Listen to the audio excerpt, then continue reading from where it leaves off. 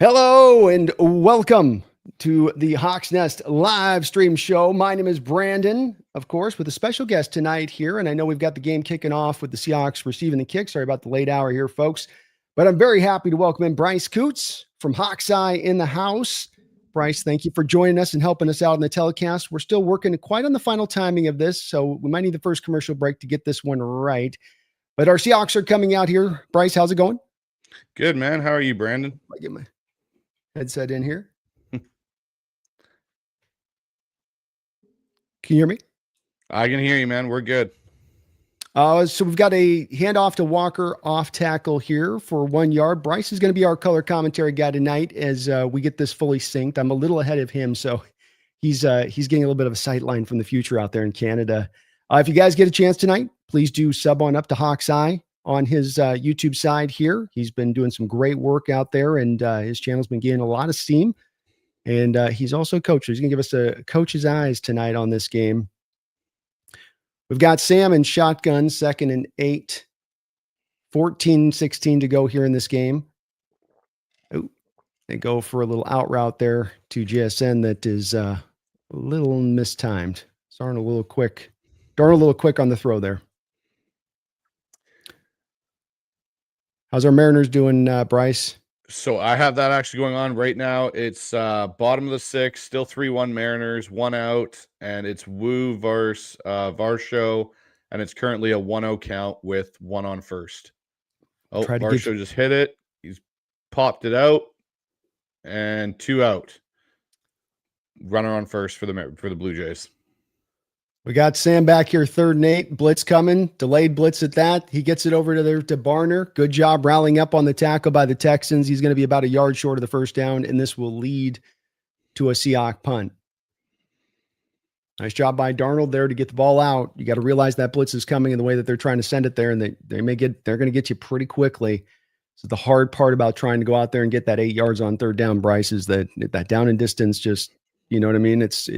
There's so many plays in the playbook, and it's all well and good. Just run your 10-yard route. Yeah, I don't know if I'm going to have the pass pro to get that up there. A lot easier with the 3rd and 3s, right? Well, exactly. And that's the thing. You could tell the Texans there, they decided, like, hey, you know what? We're going to bring pressure. We'll give up something short beneath the sticks. Darnold found it. They did try. It looked like 3 deeper routes to get past the marker, which was good, but Barner was definitely his check down. So it was good to get it out. Don't take the sack. Give yourself decent punting position to, at least pin them, hopefully deep.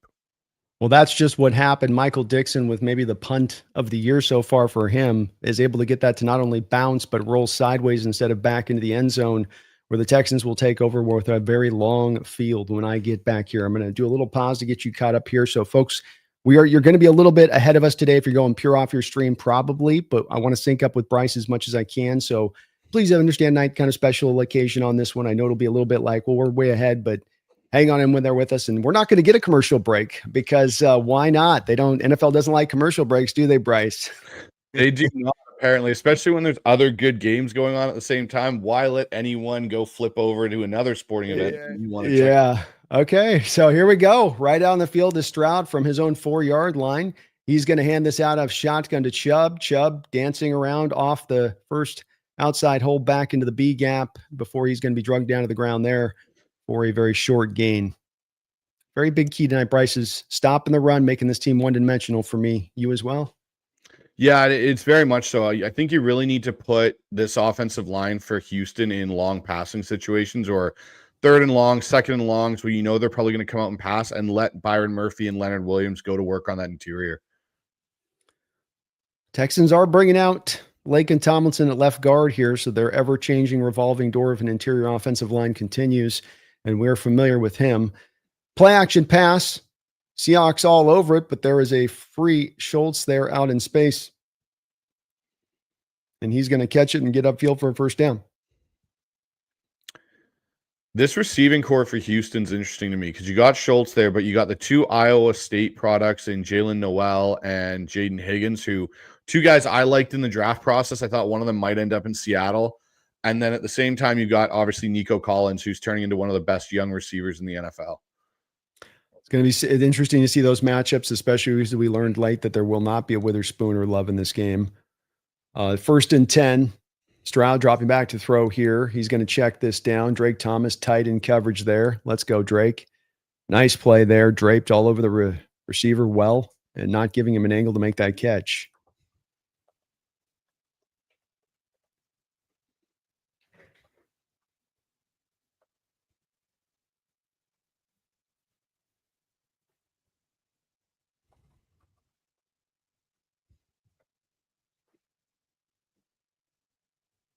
Shotgun look here for Stroud. 2nd and 10. Seahawks show a little run blitz. And that works well when they're running the ball. They're going to be all over this play. Drake Thomas swallows it on up with a group of Leonard Williams was there as well. Very well-timed blitz. You can tell on the run blitzes to me, Bryce, when you can feel the stuttering of the linebacker as they're coming downhill versus purely just trying to do the shot out of a cannon. I got to get there, right?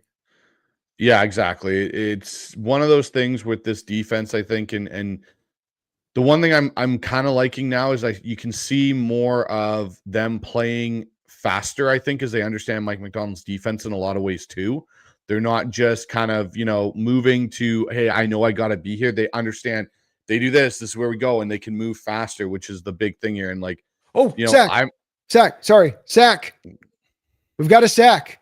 Stroud kept retreating back in the pocket on 3rd and 13, stack box look, and very close to a safety. Sorry to interrupt you. Oh, all very good. Close, very close to the safety here. The officials are going to, I think, discuss this for a second. And he is at the 1. He's flying back to it. So they're going to probably mark this on his forward, quote unquote, forward progress, where the way this works is where he's hit and taken will dictate that a little bit sometimes. But the thing is, that's a weird one because he's still retreating even though he gets hit in the foot. And his knee looks like it hits the goal line, which if it did, that ball should be in the end zone. That should be a safety. Okay, so let's flesh this out. Mike's going to challenge this smartly, by the way. I think this is exactly the play you'd like to. Let me get the rule. Oh, my God. They're not going to let him challenge it. He's not happy about that. Because Stroud's knee hits about half a yard in the end zone. Why won't they let him challenge it? That's challengeable. That's challengeable. He's got the red flag out, and they're not letting him challenge it. He can challenge the spot.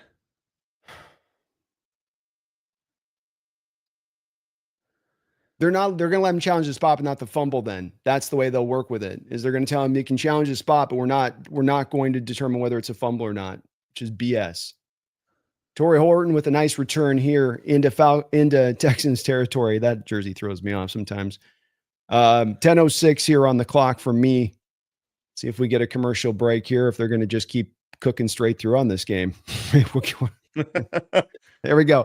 Give me 1 second, folks.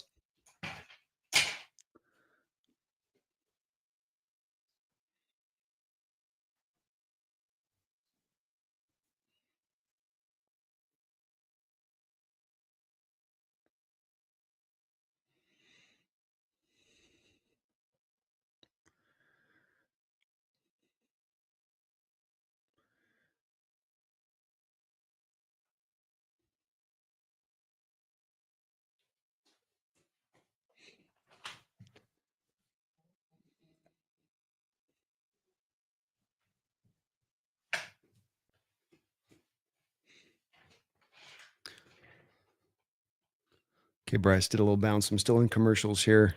We'll kind of piecemeal this together a little bit here on the next 2 commercials. If we can. Sounds good. On another note, top of the 7th. Looks like, the Blue Jays just pulled off a double play here. Still 3-1 Mariners, top of the 7th. 2 outs now. It's getting tight there. It's getting tight all the way around. It's brutal having to go off the game too when you're watching and doing this. But it's football first, man. That's our number 1 call. And it is. Yeah, I will try and provide minor Mariner updates throughout because I know a lot of people in here are slightly Mariner fans as well. So big night for Seattle sports in general. But I don't get that, Brandon. Can you fathom why they wouldn't allow him to challenge the spot of where the tackle occurred? Like, that makes no sense. Especially because it looked like the official on the backside came up with his hands up in safety. I think that's one of those little fine fine, tune details within the rules where they're like, it's not to challenge fumbles. We automatically look at all fumbles or what, but there's not. This is like one of those gray areas in the rule book, I would estimate, is what they're telling him, where I think you're right. You can challenge the spot, but the spot will not have us. We're not going to call it a safety or not, which is weird because that's part of the challenging of the spot. Mike's trying to get an explanation over here. He's not going to get one that makes him happy. No, he won't. They'll give him some reason on this, that, and the other. So, yeah, I see what you mean by trying to get the explanation because Mike is mad. He knows that's momentum play there, right? And can we just say on another here, Brandon, Nwosu has just come on with a man with his hair on fire since he's come back from injury. Well, you figure guys had his football life taken almost from him a little bit here with, can I ever come back the same? I'm out this long period of time. I've been injured and beat up. I think this is the kind of guys playing at a certain hungry level. I think, he's lit up and we need this right now because of, maybe not getting as much from the youngsters as we were, looking to get so far. Handoff inside, right up the A gap here to Kenneth Walker. Like that get down the hill kind of run there on this Texans team. I feel like the weakness to them here, Bryce, is getting up in the middle of that defense. It 100% is. And this is what I kind of, earlier on in my, preview show to this, I said I wouldn't be surprised if Seattle came out and ran a little bit more split zone, inside zone this week. Stop trying to attack the edge as much because that's where their strength is with Will Anderson and Danielle Hunter. Get inside, attack the inside of that defense. Amen. 39-yard line here in the Texans territory. Play action pass. Darnold dropping back. He's got a little bit of time. Floats it up top there to Arroyo. Arroyo keeps his feet, gets out of bounds for a big play. Nice job, Seahawks. 9:24 on the clock here in the first quarter. If you're trying to follow along, we're going to syncing up here in the next two kind of commercial breaks with Bryce to get right as close as we can. So we're going to be a little behind your live telecast today, but hopefully providing you more scintillating coverage for doing it. Just a nice little kind of wheel route there, Bryce. Yeah, it was. It's double tight, right? You got the wing tight. You basically have that is what the wide zone, Brandon, affords you, is if you can play action off of it, that corner will over pursue to try and set that edge, and it lets you tight end just slide up the numbers there, up that side of the field. And it's good to see them get Arroyo involved in this game. Two more, another run inside, back to your point on what you thought would be effective. Going right back to it here on Walker on first down. And 8:38 to go here in the first quarter. Nice drive working here for the Seahawks on their second one of the game here.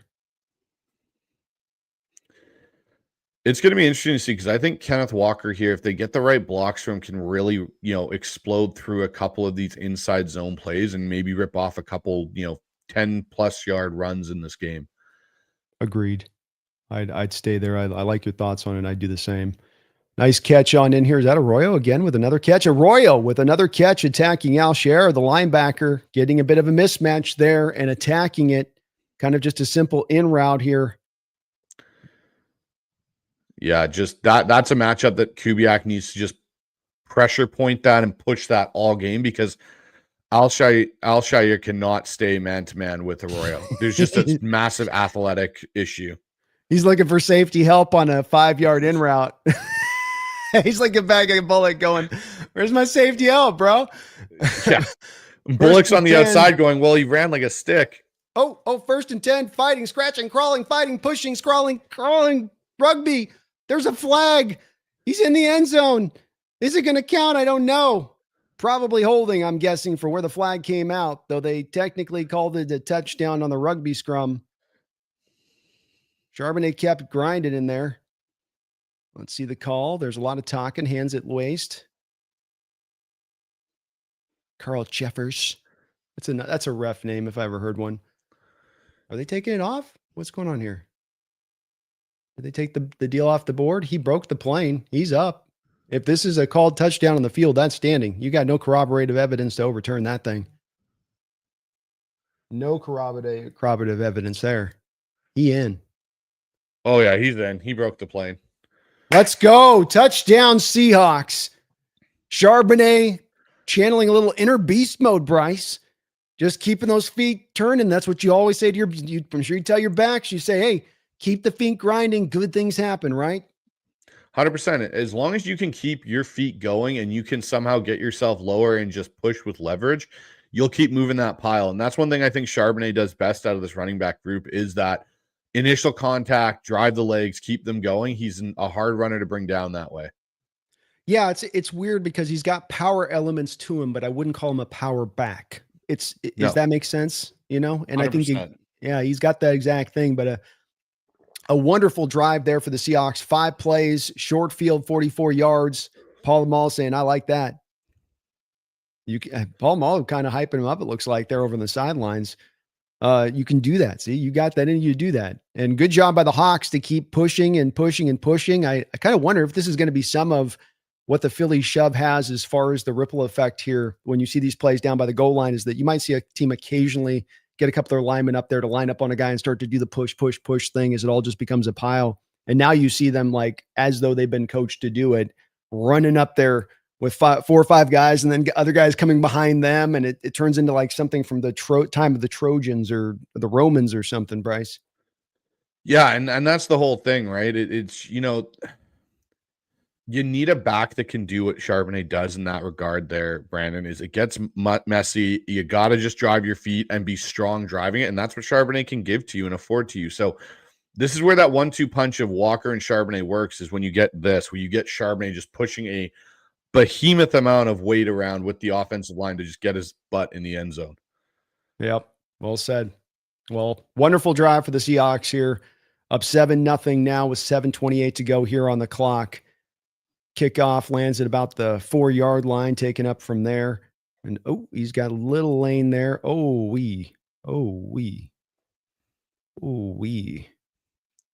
Jason Myers.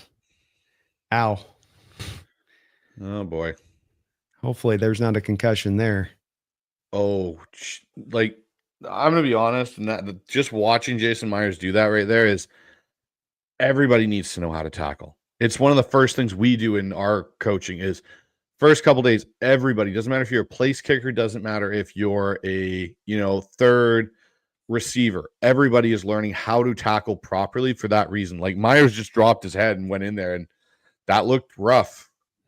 Yeah, he's probably going to go into the medical tent for a check after that one. 1st and 10 here, 7:22 on the clock, the first quarter.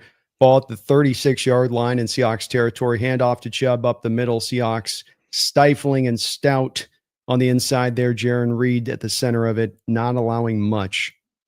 It's what I think with Grubb, that with Chubb, is that he's not going to have the bounce or the quickness to run away from you here, Bryce. It's all about getting the guy to the ground. He still has the ability to be so strong in his base. That's the key here in this game. He does. The thing for me with Nick Chubb here as a running back is he's not going to be the explosive back he was in Cleveland before this last knee injury, but he's still going to afford to turn out 5 yards and be a tough guy to get to the ground. You got to make sure you're getting bodies on the ball carrier at all times. This can't be, hey, rely on one guy to bring him down, or 2, he's still got enough power to get through those. Yeah. Throw out here into the flat to out here to the back, Woody Marks. Drake Thomas misses the tackle out in space. Woody able to get the edge. Drake's got to come back and force that inside with his leverage. Woody Marks is a guy I was really intrigued in the draft because of his ability to catch out of the backfield and be explosive. And that's one thing I look at here, as you can see. Get him out in space, swing that ball to him, let him play with a linebacker one-on-one in space, and he's more than most times will make him miss. They're going to run on 3rd and 1, and this is going to go nowhere. Jaron Reed and Leonard Williams creating a wall up in there, with Jenna helping out as well.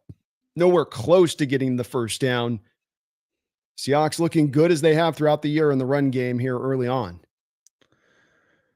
And can I just say, I don't think there's a better defensive player in the NFL right now than Leonard Williams. Amen. Realistically, like, he is, in my opinion, the best defensive player in the NFL. It was completely ridiculous. He was snubbed last year, but man, and you know what?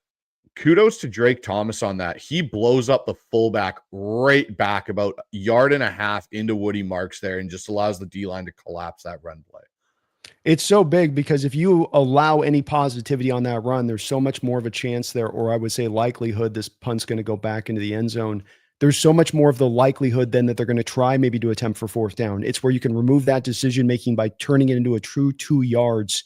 and trying to make that happen there. I know you see the Cardinal game, but they got caught in the situation, I felt like, when they're driving at the end, where they tried with Jacoby to do a 1.5 yard Philly push, and it's about quarter of a yard too far of much of a requirement for him to go get that. And it's just kind of similar there. Couple donations on the line. Eric Tams, thank you for the $20 donation. Eric, sorry again, we got to get a little applause for that one. Thank you for the big donor here. Says, I couldn't tip you when I was watching your coverage out of the country. This is for the previous 2 games. Well, thank you for that, Eric. I really appreciate that support. Very, very kind of you. And glad to have you back in the country safe and sound, which is good. But thank you for that, man. That's big time. Appreciate you. Sorry, a little late on the acknowledgement there, but thank you nonetheless. You're awesome. Taker610, thank you for the $2 donation. Says, I feel bad for Pete and Gino. Well, not really. Feel bad for Pete and Gino there, Bryce? Oh, I feel bad for Pete out of the 2 more. I think if this is just, again, kind of showing I guess, where the NFL has gone, especially with Pete's defense, is just, it doesn't work in this NFL. You're getting way too many offenses now that have so much multiplicity to it that you can't sit in certain basic coverages like he did back with the Legion of Boom team. And now he's kind of getting exposed. It would have been better, I think, if Pete had stayed in retirement for himself. Kind of interesting to see as his decision on this too, is whether or not he wants to do the long, rebuild that is required here. And I think he was probably open to the fact this could be the conclusion he was going to be facing down, that this thing was just going to take so much more time that, okay, I want to come in and see if I could kind of kind of microwave it up a bit and maybe use some energy, kind of turn that thing around. But okay, no, this does require a lot more talent assembly here that is going to take a long time. Do I want to really spend that time going kind of from scratch in so many ways with the roster? I can't think that he does. But it's also hard to me where there's so much of kind of putting and I was, much as anybody of the bigger pushers of saying, no, okay, I'm ready to move on from Carroll. And hey, I'm more open than I think other people are with moving off from Gino, though a guy that I've loved and how he played here. There's a lot of other reasons at play. I still think now there's almost a bit of an overtake where it's like, see, this proves that they aren't blah, blah, blah, blah, blah. I think your points about Peter are absolutely right, by the way, which is part of why I did want him to go. But that's to me a little bit of this, puzzle as well, is that it's not just them, it's the Raider organization you're looking at here that has been a just awful one here for a long time. All right, we got, sorry, go ahead. No, I was just going to say, I agree with you. The Raider organization, just can't get out of its own way. First down play action here, Sam. Decent time. He's got Cooper Kupp down the football field to the 50-yard line with another big play down the field on the back of his arm. Sam continuing to play so well off the play action, playing into tendencies. That is such a cool design. That's basically what, I call it an over and up, which is he runs that over route and then just turns up the sideline like that, coming off of play action. It's where you get safeties caught. They want to shoot that over route that they see all the time from that slot, and then you're able to turn it up the sideline there. That is just such a good play design by Clint Kubiak and run by 2 guys that know the system so well. Sam under some pressure here on first down, again looking to pass, and he's got a lot of time there in the pocket. Finally, throws the ball away. Does have a man just close enough for it to not be, because he was still in the pocket there, not be a intentional grounding. Again, that's where sometimes I feel like in this season, Brandon, Kubiak's gotten a little too cute to run 2 back-to-back play action plays like that. Yeah. And just, okay, you got this shot. Now get in the run game, go pound out a couple yards, and then come back to it. Don't go, oh, we got this, let's try for another shot. Stay out of that habit a bit.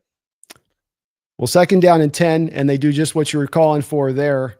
And they do get a nice game with Charbonnet attacking back into that A gap that they've kind of lived in so far in the running game. And that is where, to your point, though, I don't like then the what you do, even though this play did work out conceptually, though, then you sort of end up getting, feels like not ahead, but behind on the play calling. Because then when you come back and then you don't run on first down, now it just feels like the percentage chances of you running on the 2nd and 10 are incredibly high. I remember our Hawks team a couple of years ago, I think that we're leading the league in that. Yeah. You remember those days. 3rd and 2 here. This might be 2 down territory from this particular spot on the football field. Darnold in shotgun. They're going to go back to Charbonnet, liking how he's running here.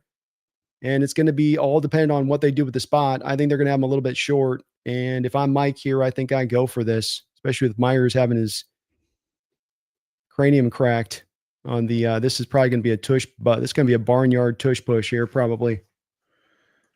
The thing for me on that, that play, Brandon, is you're motioning JSN across like he's getting a jet sweep. You've never given a jet to JSN yet this year. You're not selling anything with that yet. Yeah. It is going to be a barnyard here. He's going to do a long count. Always interesting with the quarterback doing a long count. Okay. He's going to get the push. He's going to get the first down. They got that thing down, man. The barnyard doors are open for business. Let the horses out and run free.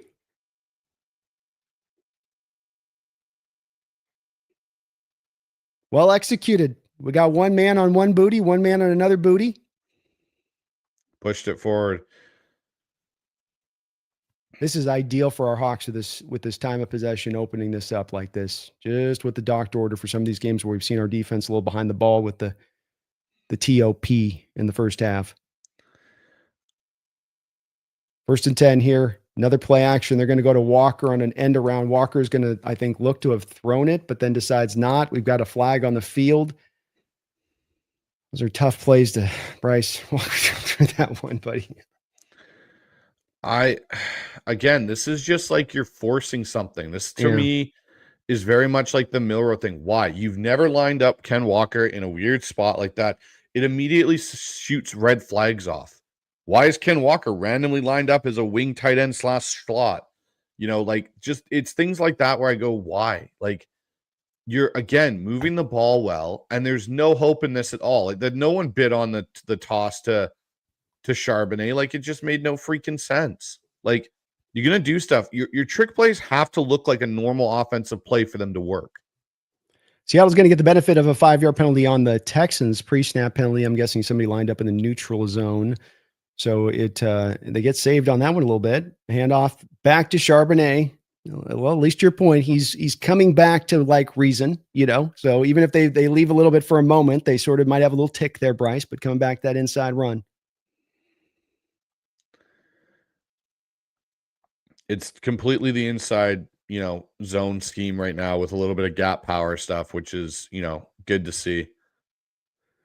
Got an unfortunate update in the Major League game there. You want to give? I was going to say, unfortunately, it's 4-3 now, Toronto. Jesus, what inning is it in? Bottom of the 7th. There's one out, and Bizzardo came in, and he literally gave up a 3-run shot. Handoff here to Walker on a little bit of an off tackle run, and there's penetration in the backfield, knocked back, nowhere to go here. This will bring up 2nd down and long. Gosh sakes, Mariners had that game in their hands. Mm-hmm. Can't get that Toronto lineup, man. You just cannot put them away.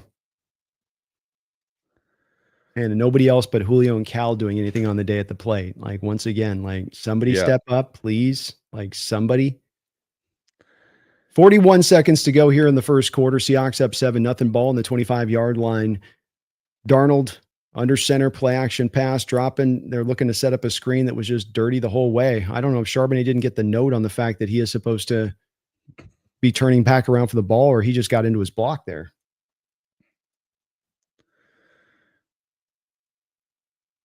And good on Sam. Just turf it. Get rid of it. Yeah.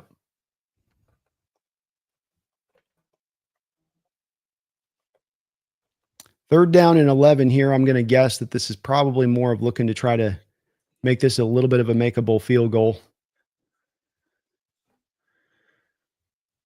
They're at the 30 right now, but you can get this very close to chip shot city here with just a little bit of a. You gotta get rid of the ball, Sam. There we go. He peels out. Does Sam still looking down the field? He's going to go and put his head down and get crunched there. A little too much, buddy. A little too much. Love the lineman Zabel over there, cross over there, telling them what's up. Oh, you gotta love that about Zabel and Barner and just that group. Like, that's something that's been missing on this team, is that slight edge. To be honest, that was something I loved about J.R. Sweezy. As much as he wasn't the perfect lineman, you weren't going to go nail Russ late and not have to answer to J.R. Sweezy.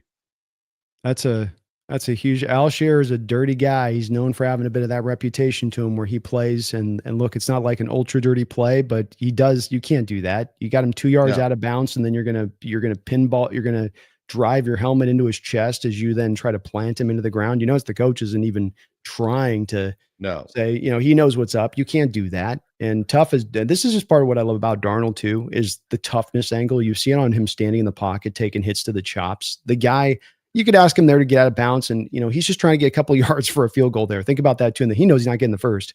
He's just trying to get a couple extra yards, and you love the mentality in it. First and 10 here, 1 sec. We got 6 seconds here to go. Let's see if we get a playoff on this, or Sam's just going to get a look. He's going to try to get a playoff here. Drops back to pass. Finds Jackson Smith and Jigba in the back of the end zone for a touchdown. Another we got a flag, I think. So we'll see if the flag's on here. But a wonderful throw. He's shown, man, he can throw darts down in there in the red zone. I think in a way, not a lot of guys kind of can or have the guts to do so. And Sam didn't even get everything on that ball. Wow. He got smoked in the middle. Wow. What a throw, man. What a great angle by the telecast there. They usually miss that type of stuff, and you got to go back on the 22 to see it. Let's see what the call is going to be. Don't wipe that off the board, baby. Don't wipe that off the board. I think it's for JSN slam dunking on the goalpost. All right. TK's influence. And that's on Stingley. He looks like Spider-Man when JSN does this. I love how he just kind of hangs there like Spider-Man.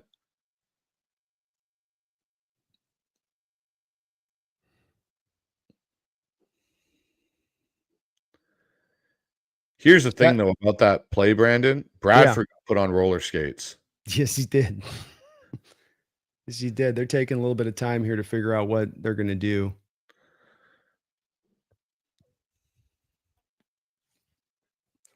I would assume they'd apply it on the kickoff.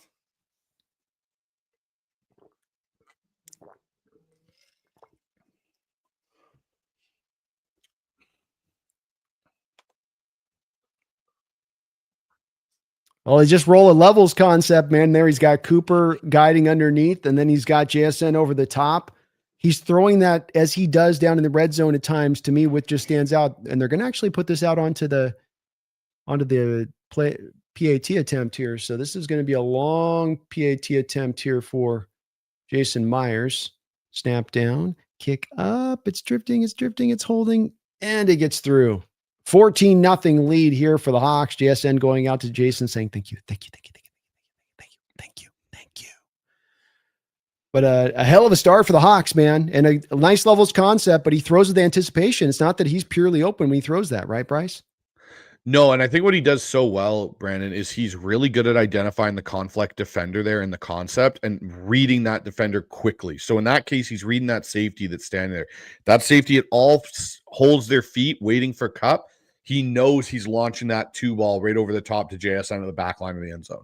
Like, that's what I'll give Sam a lot of credit for that he does extremely well, is he's so good at identifying pre-snap who my conflict defender is going to be that we are trying to high-low in this concept. Yeah, well said. And it doesn't require you then have to go through the 4 reads. You don't like quick pressure. I still got to the 2 because they're right on top of each other. And he knows JSN's going to get out of his break faster than that guy can get to where he's going to go. And why not trust him in there? He's done that already. Well, it was very similar to kind of the route that they did against Tampa Bay in the back of the end zone in the same way. It's like hard to stay on JSN once you have to break and throw your hips out like that into a different direction. It definitely is. And that's where, again, he just does such a good job of getting to his read, understanding where he's going with the ball. And the one thing in this offense, there's a lot of half-field reads in it, built in, where your check down is to a certain side.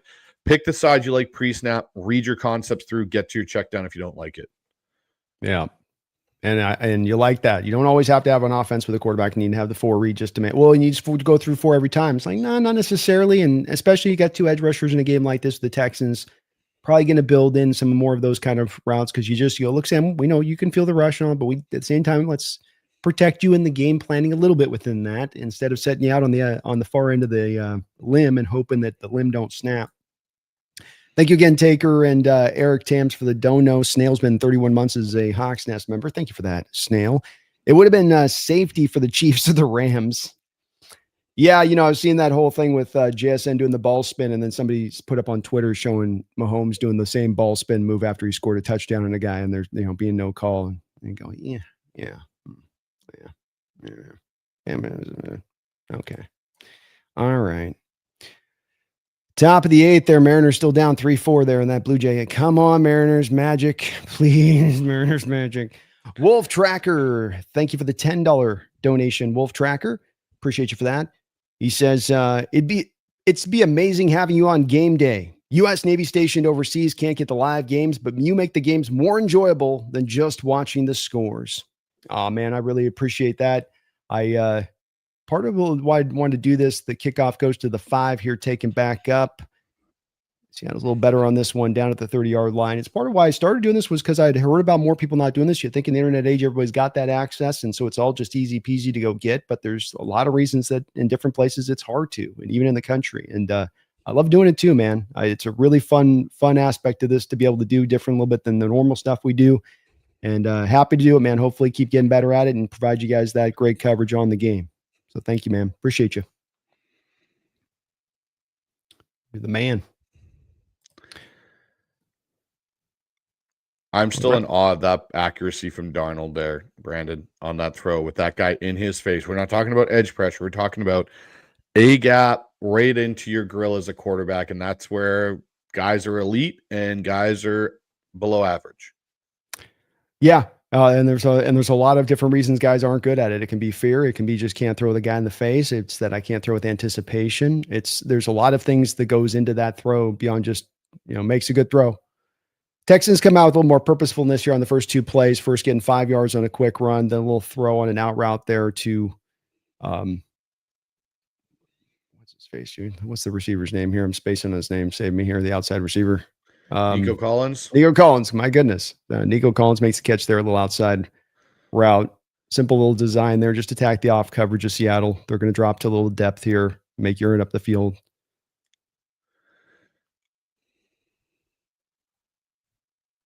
All right, we got 1st and 10 here. Ball at the 40-yard line. Handoff to play action pass. Nice bit of play action there, and a beautiful catch out there by that man, Nico Collins. Josh Jobe was all over him. He couldn't have played that better. Jobe's coming back around here a little bit. Oh, that's just, that's just trying to get the ball out, and that's also going against a good receiver right now in the NFL, but that's a matchup I was worried about in this game is Jobe on Nico Collins, and we'll see how that goes throughout. But that's something I wouldn't be surprised the Texans don't push that button a lot in this game, Brandon. Yeah, just throw it up there and let him go get it. He's got Julio Jones elements to him. I don't know if he's as good, but I just think he's got a lot of that. They're going to call an ineligible man downfield here, and then a pass interference call on Seattle, but that just neutralizes. So we like that, actually. That's a win for Seattle here, and that gets you back to resetting this first down. But just love the way he's competitive in coverage in Jobe, and that if he's going to give up the completion, it's not going to be on some stupidity or he can't get his head around, or he's going to be competitive all the way through the catch point. He's tight. He's going to tend to be very tight. And that, to me, goes a long way to helping you limit that yardage, even if you're not a quote unquote great corner all the way around. Yeah. And you know what's interesting so far in this game is that I would have thought personally as a quarterback in the game plan, if I had an idea that Reek Woolen was going to start, I might target him because he's been out for 2 weeks, see where he's at. And they haven't attacked Reek yet, which is interesting. A little bit of a strange game plan. They come back here trying to look to throw, it looks like, to the flat, and the running back's supposed to go to the flat, but he kind of turns it upfield. So Stroud ends up kind of having a bit of miscommunication there on the throwaway with first down. We got 13:25 to go here in the second quarter. Seahawks up 14-0 here.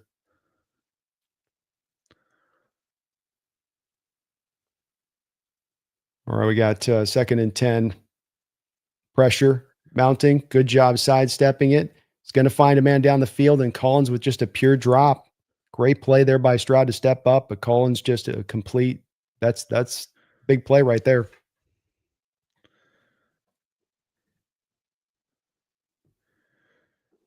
Interesting thing there that I noticed, and I think this is again, it was really interesting. I've been watching a lot of all 22 on Reek and just seeing if he's really that bad or if there's issues, and just watching him on this, like you watch his attempt to press Nico Collins, like he completely whiffs.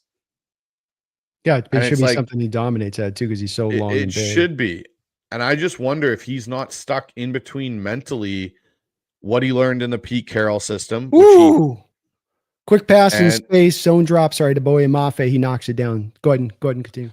well, and it's that whole side of thing, right? Like you're trying to learn a new scheme, and I think Reek might be struggling with the technique that's stuck in between, and that is a very good knockdown by Boy Mafe, but almost like a one of oops, I was in the right spot and threw my arm up and it went well for me. Yeah, but it's also it's that old Blitzburg zone drop scheme right there that's purified off the back of where you're overloading, you're getting the quarterback with the timing by overloading the box up there in a way where he's already going, I got to get the ball out of my hand. And then what you're trying to do is you're trying to anticipate then with the zone drop where he's going to look to go. Torton bobbles this, but he's able to regain it. Then he reverses field. He's at the 20, 25, up to the 30, makes a nice cut up there, makes something that looked a little bit scary there into something. Good job there by Horton, but this is that flavor in Mike McDonald's defense to me that he's got to mix in. And I know he likes to do it more in the third and eight, third and nines, but I just feel like the more he does that, the merrier. I know there's probably a too much mode. I think we've been on the other side of the too much mode so far this year, and that's just that. Emanwari coming from one side, they overload over there, they drop off the other two side with Drake Thomas, and that it's also Drake there with CJ's look. Bryce, where he's got both those two guys squishing that zone to his hot read. Yeah. Because he's already decided he's got to hit his hot on the back of the stacked box. Yeah, and the thing that's interesting is one thing, like I always talk to my quarterbacks, if you're getting pressure and they are blitzing, sometimes you got to throw into that blitz. It may be scary, but sometimes you do because it takes an extra second for that defender that's supposed to replace to get there. They're trying to bait you to throw the other way. You watch that play from behind, CJ Stroud has a defender that hooks up and slides out, that if he throws it, is likely Drake Thomas is trying to cover him, but he's late to the spot. Those are things that, I've seen with CJ Stroud lately in the last year and a bit where he struggles with blitz recognition to hot routes and just getting the ball out. Like he throws into the areas the defense wants you to more than he throws into the correct spots. Yeah. It seems like defense have got a little bit more into dictating the terms to him at times here, in recent years. And look, it's gone on the back of the offensive line worse shape now than it was when he probably walked in. It is worse shape now than when he's walked in the door. And then the running game is probably in worse shape than when he walked in the door, to be fair. And so it's not helping him there. Moving on through a couple different coordinators now, not helping there. But Seahawks got a good game plan going so far here with him, Bryce. They're doing a good job on it.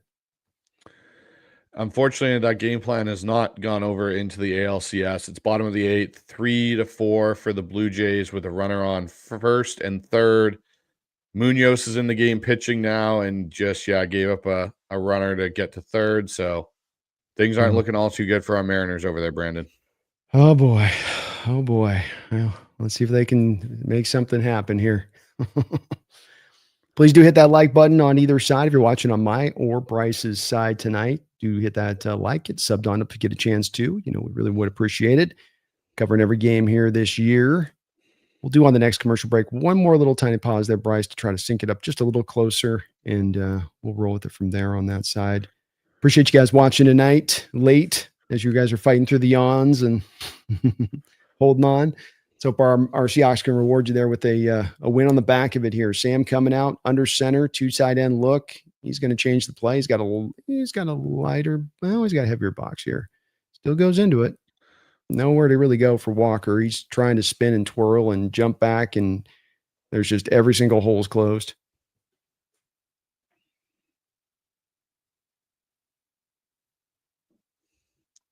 There's that split zone again, right? With that tight end action coming across. Just nothing on that one, though. They're putting the numbers down the box here. So it's part of why these big plays over the top are there, is that this is what teams do. They stack up the box, they bring blitzes, and the old school way, there's many ways to do this, but one of the ways that Seattle has really leaned on is we're going to take our chunk shots down the field off the back of this. They're showing blitz, Sam. You see it. He's in shotgun. Texans showed their hand too quick. Sam bobbles it. Is able to just get a throw off here for just a very short completion. We do have a flag on the play. But the bobble, I wonder if he still goes to Cooper Kupp if he didn't bobble it there because he caught him dropping their zipper there a little early there. Yeah. There's certain things there's certain things with this Kubiak's scheme or Kubiak's play calling, I should say, not the scheme, but the play calling, Brandon, where there's sometimes he just calls things and I don't get it. I don't get the reason behind it. Like play action works for you. If they're loading the box, use your play action. Don't go into a straight drop back situation. Like use that advantage to yourself when you have great receivers that run so well off of play action. And definitely in the back of a lot of shotgun like we're going to have here on 2nd and 21, which understandable here. We might have jumped off sides there and they didn't call it. Comes back to JSN here. JSN with a nice catch, gets down the field, a big chunk of this yardage back on 2nd and 21 to make this into more of a 3rd down and makeable there. Nice throw again by Sam.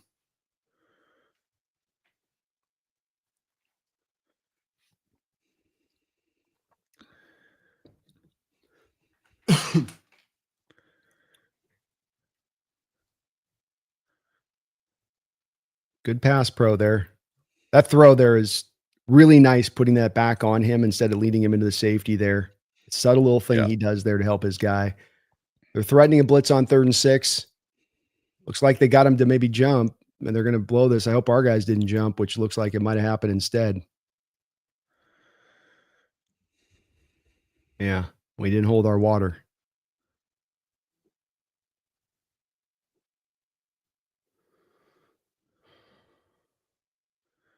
Horton.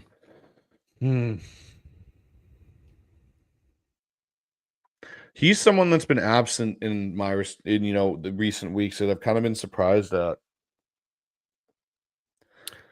Yeah, it's this combination of things. 3rd down and 11. Quick snap here by Darnold. Dropping back to throw again. Has a long time here, and he's going to go back over the top for Horton.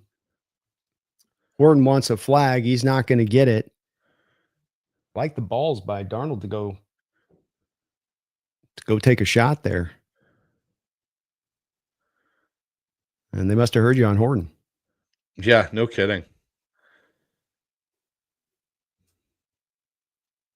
Here's the thing though, Brandon. This is where I struggle sometimes when I see this from the Seahawks. Like Arroyo was causing issues. You were getting great matchups. Why have you all of a sudden stopped? Yeah. Agreed. Make them take the thing away. Don't just walk away from it. Exactly. Boy, Texans with a lot of guys down there to block, but not a big return, up to about the 23-yard line. And the Seahawks will maintain the lead. 10:34 to go here in the second quarter. 14-0 Seahawks. I'm going to do one more little pause here for our guy Bryce so we can get a little more closer to synced up, and we'll be right back here.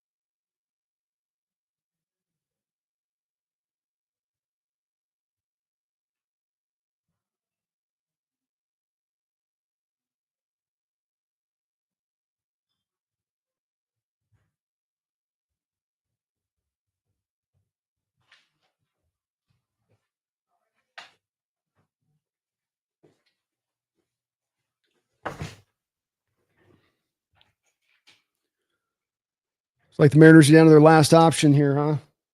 They escaped the 9th, but got to get it done now.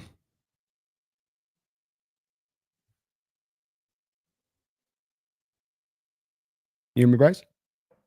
Oh, you're muted.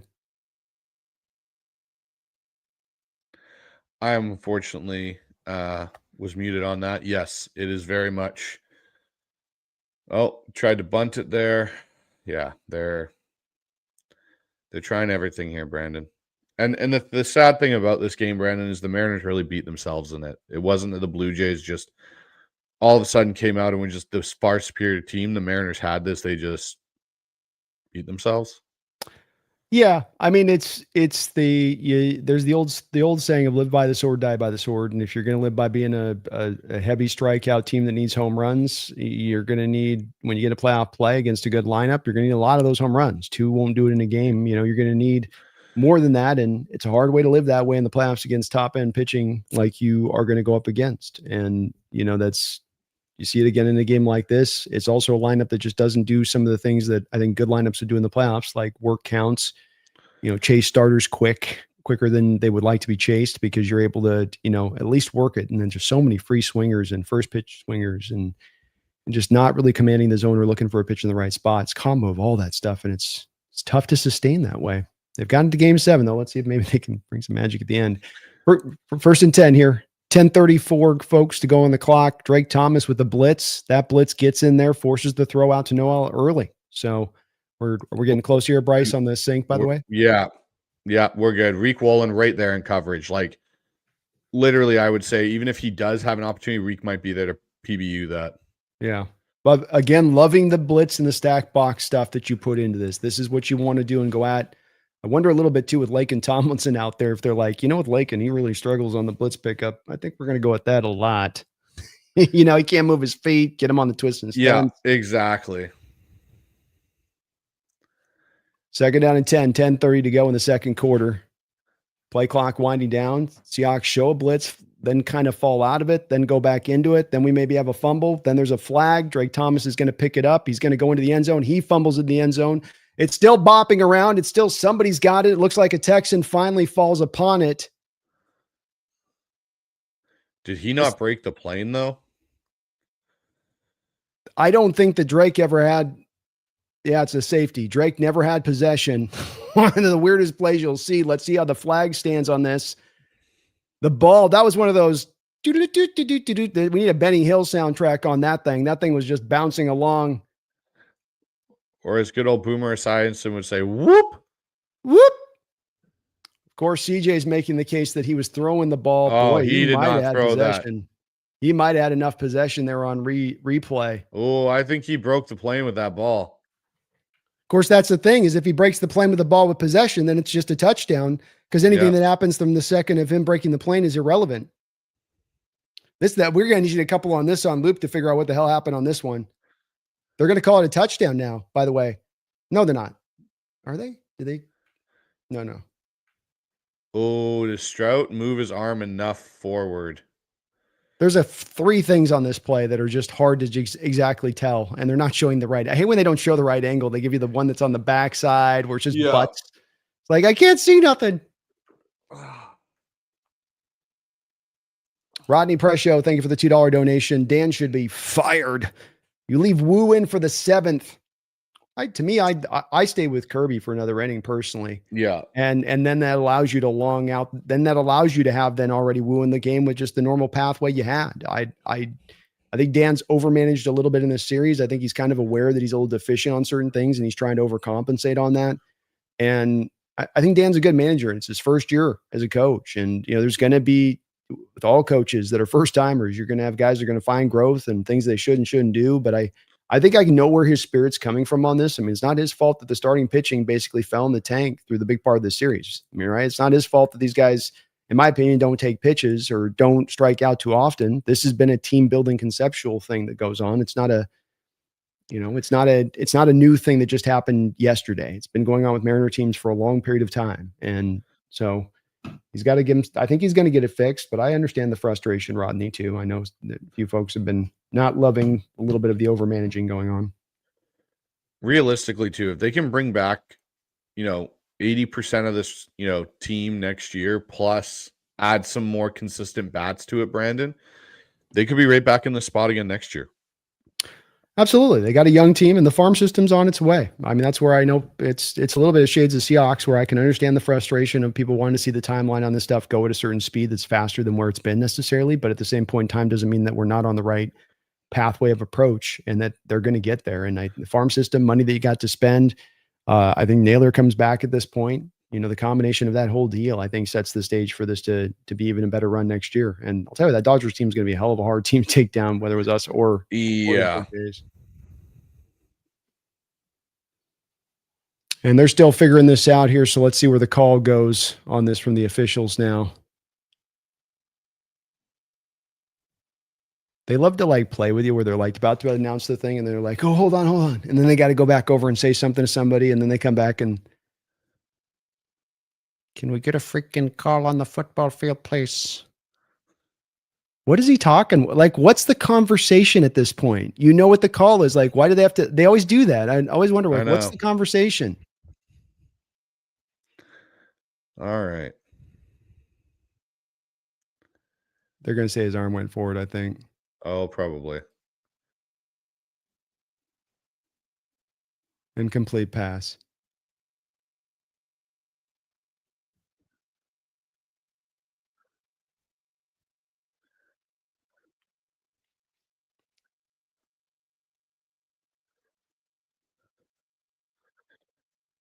So the safety comes off the board because they're saying that it was a touchback. Oh, my gosh. The Mariners did go down, by the way. So 3-4 is the final. Julio and Cal show up. Nobody else. Seen that in a couple of games already in this postseason. And hopefully, to your point on all of this, is that this comes back to bottom line being they start to open up the purse strings and get this lineup into a place where we're just not like trying to get by with these guys that are home run hitters that strike out 24/7. It's like it's not going to work in a postseason play, filling your whole lineup with guys like that. You can afford some of them that way, but the whole lineup being that way is tough. Second and 15 now after all of that. A quick little throw in space, and Woolen coming in with a stick. How about that? There you go, Reek. About time we saw that from Reek. Just come back in and be a little bit more physical. Yeah, you got the body. Just lay it in there a little bit. Short completion there on second down. Mariner, a lot of sad Mariner fans there, and they're showing the stadium right now. Thank you, guys. We thank you for that. 3rd and 12. Well, let's transfer this energy over to the Hawks. 0 for 3 today on third down are the Texans. 4-man look here. They're going to go to the bubble screen. Woolen looks like he got held. No call. Yeah, Woolen wants to rip too. Oh, gosh. How do you not call that? I don't know. Why did the freaking flag take 3 years to come out? He's up on his shoulders, yanking and twisting and turning. I decline it. Make him punt.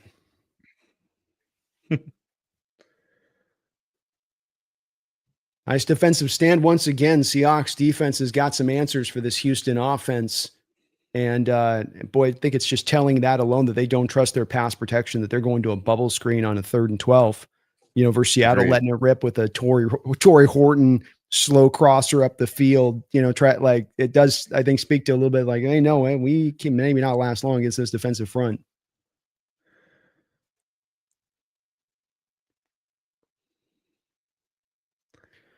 This is a short punt. Horton's going to come up and field it, and he gets it. Very good job. I love that he does that. Man, that drove me crazy last year with D. Williams, where it's just decides not to get it, lets it punt, lets it roll, lets it go back to the 20-yard line. Instead, Horton there goes, no, grab it, get up field, and it's instead of going back 5 yards, that's a 20-yard difference play just to get it up the field in a quick 10-15. We saw him, and remember his comfortability back there in receiving punts. It works all the way around in that way with him. Totally agree. And that was one thing, you brought up, Brandon, when we were there at camp, was just when we were watching them field punts and we're watching the guys there, and just you saw this, to your point, comfortability of Horton watching the ball, getting under it, catching it. There was no hiccup. There was no bounce. It was smooth. And then it was just boom. You had this explosion. That's what you need out of your punt return. And that's why I like him back there. You know who he gives me vibes of? I was asked this the other day, like, who does Torrey Horton kind of remind you of, his skill set, what he can do? He reminds me a lot of Nate Burleson. Mm-hmm. I can see it. In the punt returning, and then can be that explosive receiver that you need. That was something Nate was good for when he was here in Seattle. He gives me a lot of Nate Burleson vibes with, I think, a higher upside. And that's saying a lot because Nate had a great career in the NFL. He did. I agree with you. I think he's probably got more pure speed than what Nate had, where Nate had a little more of the shiftiness, I think, and the very, very good hands, very good route runner. But I think that he's got a little bit of an extra gear there that might make him allow him to have a little bit of a higher upside, even like you say. And I think it's a great comp. Very similar bodies, similar smooth athletes, and I'm glad we got our punt return solved because last year that about gave me a stroke. I was almost talking from the side of my face, First down. First down, Seahawks. It was close, man. It's close. Still trying to kick that sucker out a little bit. Still trying to kick it out. We've got Gunny in the house. Thanks for the $2 donation, Gunny. Says, send Pumpkin to whoop the S out of these refs. Well, it's, I get where they're coming from on the slow-mo there. I think in the moment it definitely does look like a fumble, but it doesn't take much for it to determine it's a throw, and it goes from here to extend. And I can kind of get that there. I don't like it. I could see him staying the other way, but I mean, I get where kind of they're coming from too on that, I guess. Probably should be well, then they're saying he's hit, so you can't do the intentional grounding thing. Boy, what a coaching staff they had there in Houston. Unreal, right? Whew. 1st and 10 here. Darnold under center. 3 wide. Barner dancing around back there in the backfield. Ooh, he senses something. We got a pre-snap indicator. Walker gets it. I think the Texans adjusted off our adjustment. Sundell was the reason that failed completely. It was there to be had, and Sundell got beat. And this is where I've kind of come to this point, Brandon, for myself, and I'll admit it. I was very much on the Sundell, track of things with him. I thought he provided some things, what we saw in the preseason.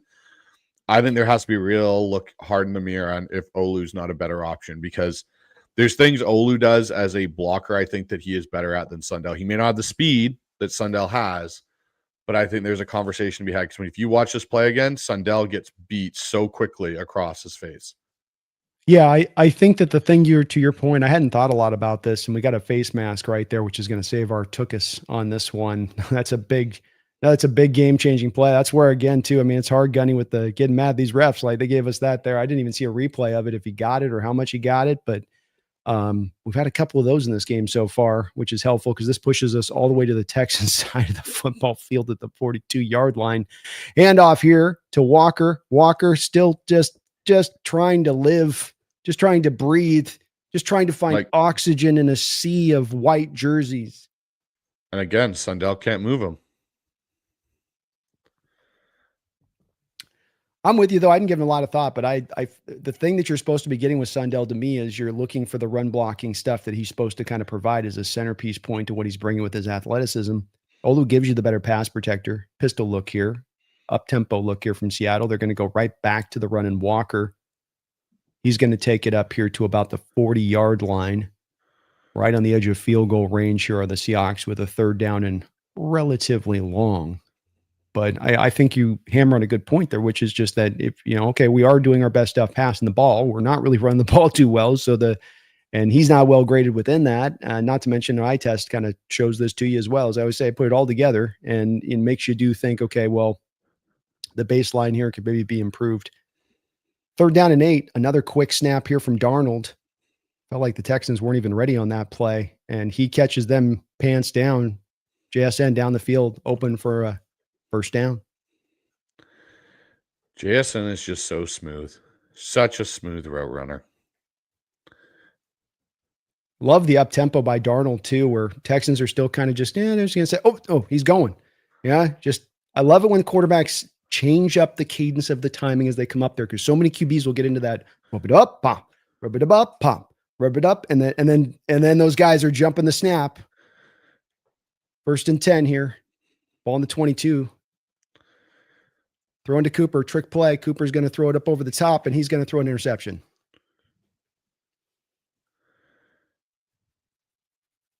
Why? I don't get it, Brandon. This is what makes no sense about Kubiak, is what possessed you to call that play? That is momentum. That is one of the 5 plays I always talk about with my guys.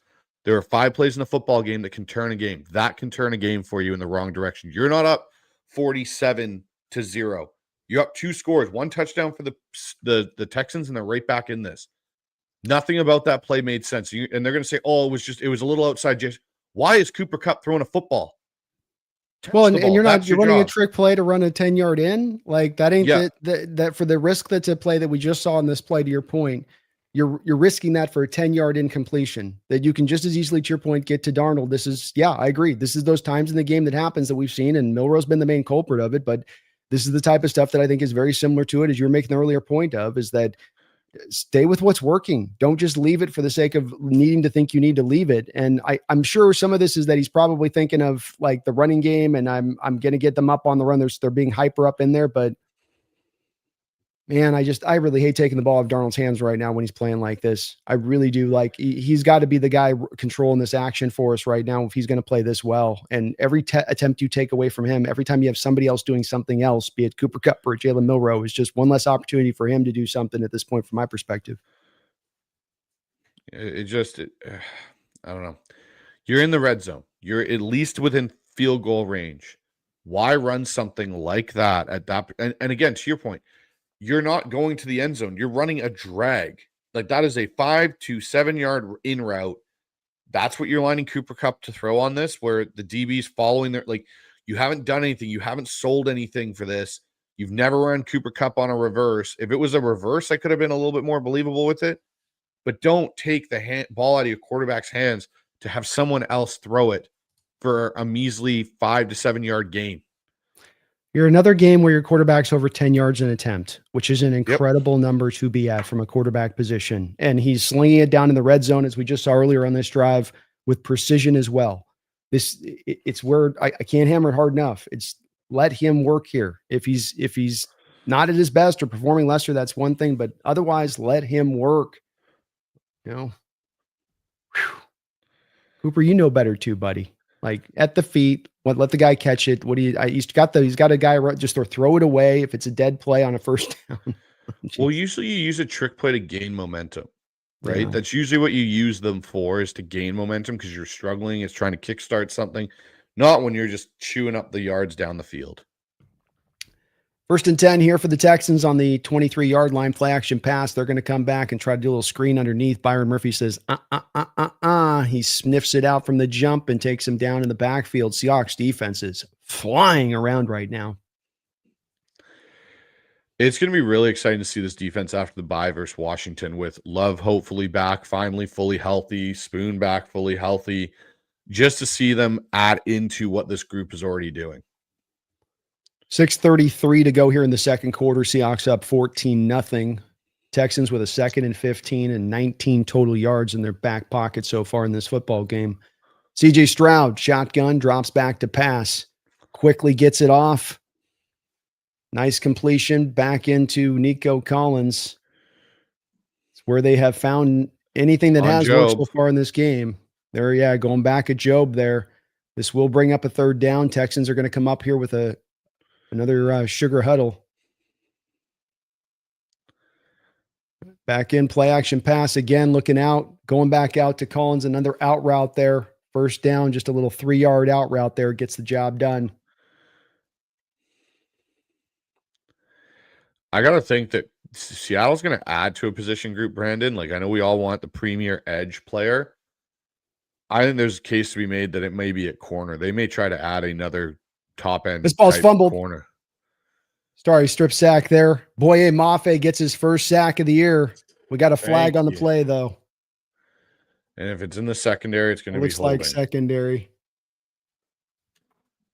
Oh, boy, I can't believe it. It's like, I can't get my 1st sack after that.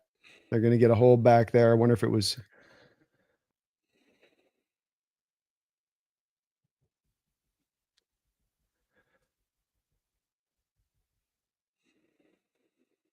Boy, Mafe beat Ursery cold-blooded style. That's unfortunate.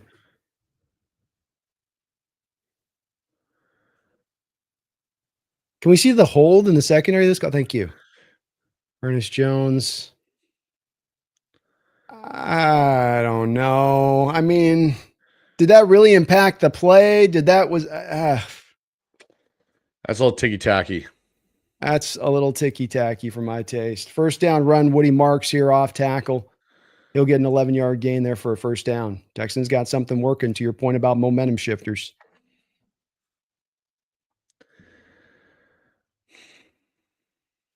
It's frustrating.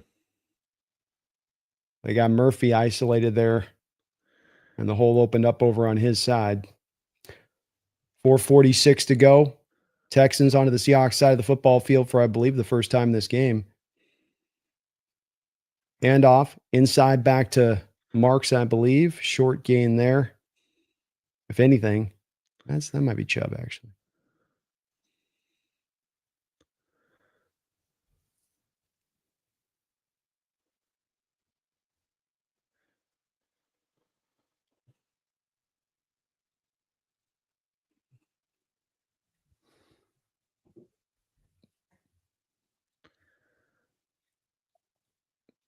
.408, clock ticking away here. Stroud back under center. Play action pass. Got a man wide open in space here. Schultz again, just a big play down the field. Nobody picked up the tight end. And he'll get 20 yards up the field for a first down. Texans got cooking going here, man. And just think, if we had not decided to do that, Brandon, there's a chance we're either up 17-0, or we're up 21-0. There is a chance of that. Very true. 1st and 10 here. Stroud bobbles the snap. Kind of leads the whole play to getting thrown out of whack here. Oh, my God. What a late flag that was. That's one of the latest flags you'll see. That took about 10 minutes for that guy to pull that thing out of his pocket.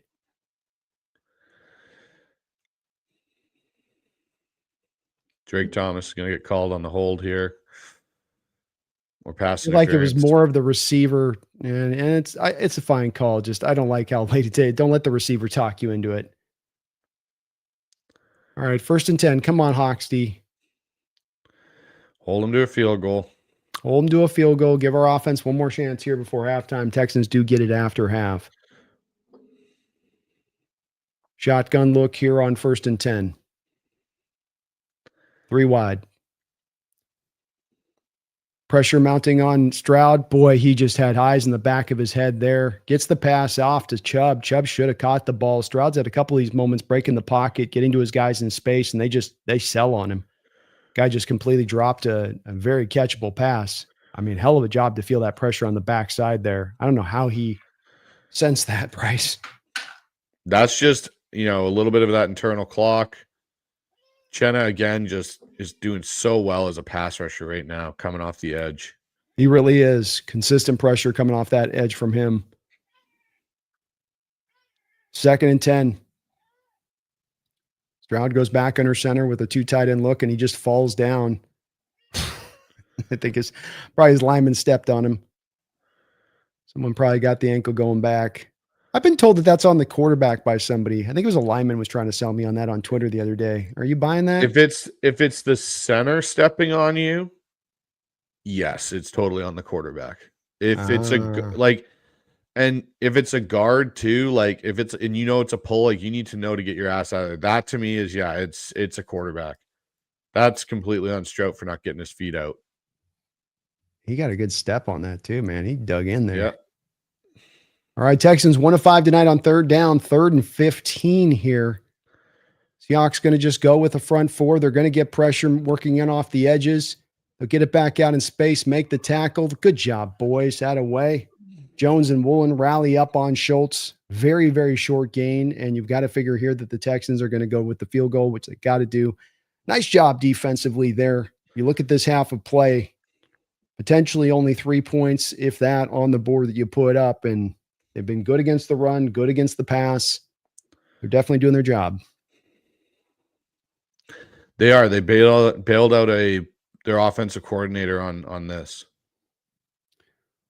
Let's see if he can hit this 36-yard field goal attempt. The hold is up, the kick is up, and it will make it right through almost the middle there. So 3-14, 2:18 on the clock. Seahawks got all 3 of their timeouts remaining. Thank you again, Gunny.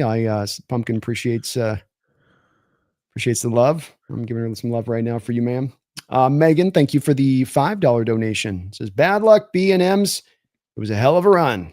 Let's go Blue Jays. Megan's a Blue Jay fan. Yeah, it was a hell of a run. Next year, I tell you.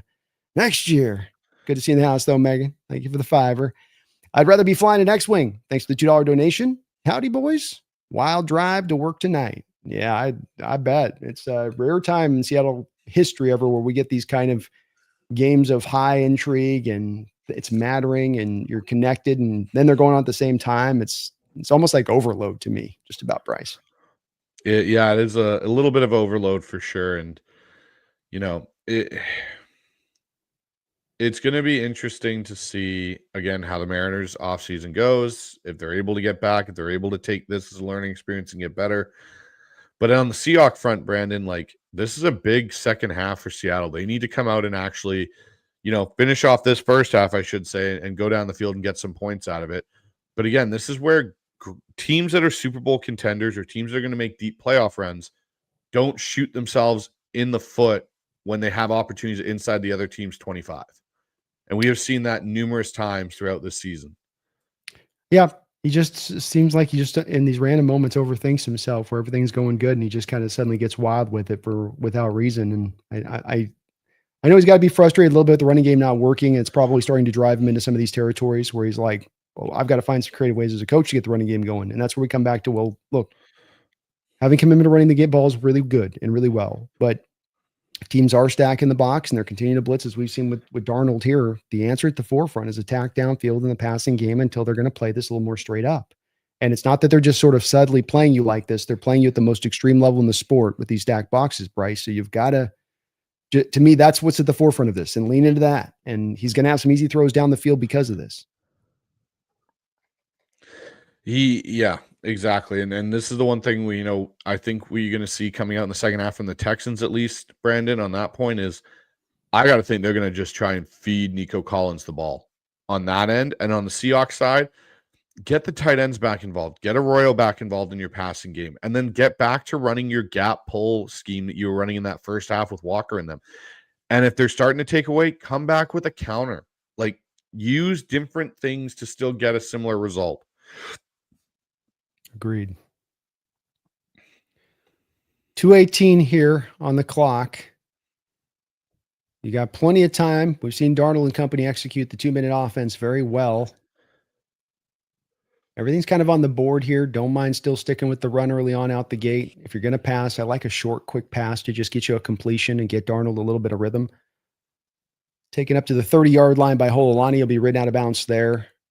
So 4 stoppages of the clock to me.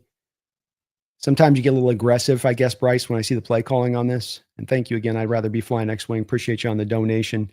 He's trying to push and get a little bit of the chunk out the gate. And it's to me, well, that can sometimes set the stage. They're going to bring an early down blitz or just come down, hit a little check down like a running back there, go get the 5-6, and then come back second down, even at the 2-minute warning then and go, okay, 2-minute offense from the 36-yard line. Yeah, that's the one thing we got to be smart here. Don't get over aggressive in your play calling just because you have that extra, given timeout with the 2-minute warning. Still be smart about it. Set your stuff up. But we'll see. Charbonnet's in the backfield here. There we go. Bubble screen out to Jackson Smith and Jigba. How many yard gain? 6-yard gain. Take it down to the 2-minute warning. That's just what Sam Darnold's going to be. See, folks, it's not hard. It's not hard on this front sometimes. It's it's easy. I could do this. Wonderful play call there from Kubiak, though. I like that because now Darnold comes back on 2nd and 5. You got the full playbook here still to go to the run game. You can go oftentimes with the run play to the second pass play after you get it, so that as soon as you come from the line, everyone knows the call already. Bam, you're right to the second play call and you're going. So love that call. Just get something because sometimes those OCs get a little bit too wild with it there first down. Well, and that's the thing. This second, you're 2nd and 4 now. You have the whole playbook in theory to you. And to your point, Brandon, call 2 plays. Have 2 plays ready to go. Change the tempo quick. Get the first down. Call another quick play. Go. And you can probably stretch out a couple of big chunk plays in that regard. Yeah, agreed. Agreed. Kind of like here, a shotgun look, Charbonnet, and I'm not a big run from shotgun, but like a little delayed draw to Charbonnet here off that. I feel like You're going to get them dropping back into their pass set, thinking you're going to throw here all the way, I think. If it's not a blitz, if you don't get the stack box, if you get the heavier box, I'd go to the pass. But if you get the lighter box with them in their 2-minute defense, I come back with the shotgun delay draw there to Charbonnet out the gate here. What's your call? I think you could run something similar to that. I think what I would probably come with is kind of that draw design, but I'd probably still run a bubble front side for Darnold. So if they do crash, you can still swing it out to JSN with, an Arroyo and Cup out there blocking, and you still might get your 4 yards. Either way, you're giving yourself like almost 2 plays within one, where if they want to come out with a light box, you come out in the gun look or whatever, and you're 1x3 or 3x1, however you want to do it, and you're going to run that inside draw zone play to Charbonnet, and all of a sudden they crash hard, and then you can just sling it back out to the outside. I love it. Feels like a freebie 5 right there. R. DeLevy, thank you for the $5 donation. He says, Kubiak needs to stop calling these plays when we're driving. Leave that S for the Lions. You can hear we're both in the same frustrated point on that. Yep. Where it's like, look, when the offense ain't working, that's one thing. When the passing offense ain't working, if Darnold's not playing to a certain level, all these things are factors into like when you're going to bring this stuff out of the playbook. And when things are humming to that point on the other side, then stay with what's humming. Don't overthink this that far here. Defenses will make adjustments, but force them to make the adjustment. Don't anticipate an adjustment that's still not yet been made by any of these defenses, really. So we'll see how they come out here. And by the looks of it, it looks like they're in a 4-2-5 here, Brandon, from the Texans. Yep, that's exactly what we got. So this is where I think this is where I think your call might be the ideal situation here. He's broken it up. Charbonnet up the field, down to the 50-yard line. Just what the doctor ordered, baby. It wasn't a draw, but it's a pure inside zone. Yeah, inside zone. There you go. How about Zabel with the nice kick out block to the inside, and down the field you go. A lot of green stuff on the freaking thing. You almost ran. They almost ran a draw or a trap, I should say. Basically, they ran an inside trap. No, that was a trap. Inside trap there. Love the call, though. I just love that. You make this, this is where you steal possessions to me. Darnold drops back to throw here. He whips this back underneath to JSN. JSN looks like he gets the first down to me up to the 40. Seahawks, keep it moving here. Keep your timeouts. Keep it moving. You got them on the heels. No need for the timeout here. Keep it rolling. Keep it rolling. 105 to go here. Shotgun. Darnold's got the play up here. Quick snap. Drops back to throw. Got to get rid of it, buddy. Got to get rid of it, buddy. Dangerous throw down in there inside late. That will stop the clock with 57 seconds. But you want to make this to where you bleed this clock down and give the Texans nothing to the other side of it here. Now, see that play there for me, when you start feeling that pocket collapse, get to your check down. Well, part of it too is you got Charbonnet blocking. So it's like, where does he have a check down on that play? Well, on the last one, it looked like Charbonnet did swing. That was a great block by Charbonnet on the in-breaker there to JSN, right behind Daniil Hunter, who was doing that rat defender drop. I love the run here. They go with another inside run here to Charbonnet. He's going to get about 5.5 yards. Clock does continue to run here. 43 seconds. Love it here because you put this on the Texans. Are you going to call a timeout? You're going to burn one here? Or are you going to let us roll this down on you? And that's what you get to do. You still got the 3 timeouts. So there's a little bit of like internal, you're maybe sacrifice here for the touchdown to get the field goal, but you keep the possession away from the Texans at the same point in time. So it's a bit of, to me, the combination of all the deals where they finally call the timeout, but this isn't to me McDonald calling this late. He's not coming back to this, Bryce, and saying, oh, add the 20 seconds. I exactly want to do just what I did there. That's where I leave a little bit of time to kind of still do stuff offensively, but I'm burying this clock for the first half. Am I seeing that accurate from your perspective? 100%. And as a coach, I do this in my own right. I will use that clock advantage once I get onto the plus side of the territory. So I know for me, there's the red zone and then there's the green zone. And right now where the Seahawks are is what I call the green zone, which is I'm in attack mode still, but I'm also playing against, I don't want to give them any opportunities to get the ball back here under 2 minutes. So I'm going to be in that. I've got my field goal opportunity here. Great. I'm not in the red zone yet, but I can use this clock and manipulate. I take my timeout. I still have 2 of them. I still have at least 2 throws to the middle of the field if I want them, with chunk ideas behind those throws if I need to go there. Darnold pressured. He's going to throw this out and throw this just away. Nowhere to really go with the ball there. Some internal pressure coming up right through the middle, which pass protection's been on point today. Just Texans got after it there in anticipation of the pass and kind of collapsed quick. Good job of him, though, to get free here. You don't want to be taking a sack there and making this into a position where Myers got an opportunity to make this from a makeable standpoint. Yeah, 100%. And this is kind of where you play. Now, the one thing I would say is I'd like Sam a little bit there a couple of times in this last 2 plays. Get to Charbonnet on your check down a little bit quicker. He's waiting a little too long to get out there. If it's not there with him, read 1 or 2, get rid of the ball to your check down to get something out of it. This ball is going to be blocked by Myers, and this will bounce back. Seattle's going to let it flow back inside the red zone there. 13 seconds. So a blocked kick there. You got to put a little lower trajectory with a 50-yarder. And unfortunately, Danico Atre able to get his hand up there and get it just enough of it there to slice that thing away. Good job by him. He jumped into that gap with some force. Got to kind of change out their snap count there on the kickoff. He jumped that snap way too much where there's some sort of indicator there. You got to stole right over. Yeah, he jumped that way too. That's where Mike's going to see that and be like, look, he knew the snap was coming. We're showing something they're anticipating there on that.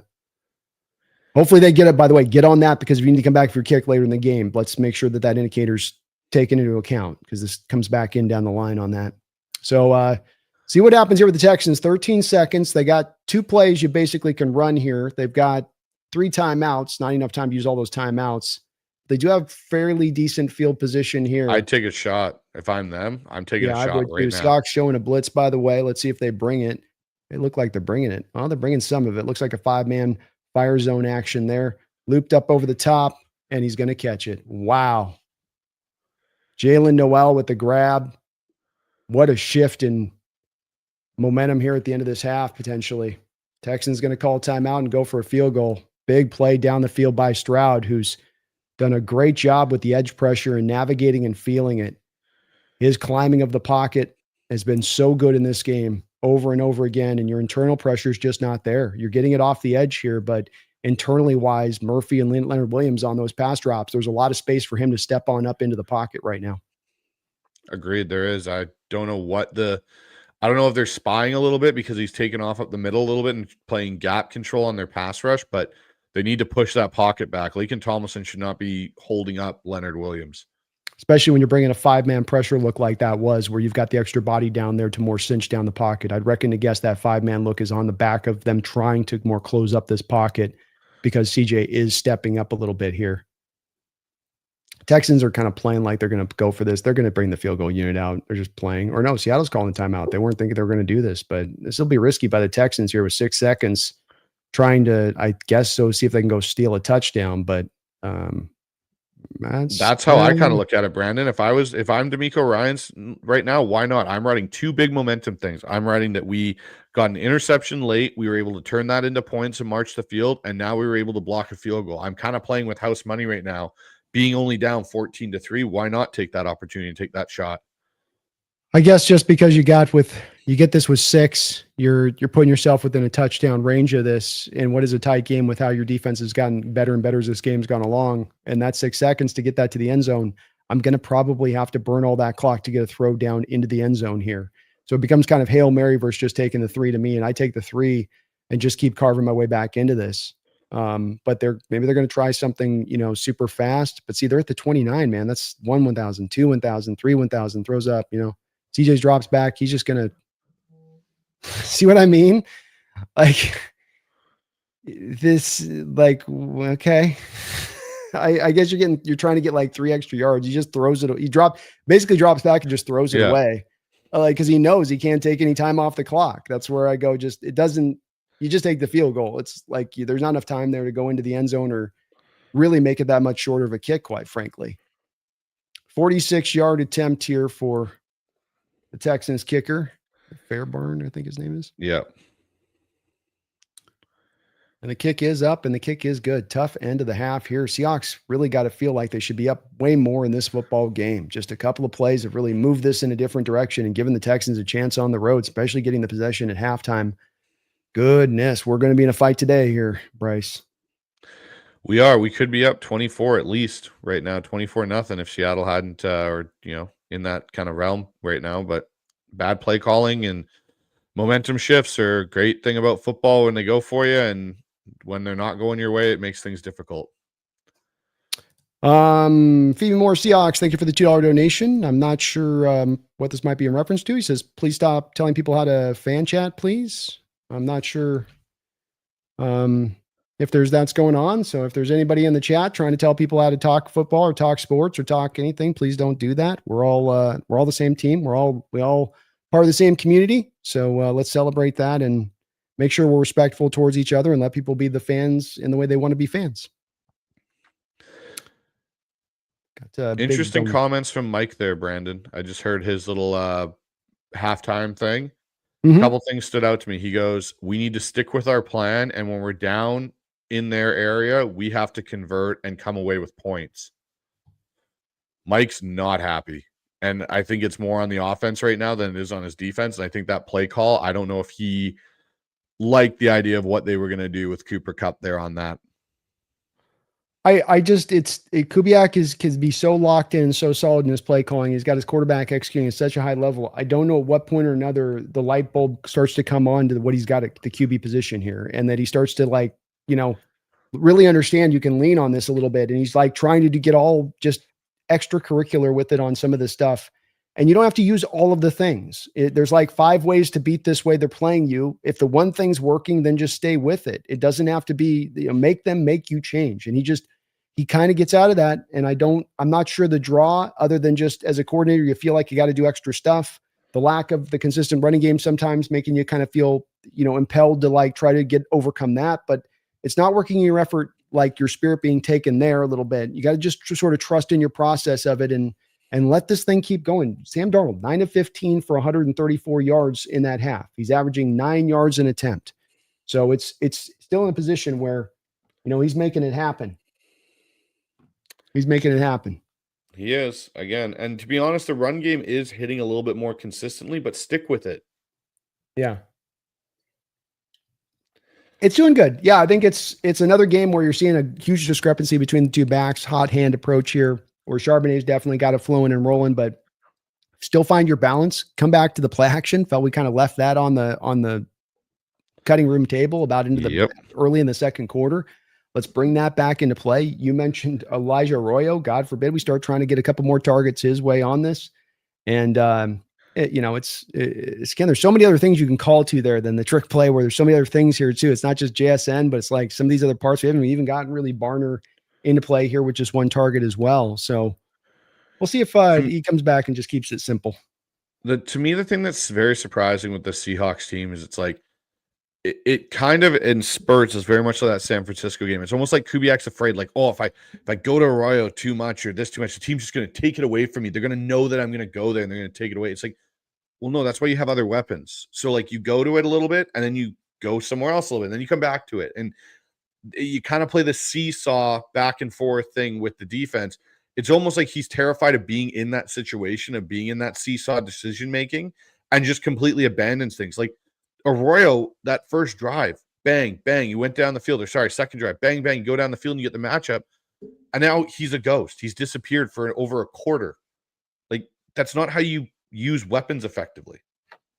No, it isn't. And it's especially when it's just that efficient, where every time we target, it's making the catch. And Shazier is a guy I want to target in coverage. They have linebackers I like to go after with our tight ends, in that way. And we'll see what they do adjustment. I'm feeling they'll keep it a little more simplified, but man, it gets frustrating because there's so many good parts of this offense when it's cooking. It's just like, man, we're right on the edge. It feels like a cracking through and just rolling a little bit. Big old donation here. Kevin Low Nice with a $50 donation. Thank you for that, Kevin. Let's go, man. Really appreciate you for that, brother. Let's go. He says, now living in Thailand, thank God for you. First time since 83 not watching the game live. Go Hawks. Oh, well, thank you for that, Kevin. Sorry you weren't able to watch it first time, not being able to watch since 83, not being able to watch it live. My goodness, you've been on board for, that's a long streak of run right there that's gone broken. And damn the NFL for some of this stuff of making it so hard to get these games. I can only wonder over. I mean, they're making it hard when you're here, be it in Canada, or be it over here locally, nationally in US. I mean, it's still not easy to check these games out. It's like you got to go through a brochure of like here to there, and then but this, then that, but if that, then this, but if that, and you go, okay, we got to really make it this hard in order to watch a football game? I don't know. It's just like the 7 o'clock kickoffs, even a late kickoff to be having on a Monday night. We're not talking like a Sunday night or something like that. We're talking about a Monday night where people have to go to work the next day and all those kind of things. Like it's not easy. It's not conducive to, I think, getting the most out of the home fan base as well in the stadium. But we'll see. I'll be right back, Brandon. I'm just going to grab myself another beverage for the second half. Sounds good, brother. Sounds good. Appreciate you, Kevin. Very kind of you, man, for that big old donation. And we'll try to bring you some scintillating coverage here in the second half. And hopefully a Seahawks win on top of it. Jeffrey Thistle, thank you for the $5 donations. As Brando stepped up his shirt game, did the shirt come with the shades? Also, respect to the Jays. Better team won. Enjoy getting beat by the $600 million team. Yeah, we've all heard of the $600 million man. Well, here's the $600 million team. And whether it was going to be the Blue Jays or the Seattle Mariners, I think either of those two teams is probably a little bit too imperfect to take down this Dodger team, which is almost just about close to as you can get perfection for how they're playing and how stacked up that team is at as far as their talent level goes. And thank you, man. This is, of course, got this from training camp from the Seattle team itself. They were kind enough to give this out to season ticket holders going out there and checking out training camp. And so I definitely was like, oh, yeah, this is definitely going to work for the live stream shows. But agree with you, man. The Blue Jays went out there and they won this game. I mean, won this series. Let's remember, they're down Bo Bichette. We had all of our guys through the year, some guys a little bit more banged up like, Robles and whatnot. And you had your full talent out there, basically. I mean, maybe only just Wu wasn't maybe at 100%, but you still got him in this series. And so, you sent your best at them. They weren't able to necessarily send their best at you, and they still took the series. And you had an opportunity to take this multiple times, and especially coming back at home with the momentum like they had, not being able to kind of quite carry it through. And it's a kind of understandable where you don't get this series, man. It really is from my perspective, because just your approach at the plate versus the Blue Jays approach to the plate, the amount that you're striking out versus them, a lot adds up on that to me of why this doesn't come out to a win versus just a bad break here or a bad bounce of the ball there. But thank you, Jeffrey. Appreciate you for that, man. Also, another $5 from Jeffrey. Seahawks turn to give us a heart attack because nothing is consistently good in Seattle. I made my $30 king salmon for dinner. Well, that's where you got to get the consistently good, is at least your dinner. It's the thing you can control. But indeed, we don't get anything easy here. There's nothing that's going to be simple. There's not going to be just some easy prime time blowout where we are going to run away from it. We're going to have to earn this thing. It's going to take everything we got. It's probably going to come down to the wire, I would say. And we all love nice and comfy victories, especially with the Mariners having just lost now. But hopefully we can just at least get the win there, Jeffrey. At least that. Maybe a heart attack deeper, but at least with one more win on the books going into the bye. Let's go get this thing. Brent, thank you for the $2 donation. Really appreciate that. He says, if we ain't up 21 and past halftime, we'd be up 21 past halftime if we didn't do any of the cute stuff. I think I translated that right, because it said we ain't 21 and past halftime equals no cute stuff. Yeah, it's something you're hearing in the frustration of Bryce's voice. I share it as well with him. I felt like this every time he brought Milrow out there, and there's just sometimes the play calling does get into this place. I think cute is the way to put it. It also just where are you coming from a standpoint of Kubiak to decide that this should be the play you run, and that this is the right time to run it. A first down like that, offense is humming. It's almost like he's got everything in rhythm and everything's rolling, and he's got to kind of almost, he can't help himself but to knock it out of rhythm. And you feel it, you tangibly feel it in the play calling. And it would be frustrating. It wouldn't be so frustrating if he wasn't such a good play caller and so good with the sequencing of plays and how he's setting up these defenses. But he really would be served, I think, as he goes into this bye week after this and doing some self-scouting and going, okay, where can I improve? Hey, my base stuff's working. I mean, it's simple. It's meat and potatoes. Sometimes meat and potatoes will fill you up and sustain you. Appreciate you for that, Brent. Any thoughts on the cute stuff in the first half? I'm going to get a little more coffee here. I'll be right back too. So I'll let you comment if you got anything to add. Yeah, for me, the cute stuff in the first half, I've never been a fan of, calling plays to call plays for a sake. Like, I don't understand the reasoning behind the Cooper Cup trick play. Like, if you're gonna call that, they must have stopped everything. You're trying to spark your offense with that type of play, not, hey, our offense is chewing yards down the field, and all of a sudden we turn around and go, yeah, okay, let's just randomly in the red zone call a Cooper Cup reverse pass and do so. Nothing about that made sense enough to me to justify the means. Same with the Milrow stuff this year. Again, offense is moving, it's doing things right. Okay, let's throw Jalen Milrow. It's like you're cooking a meal on the stove and you randomly decide, oh, it's really good. But you know what? It randomly needs, I don't know, a bunch of pepper to it because for whatever reason, I'm just going to throw a crap ton of some sort of seasoning in there just for the sake of doing it because I think it'll be good. Rather than, oh, no, like this is the recipe, this is how it's working, everything's going, okay, good. Now I add that small pinch here or there. It made no sense to me. None of it made sense to me on that one, Brandon. Yeah. See if we can overcome it. See if we can figure this out. Still in a good position, 14-6 up. Defense working things well. Stroud, 11 of 18, 106 yards in that first half, 77.5 rating. From the running game aspect of things, Texans only able to run 7 carries in that half, 20 yards for a 2.9 yard per carry. 3 quarterback hits, 2 sacks for you on the board on that side. So, I mean, everything pretty good. You got the time of possession slightly in your favor here, 16-13, though, again, 1 less possession, essentially, kind of, for the Texans there at the end of half. So we're in decent shape. Still struggling on third down, Bryce. That is still continued to carry over in this game. 1 of 6, both teams. So 2 of 12 collectively in this game on third down. See if the thing from I don't get, like, our third down offense, the play designs in it sometimes, Brandon, just confuse me. Like, they don't make sense. I think you're not consistently getting into the third down and makeable situations. And so now you're driving in the playbook into places you don't want to be on third down. And you're having to anticipate, okay, defense knows we're going to pass. They're going to pin their ears back / probably going to get a blitz look. I got to anticipate that now. When you're in the 3rd and 4, defense has got to play it straight up. And you got a little bit more of the playbook at your disposal. And this is where we backtrack to, like, how do you get to trick plays? It's like, well, I'm tired of getting these third down and da-da-da. Like, even in this game, we've seen Darnold on a couple of these, like, 2nd and long, or even the 1 third and long play where he's getting the first down still for you. But from Clint's standpoint, he's like, I don't want to be in 3rd and 8. I want to be in 3rd and 9. And just running the ball ain't doing that. And they should be doing it. Man, they're really, and look, they're selling out on the run. Again, we saw that with the Texans here in this first half. Teams are really selling out on that run game. All the more to be working that under center play action stuff, because you can feel their steps flowing to the play, can't you? On just the beginning of Sam starting to turn to extend the ball back on a handoff, you feel them just boom, boom, boom, boom. The defensive line stop a pass rush and start to get into more gap control stuff. The other thing for me, Brandon, I want to see out of this, I'm not seeing it from Kubiak, and it's getting concerning, is a lot of our play action is play action drop back. It's not play action boot. And you're seeing teams now interior with their defensive line really bull rush to collapse as quickly as they can. And it's getting there. Like we saw it on the touchdown pass. Again, it's right there. Get Sam out on the edge. Design boot rollouts for him to get out on the edge and stress that defense so their D tackles and that cannot bring that interior pressure on your play action drop back game because of the fact they don't know if it's going to all of a sudden be a boot action coming out. Yep. Short kick here.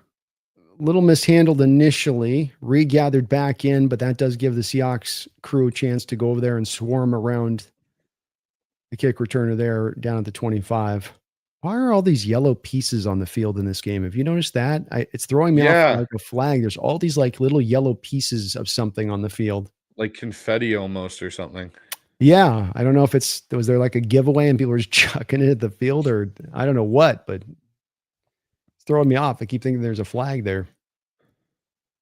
14:54 to go here at the start of the 3rd quarter. Seahawks up 14-6 here. Texans with the opening drive of the 2nd half. Handoff. Looks like Chubb swallowed up there by 2 guys, Ernest Jones and Byron Murphy, and he will be taken down for about a 3 or 4 yard gain there. You know, I was going to say it's interesting now, Brandon, is as the weeks have gone on, Boy Mafe is not part of the first down packages now. It's Chenna and DeMarcus Lawrence, where that was Mafe's spot and, was rotating with Hall there. It's now turned into Chenna and Lawrence. Yeah, I think oddly with Boye, who started out really in his career, even from day one, ability to stop the run was where he did bring something to play there. And we got a blitz by Woolen here off the edge. They're blitzing off the other edge. Oh, he picked it off. Great pick there. I think that's Ernest Jones. Ernest Jones up with it. He's on down the field, and he's going to try to go make something happen with this play. Good job by Ernest Jones. What an interception, falling on his back, able to reel it in. Seahawks bringing as an exotic a blitz look as you're going to get. Oh, flag. Hold on. Well, they're running off. Maybe the flag, something post the interception. It's got to be post. Great play by Ernest Jones, though. Falling back and able to somehow make the reception.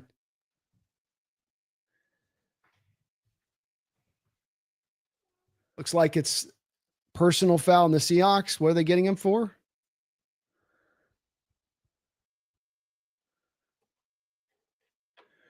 What's the personal foul on? It sounds like some sort of block. Like low block or something it might be. Cut block on the run back. Okay. So Josh Jobe and Woolen, double outside corner blitz. Ballsy. And it works. Stroud doing such a good job of stepping up in the pocket, and he tried to do so again there, Bryce. And this time you were ready for it as far as you got the guy, got the arm, didn't let him do it essentially. He didn't let him escape like you've let him escape. And Ernest Jones with his third interception of the season. That's one thing that's been really good is getting those picks. Ooh, they give you a roll out there, but Sam, I can't tell if he was trying to throw it to Barner or Horton, and it looked like he sort of split the difference. Ooh. I think he's looking for Horton by the reaction. Yeah. It looks like Barner tipped it and it was on its way to Horton. Yeah. And Sam's like, damn. Well, that's what you get sometimes, the level concept. Guys are running both the same route on at different levels. And so they're going to be on that same kind of pathway. Sometimes the ball. 2nd down and 10 into Walker. Nice run by Walker. Come on, Octave. Come on, push. Oh, come on with the whistle. Let him play. How do we get the epic runs if you don't let him go and he's still getting forward momentum, Bryce? Why has it got to be called dead if it's an inch moving forward, right? That's forward momentum, right? Correct. Was to your eyes, was he held up there? The thing I would say is Walker's feet stopped moving a little bit, and that's where you're going to get that quick whistle. Okay. The minute the running back's feet lifted up. Yeah, that was the issue. Okay. If his feet are still on the ground, he's still turning because he gets up, and then it's just like they're carrying him. Yeah, I saw that. That does make sense. We got a blitz look here from the Texans. Seattle's still going to try to run into it because that's what you do against a blitz look there, huh? 3rd down and short. You finally get a 3rd and short, and you go super hyper conservative there. So let's see if Mike decides to go on 4th and 1. Is this Barnyard City time? I don't know if you're close enough for Barnyard. This is a long yard and a half. Mm-hmm. Don't like the play call on 3rd down there, man. That to me should have been if you're going to run it and run into that, you got to counter. You got to run a counter. Play action. Loops it over the top. Got JSN for a 1st down. That's the play call I want. Don't go conservative. Go get this game.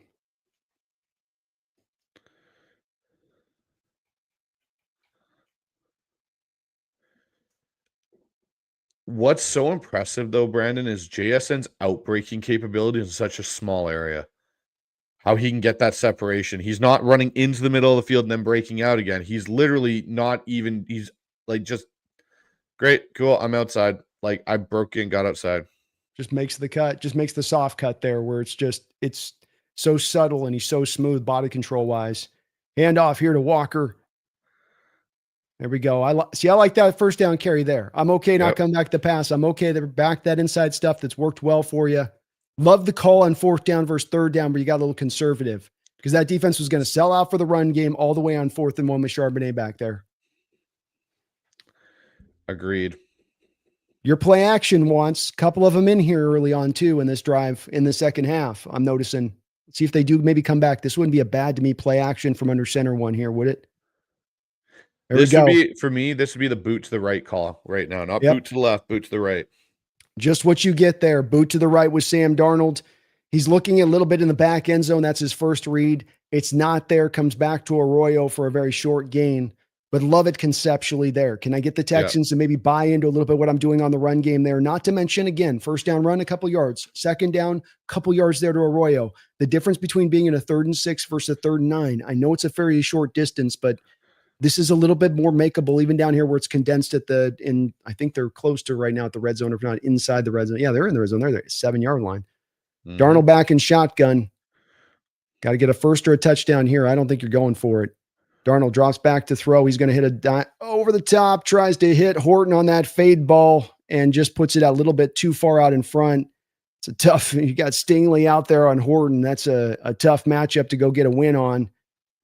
And Darnold wanted to make sure with that throw there, Bryce, he was being very careful with that to make sure that we're coming away with this with 3 points. And I can't blame him for doing that on that throw there. I think if it was a tight game, he needed that. He probably puts that a little closer, but you got the Stingley Horton matchup. You're going, I don't mind that there. I would have liked that on maybe 2nd down.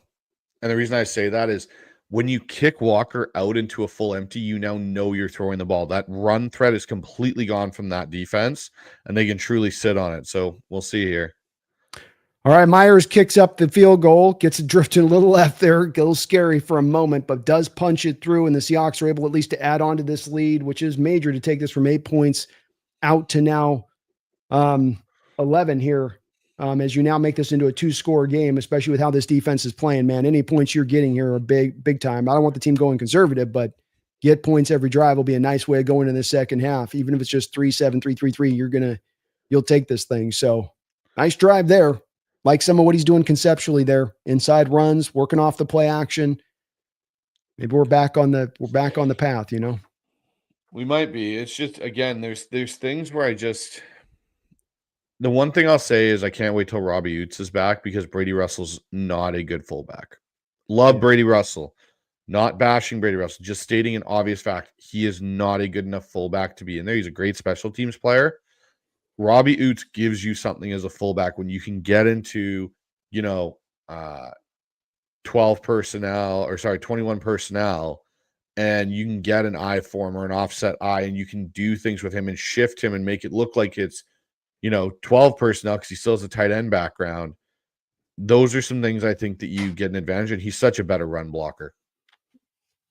Yeah, he really is.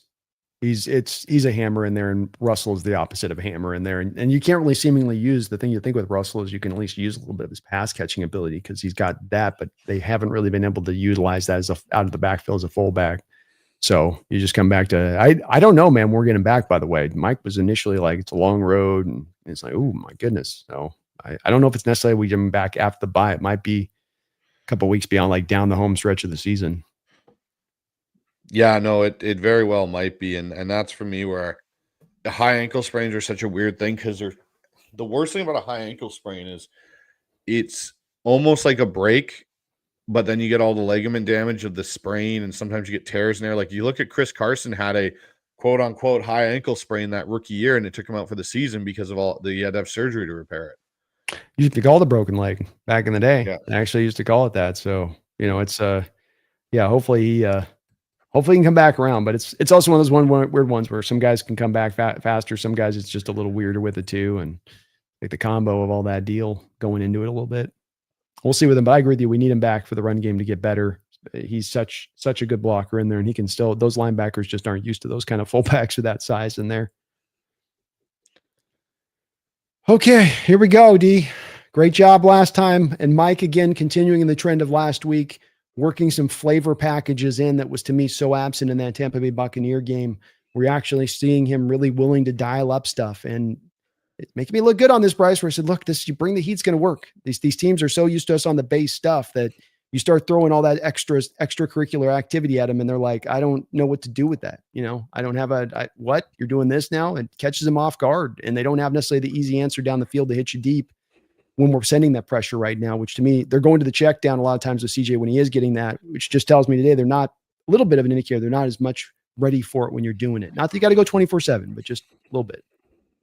Yeah. And the thing that I really like is even the simulated pressures, Brandon, are different than what they normally are. It's not just, straight, like you're running more stunts with it. You're doing different things that make it a little bit more challenging. So, no, there's things like that I'm really enjoying now with Mike. And I'll say this, going back to that game versus the Bucks, I think the one thing Mike has to do a better job of, and he hasn't been tested with it yet, is in-game injuries and adapting.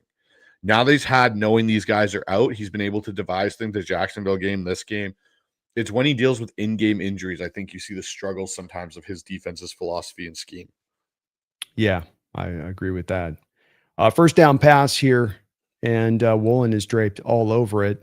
He comes right up and says, I had that locked down. So I guess he did there. He was on the receiver's back a little bit, but no call. Must have been good coverage.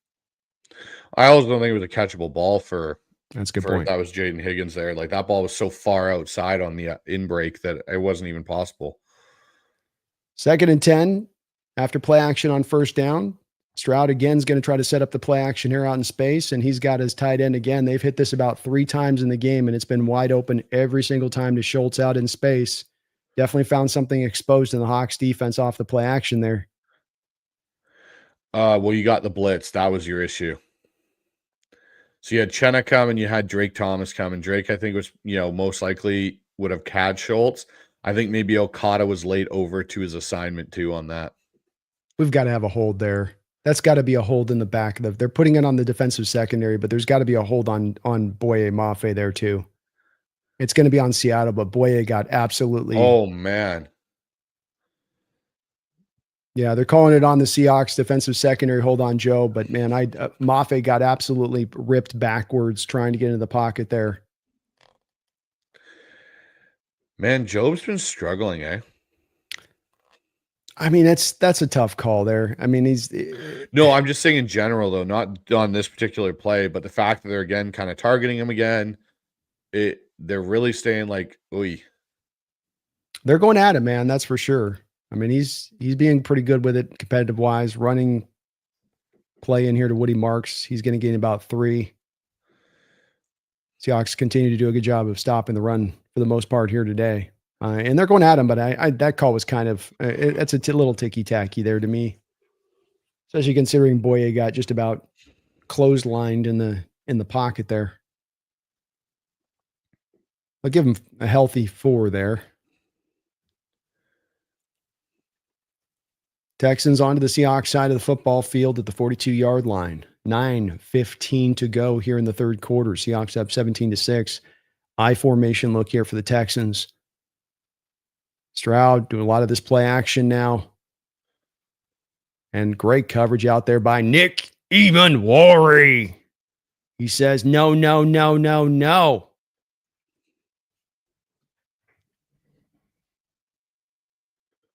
Oh. Just playing zone, man. Just playing zone, reading the quarterback's eyes. And almost goes and gets himself, what a play by Nick Emanwari. Job's in coverage on Nico Collins, and this is where slide some doubles his way. Love this from Mike as well. I don't know if it's sliding the double or just the zone there. 3rd and 6. Let's get back to that play in a second. Shotgun look here for CJ Stroud. 4-man front from the Seahawks. Uchenna getting pressure. Looks like he got held. Drake Thomas over there, very tight in coverage. Ball bobble. Bobble will be incomplete. And that's a big deal here. 1 second this, Bryce. So you've got to throw out there. Uchenna first looks like he's held in the pocket. I guess we're not calling holding in the pocket. Drake's out there tight in coverage. Ball bobbled. But if this ball's caught, yeah, the ground hit it. If this ball's caught, now the Texans go to a 4th and 2. They probably likely go for it. We'll see if they're going to be as willing to do this now with a 3rd and 6. 4th and 6, excuse me. And no, it takes them off the football field. So that you would agree, Bryce, that difference of 4 yards there, the Texans are definitely not trying to field. They're going to go and try to get the first down there in that spot of the field, right? Not to mention, I mean, you could do a field goal attempt, but I would agree with you. I think they potentially come out, they try and get you to jump. They try and do something. If they've got a play that they like, they run it. That's really huge by Drake Thomas there, and that's great coverage from him again. This is something that is really good in his game, is this coverage, and you're seeing it there again on a running back. Yeah, that's excellent again. Excellent job. Did that look like a hold there on Uchenna too off the edges? To me? Yes. Like he beat him. That's why he's doing it. He whooped his ass. He's like, grabbing down on the thing. So let's maybe get a call. I'm Mike over there and saying like, come on, guys, come on. Then we get to do this to Will Anderson. We get to do this to Danielle Hunter. Okay, tit for tat. All right, the strike zone's got to be same for both sides on this one. Then, so I'm going to say with that. Freaking my goodness, that was back-to-back plays with the Boye 1-2 on that one, but the Eamon play though, I don't know if that's him because he doesn't look like he's going to zone. He's just flying back in there, reading that you're going to Nico and reading the quarterback's eyes, almost like he's in a freelance mode a little bit there, or you're sliding the doubles to Nico if he in cuts on the route. Maybe. I think that was more Nick making a very smart play and reading the quarterback's eyes, just how he sold out for it too. The thing again that concerned me in that is how much separation Nico Collins got from Josh Jobe on that in break. Like that was, if Nick Eamon isn't there for that, Collins is catching that and he's running. Like he's got space to go. That's an awesome play by Eman, just coming back, flying in there, getting his hand in there. And the thing is, you can't turn around and throw a flag for hitting a defensive receiver because he is genuinely playing the ball. And just they happen to bump. Yep. No, he's got a right to the ball too if he's making that way. So he can be in that place as long as he is making the play on the ball. But back to back, I'd call it sensational plays by the Seahawks defense. They're getting the job done there and keeping this Texans team punting back to the Seahawks. The Hawks now have an opportunity, even with a 3-point drive taking time off the clock, could in many ways just not close this game out, but just about put this thing to bed at that point if they can do that. Now they've got a long field here. It was a great punt to put him down about the 5-yard line is where it was downed. But you have an opportunity here for maybe one of those long drives, one of those 95-yard drive specials where you just take a good 7.5, 8 minutes off the clock, put this baby to bed. The biggest thing for me right now is run the ball, but don't run it simplistically in the sense of don't just come out and run inside zone. Like throw a counter in there, throw a trap in there, throw some different things in there to make that Houston D-line work. Then bring your boot package out once you clear your, end zone. I like it. I like being aggressive here still too, and being willing, certainly not the 4-yard line here. You got to do what you got to do in this spot of the field. Hand off here to Walker. Walker, good job running hard through the hole. Not much there, but able to just kind of pinball his way forward to go get 4 yards. In this spot of the field, that's a big difference. And that's what I'm saying about Brady Russell there on that, Brandon, is he just catches the defender. He doesn't impact him. Which allows the defender an easier chance to get off the block. Spin off, get back into the play. Exactly. Like you think of the block. Go ahead, Brandon. No, my bad. Sorry. I was going to say, you think about the block Oots made in that Pittsburgh game and sprung Walker. When you can impact block a linebacker, that changes the run. Yeah, indeed it does. And especially when you're getting true push in there. A little conservative here. First 2 calls. The thing you said, Nick, I was kind of like, I still want to be a little aggressive here. I'd like to more in that second down play call. Come back a little more pass. They come back with, again, the run and end up like maybe losing a yard in the play. And the Manning thing, you want to try to run twice, get down to 3rd and makeable. Instead, you're in 3rd and 7 on a day where you're 1 of 8 on 3rd down conversions. So where conservative play doesn't always get you the place you're trying to get going, especially when we're dealing with what we're dealing with so far and how we run the ball. Someone targeted that run wrong. I'm telling you that right now because Sundell and Bradford cleared. Got to throw it. Uh-oh. Texans got a touchdown. Sam Darnold sacked in the end zone. Ball stripped. Will Anderson picks it up for a touchdown.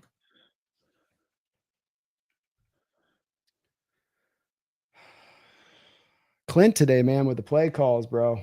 Like, golly. Oh, Sam looked like he was down. Oh, okay, he got up. He looked like he got hit in the back of the head there on the. Yeah.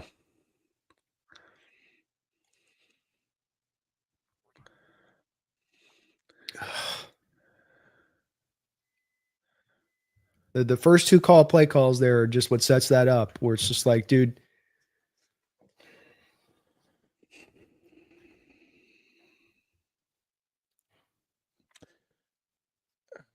Yeah. Texans are going to go for a 2-point conversion here. Go ahead. Well, I'm just looking at that design of the play. There's too many deep options there. Nothing for him to just get that ball out of his hand. Like in that situation, That's more of a throw underneath, try and get yards out of it if you're going to throw. And I agree. Like the 2 run styles there, it shouldn't have been run. I would have liked to see 2 runs in that situation, not back to back though. The thing we've got to be aware of here with the run and even start the run thing with having the 11-point lead like that. And the part that this is the part where I say still going back to be aggressive and look, being on your own 5-yard line's got to inform this somewhat. I get that part of it. But when you go ultra conservative, this is what we've been doing in some of these games where we have the lead. And it's almost bit us in the ass a couple of different times and trying to just, well, maybe we can just eke this out in the ground game. And it just comes back to again and again, be it these trick plays or well, we got to eke out the game because we got the lead at this point. To you sometimes not just putting the trust in Sam on this point, and instead we got to come down to a 3rd and 7 in the heart of his own end zone, and you're putting routes down the field for him to go make the throws. Put your quarterback in a position for success, but also like show the trust in this guy a little bit. When is the trust going to pop up? Because like you just saw there, it's really not on Sam. I mean, you can put a little bit on Sam, but like, where's he supposed to go to? There's no check down option there. Yeah. Everybody's going down the football field. So you can say, get the ball out of your hand. You got to get the ball out of your hand. Throw it into the heart of the coverage there. Like into a sea of hands and then give up a touch, an INT for a touchdown. So Kubiak, man, when he's hot, he's hot. When he's cold, he's cold. And he's ice cold at that. And this team's got to fight a general nature to me, Bryce, that's shown as a general nature thing that we've seen here in these games of, oh, I got the lead. I'm going to lean on it. And when you got a defensive-minded head coach, I got to say, the old cliche with this is those defensive-minded head coaches are a lot more falling into that trap than you get an offensive-minded coach who will still understand I've got to put the gas down and still take this game. I don't just survive this game. I go and take the game. Totally agree. And for me there in that situation, like if I'm stuck there, okay, the run on the first down, I get. You're trying to see if you can pop something a little bit to get yourself out. Next play, I'm coming back with some sort of leak my tight end into the flat, run a snag route run like basically a natural pick play. And then outside of that, if we get a couple yards, then I can be in a run situation again in 3rd and less than 4. And then if it doesn't work, I'm not in the other situation now where I'm 3rd and 7 and I go to throw. And I'm not having my quarterback take any sort of drop where he's going to end up in his end zone. Like that to me, like if you're in that mind thought of, okay, I'm going to have to call a play here where I'm putting Sam Darnold against 2 of the better elite pass rushers in the NFL and Will Anderson and Danielle Hunter, I'm letting them just pin their ears back and go. I'm at a disadvantage, a massive one. So I've got to do something to get myself out of that. Yeah, I agree. I agree 100%. And boy, Charbonnet completely whiffs on the chip there to Will Anderson. Mm-hmm. I don't know what Charbonnet's doing. It's just a mess from the start to finish there, but I come back out now and deal like this is a tie game. I don't want to hear anything about leaning on anything now. There's no 11-point lead and nice return here by Hololani up to the 38-yard line. There's way too much of this game right now to be thinking about any of that. Come out aggressive, come out using the play action, use the boot stuff. Oddly here, I don't get where we both have talked about the fact that yes, inside running is where you got to roll with on this and that's where you're going to have success and where we've had success in this game. But we're now to a place where Walker's at 12 carries, 25 yards, and that's not really Walker's game, is to be working him to the inside. That is Charbonnet's game, who's got 6 carries for 39 yards. So maybe also as well, something we can recognize here is to go to more of Charbonnet on some of these inside runs that have had success early on. Mm-hmm. Agreed. We're going to start out in shotgun here. Tight end. Hunter and Anderson are off the field, though. That's why. Throw over the top to JSN. And JSN again for another game. Every single one so far this year again takes the top off the defense on a 9 route.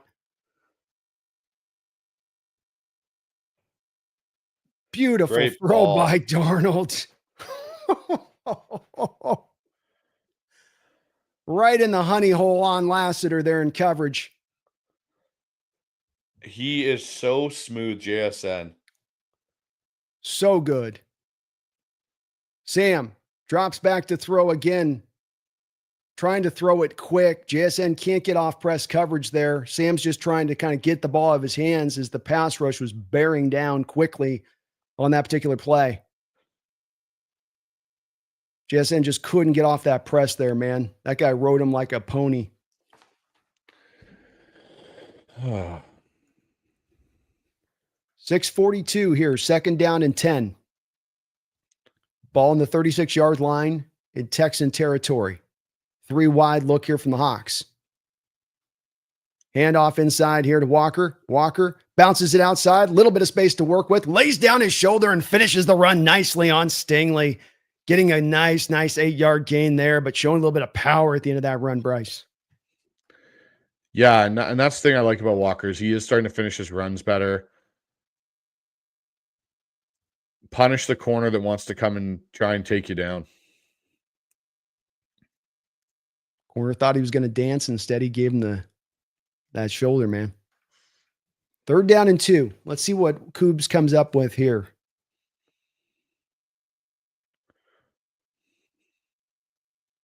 A lot of bodies by the Texans. Almost a goal line look here from the Seahawks. 1 wide receiver.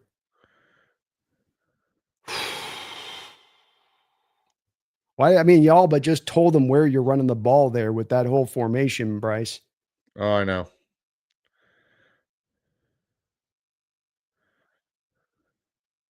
I kind of take the field goal here myself. I just take the points. Why have the tight ends gone away from the game plan again? This is, again, the frustrating part with Kubiak. Like, get a Barner and frickin' Arroyo involved in the damn game when it's between the 30s, not just when you're inside the red zone. 1 for 2 today is Jason Myers. 47-yard attempt is up and through. Yeah, I agree. I don't understand the lack of tight end usage with the success they've had. I love working JSN here, but even coming back after that bomb off the other side, okay, work something with the play action roll game, back to the tight end. And, the 3rd down in short runs, you're not running the ball enough to think that you can have the confidence on a 3rd and 1, 3rd and 2, especially when teams are refusing to do anything but stack the box and put bodies down there around the front 7. And that's, you're going to goal line where you're not even spread them out. Then at least if you're doing that, right, you win 1 wide receiver and then all tight ends, 3 tight end look there. So the Texans are going, you ain't throwing this. There's no way you're throwing that. Like, you have 2, in my opinion, of the better potential. I'll give a royal potential here on this statement, but AJ Barner is turning into one of the better tight ends, like all around tight ends in the National Football League. Get him involved in your pass game. And that doesn't just always mean chip and go to the flat. That means, like, literally run him on over routes, run him down the seam. If you want to get JSN and Cooper Kupp involved, let him start being a factor inside the numbers. And then that'll open up them running the crosser routes you want to do, or Arroyo. Like, when you're in 12 personnel, have Barner run down the seam and Arroyo run the crosser underneath. See what the defense does. I guarantee you're going to get one of the 2 of them open because everyone's so fixated on JSN. But it's just like they're allergic to throwing it to the tight ends when they're not inside the 10-yard line or 20-yard line. Yeah, it's definitely a general trend where they're going to do the self-scouting in that bye week, and you hope that's one place they pick up on, and hopefully even just for this game, because I think there's some success you can have on matching up still against these linebackers in this game, offensively speaking. Thank you. A couple donations here. Brent, thank you for the $2 donation. Says, just like stack wins, must stack points first. Well, good side of the offense, 3 drives. They have got 2 field goals. You'd love to get touchdowns and get this more extended out, and giving up a touchdown in your own territory is not how you draw it up, but they are still finding a way to move the ball here. Albeit, again, there's some maddening things with it. The offense is, finding a way to still get the points consistently put up on the board here now. But let's close this out. Let's not just try to lean on this win now from a standpoint. You can feel it from an energy standpoint, especially offensively, when you're trying to just go out there and get by versus let's close this door shut. Let's kick it shut. Let's not just gently shut it and twist the knob so it can be extra quiet. Let's go get the decisive victory here and take this thing. Jeffrey Thistle, thank you for the $2 donation. Milroe looks terrified. Not an NFL quarterback. Prove me wrong. I don't know if I'd say Milroe looks terrified, Brandon. I don't think we've seen enough from Milroe to state that yet. Yeah, it's to me, it's more of like, I want to see where he is 2 years from now. Yep. Nice kickoff return here up about 36, 37 yard line. I think that certainly right now there's a feeling of, when he comes on the field, I think that he does look like that. I think from my standpoint, when he drafted, I thought it would be a 2-year process. I thought if you put him on the field this year, that there'd be a little bit of what we're seeing from him now when he is out there. That's just, the game's going to be too fast for him and he needs that time. And, I think the thing, Jeffrey, we've seen this year with so many quarterbacks across this sport, be it, look, Mac Jones is doing San Francisco, Baker, Sam here, right? Different places. 1 second, we'll get right back to this. 1st and 10, 5:09 to go in the third quarter. Seahawks up 20-12. Ball inside the 32-yard line here of the Texans. A little bit of a miscommunication play there between the back and the quarterback. One guy goes one way, one guy goes the other way. Allows for Seattle to jump on top of the run play and take it down for a negative 1 yard gain by Ernest Jones, who's playing a very, very good game there. 4 tackles, a tackle for loss, a pass defense, and oh, by the way, an interception. I will say both these linebackers, Brandon, are playing quite well. Even Drake Thomas, Yeah. he's done a good job as a weak side linebacker right now. Absolutely, he has. 27 yards rushing in this game for the Texans. 2nd down and 11. Fans getting loud. 3 wide look here for the Texans. Back under center play action. Going to try to flip this out in space to that Schultz route that's just been unstoppable. And he's going to get another nice play and a very healthy mark there by the officials, who's going to give him a first down spot there. 4 times they've gone to that, 4 completions, and Seattle's just not been able to run an adjustment off of it. It's kind of odd how he just every time leaks out there. It looked like Woolen was just laid out there that time. Woolen, he was late, but I like the hustle from Woolen. He got it turned back inside. He overran it a little, but it wasn't for a lack of Woolen being completely out of position or anything like that. Like, he just sees it a little late, but we got to rally. Yeah, definitely need to get a little bit better on the rally. They allowed a little too much on that. They're going to mark him short. Initially, it looked like they gave him a first down spot, and then they pulled it back.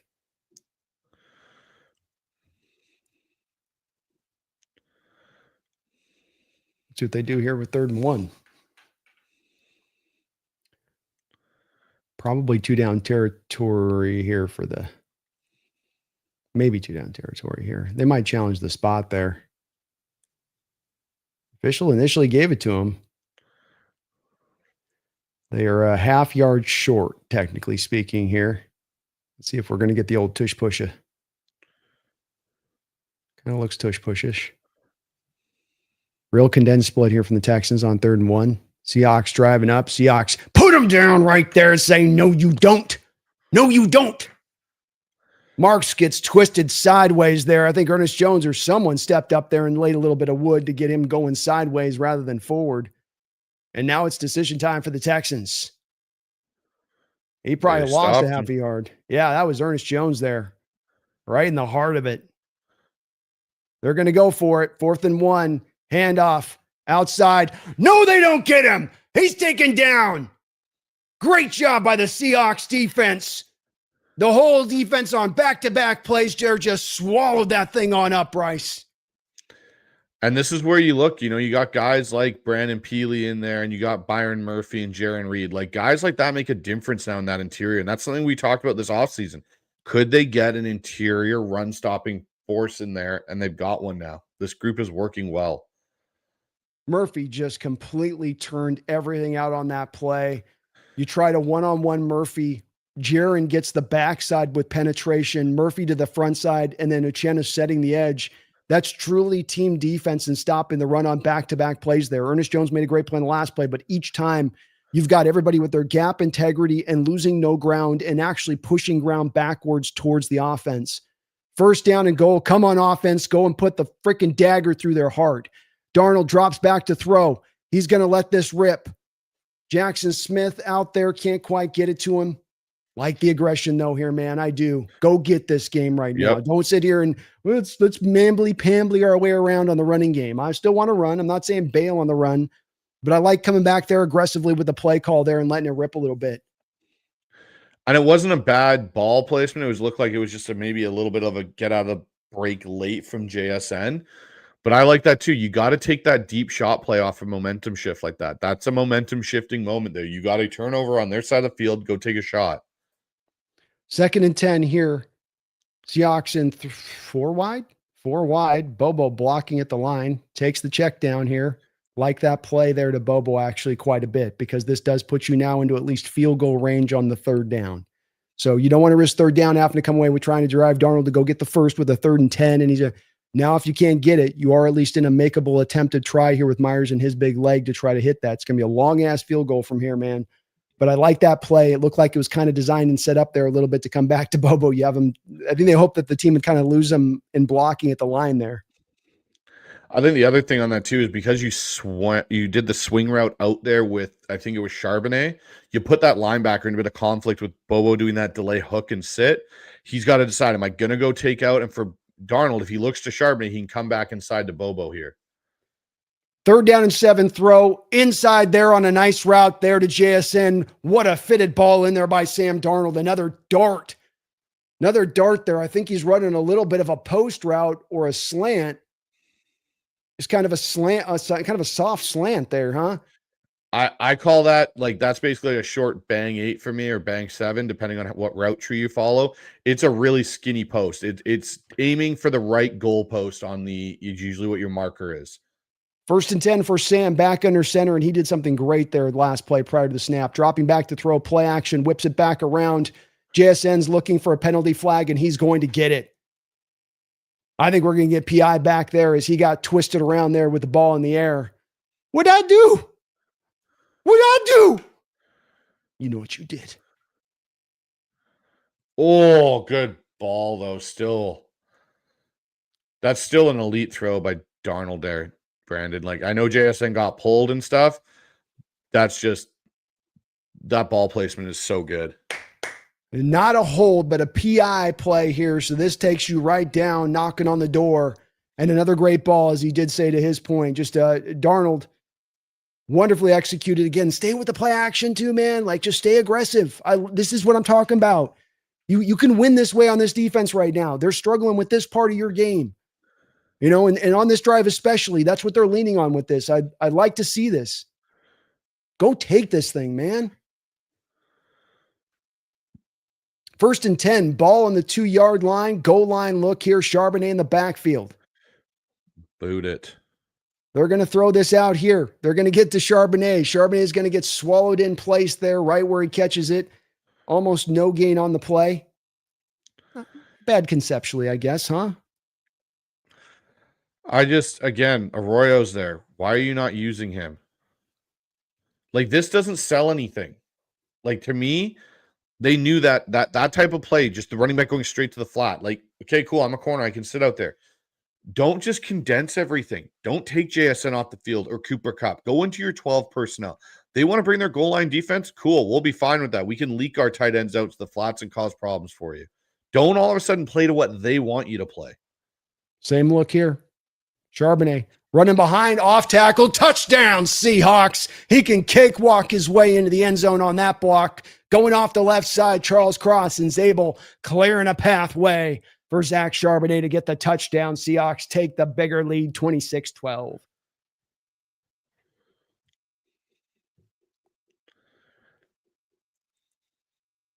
There we go, man. There we go. 5-play, 39-yard drive, consuming a mere 2 minutes and 17 seconds on the clock. Looks like that pre-snap motion made 95 shoot that gap a little bit wonky there. He lost his edge.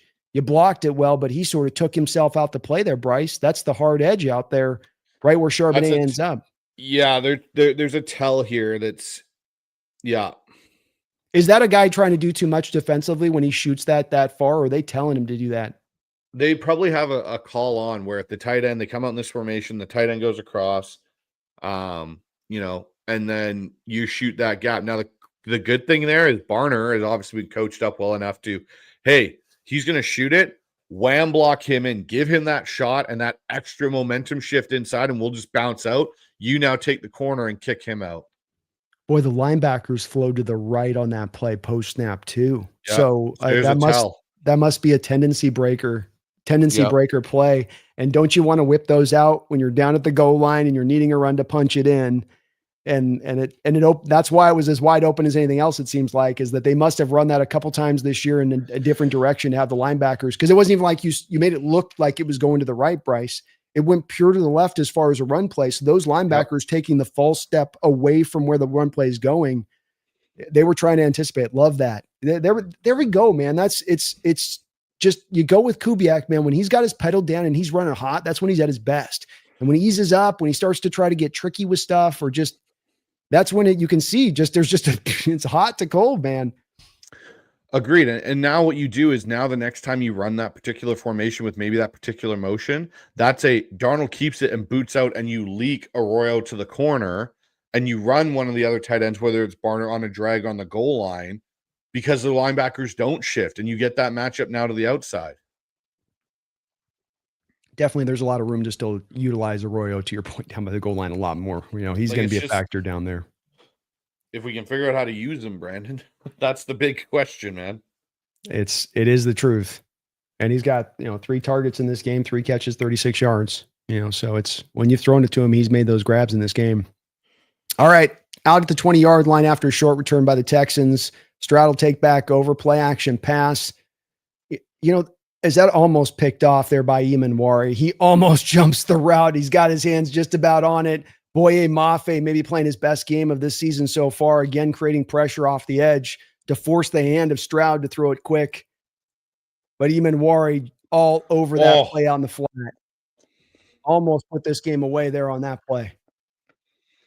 Great job on Berrios there, boy. He just swallowed that whole. He's so big and so long, man. He made Berrios look tiny coming around him there. 2nd down and 10. Mafe had a really good rush on that one too there, Brandon. Yeah, he did. Really. A throw over the top here by Stroud. Little rush there by Stroud. I wonder if the pressure's getting to him there on the time clock with that throw.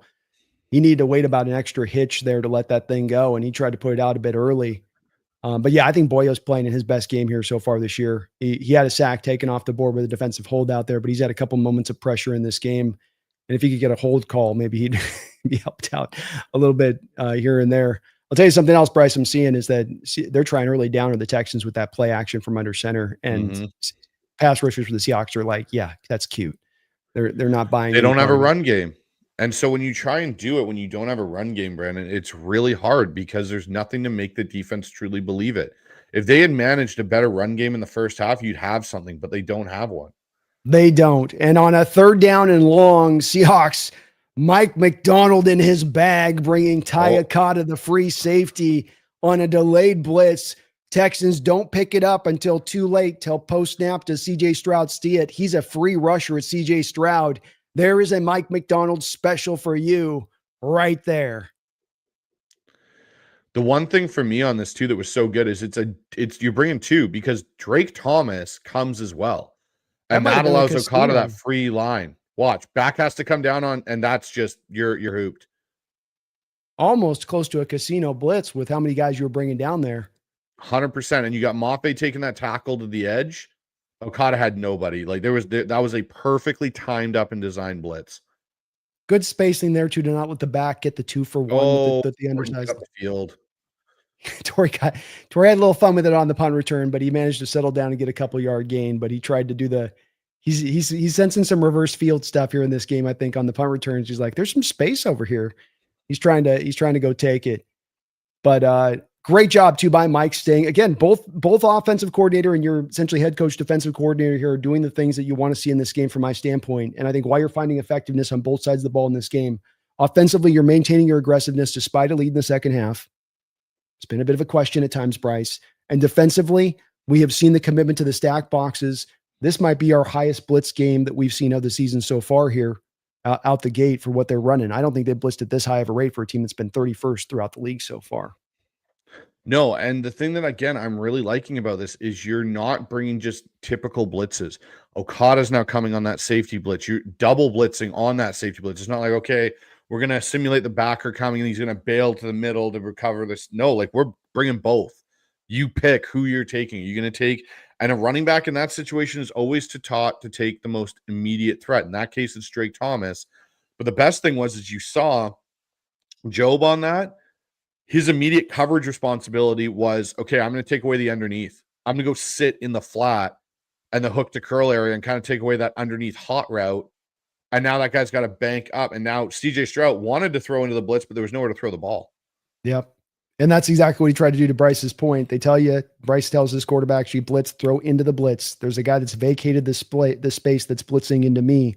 So there should be a guy open to that. But then that's the smart part where you marry the coverage to what you're doing on the front end. And now you can take that away and make this a little more easier to confuse these quarterbacks at that point. Great call there to be aggressive.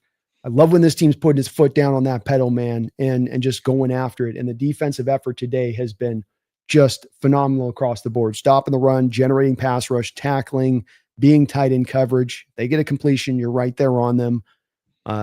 Very, very impressive performance here today, Bryce. It is really good. And you know, the one thing for me on you know, you look at the stat they got up on the screen right now, it's 10-yard plus passes downfield. Sam's 8 of 11 for 159 yards and a touchdown.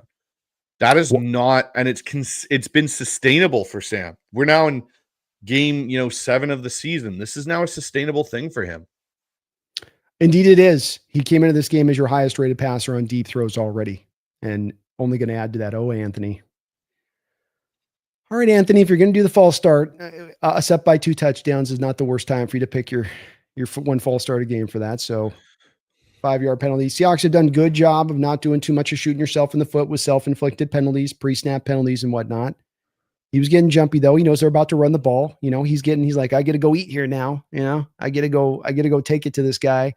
So he's probably getting a little excited, Bryce. Little excited. I think on that one, you could tell it wasn't going to be zone. They were running some sort of gap power because he was firing out straight ahead. Hand off to Walker inside for a 1-yard gain here. I'm okay with a little more now. I'm not saying go ultra conservative, but I get this a little bit more to the point of this with what you're doing on the clock and how your defense is playing. So it was when we had this at a 1-score game that I don't like that when you get soft with that type of stuff. Seahawks 79 yards rushing in this game to 25 for the Texans. It's been tough sledding. More of this kind of stacked dish boxes, more of the certainly commitment with the extra guy down around the box in this game from the Texans. Just get the tight ends involved. Like, at least get that more established in this game now. This is where you can use your tight ends in your passing game as almost an extension of the run game here. Looked like he was trying to throw that down to Barner on that play, and the ball got knocked down at the line of scrimmage, to your point. So good timing on the comment. I think Barner was his target. Tajaya pushed back Bradford into the pocket there. Come on, Bradford. Come on, buddy. Come on. Lucas and Cross got the hard jobs today, okay? They're the ones that they're having to like earn their money here. You hold up, buddy. This is the second time that he has had Toga there blow him back, and that was on the touchdown was the other one. Like, Walker up the field here. Walker all the way down to 1 yard short on this play and a little throw to the flat. Love the play call there on 3rd down. And Mike's got kind of an interesting call to be made here. I'm sort of kind of like feeling going for this here a little bit. You're not going to get a lot with a punt. You're going to get like 20 yards of field position. You're not quite in field goal range. Go for it. I'd be going for it. So I run this clock down. Now they're going to punt it. Okay. I would have run this clock down and timed out and thought it through a little bit if I wanted to maybe go for it, because you got to be thinking about that there versus what you're getting. He's probably thinking I can punt, I can pin him. I'm going to make him earn the deep field to do. What look is this? What is going on? What in the name of Jehoshaphat am I looking at? They're trying to get him to jump off sides.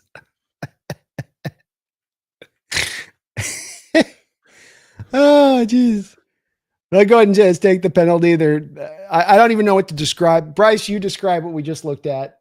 I don't know what that. All I can say is this is at least better than that time the Indianapolis Colts ran a fake punt and snapped it to the guy right behind the center and it went for nothing. Like, I get what they're trying to do. They're trying to get the Houston to panic into calling a timeout or something. But the way that whole thing was aligned with Stoll on an angle and Bobo calling the snap, like, you're not going to snap that ball. The guy's going to run right into Bobo and it's going to be over. Like this. Weird call. So they do punt it. It'll go basically the 20-yard line there. He'll field it and just take it out of bounds. So 13-13, Seahawks up 27-12. Long field for the Texans. But I get it, trust your D. I get if it's a game where you're going offensive score, you get it a little bit, but trust in the D makes sense. I don't know if you saw it, Brandon. Derek Young pulled up lame with a look like a pulled quad on that rundown. He got down there and he started hobbling to try and get the guy to go out of bounds, but he was holding his right quad. Yikes. All right. Well, hopefully Derek's okay out there. He's been a good kick returner for us. Brian Kennicott, thank you for the 25 months as a Hawks Nest member. He says, Kubiak reminds me of a guy who won millions on a scratch-off ticket, shows off things he doesn't really need, fooling his money, soon part ways. That is indeed how the saying does go. And yes, I think he's just, this is where you do the self-scouting in the bye week, especially. And these are the things within the bye week that we've talked about a little bit here, where there's so much good on this that you can operate off of. And the only reason that we touch on the bad is because it is so controllable. It is so within his scope. You have things where like, well, we don't have talent on the outside. Well, we don't have the offensive line to hold up. Well, we just don't have, this offense has what it needs to be successful across the board on, in my opinion, on just about against any defense.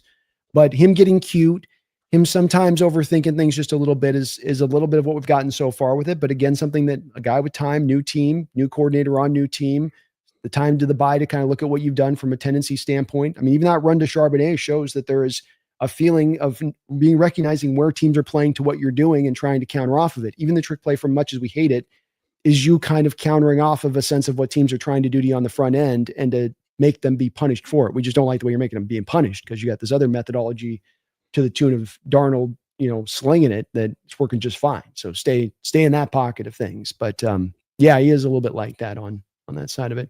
Even more Seahawks, thank you for the $2 donation fee me. How many times does Mike prove us wrong on players? Are we talking about Okada here, Drake Thomas? Like, what players are we talking about? Yeah, I'd probably need a little more elaboration on that, Femi, on what you mean necessarily. But he's certainly got these guys flying around today and ready to play this game. And he's got a game plan that's pretty intricate here. He's not dialing this back for Okada or Drake. He's not drawing it back for no Julian Love back there. It's been full tilt city here. Exactly the plays you run this game, you'd run with Love. And that part has been very impressive. He's got the backups able to be so smoothly within that. Cause I felt like the Buccaneers game, especially, you're kind of being a little bit protective on that nature of things. First down, play action pass, Job, great coverage down the field on Nico Collins, rips the ball free, being a moment of the truth mangler there, causes Nico Collins to fall on his head. He's still kind of grabbing his head a little bit there. I love Job, man. He's just so competitive down the field. Oh, it slammed hard. Oh, that's the one that'll do it. That was the 201 from a couple of years ago, where it goes to the back of the head on the slam. But that's him being violent through the catch point. And that's what happens when you are like that, is that you get that kind of, not that you're trying to injure the guy, but that you're playing like a football player, play like a hard ass. And if you don't make anything easy to the final moment of the catch, you're raking through, you're throwing down, you're doing everything you can. That's the one thing I wish we saw a little bit more out of Wolin, Brandon, in his situations when he's in those, is that fight. I don't know if he's wired. I know, but that's the thing for me. I agree. Where, like, yes, Josh Jobe gets picked on. Yes, like we were saying about earlier, and he needs to be a little bit more refined sometimes with his technique. But then in those situations where it is that aggressive fight through to the final whistle, Jobe excels in those situations. Well, now you get a second down and 10. Stroud drops back to throw and actually has his guy Higgins up the field filling in for Collins on that outside part. He's open, but because you brought a blitz, you've rushed the hand of CJ Stroud, forcing the pass too fast. You've already seen this before earlier in this game, where he had a guy open down the field, but not the timing right, because he's trying to throw it too early because he's worried about the pressure. And this is what happens when you get pressure on a quarterback over the game, is it starts to mount up into the fourth quarter. And whether it's there or not, you start to bring those blitzes, and he starts to anticipate it ahead of time. And that's where you're in good shape from a defense, if you can start to get a quarterback to think like that. A little bit of discussion here from the officials on 3rd and 10. I'm not sure what they're trying to figure out exactly. What? So your rush package here, it looks like, is Mafe, Murphy, Williams, and Lawrence with your 4-2-5 look. Eamon in the slot. What are they talking about? Is the play clock broken, maybe?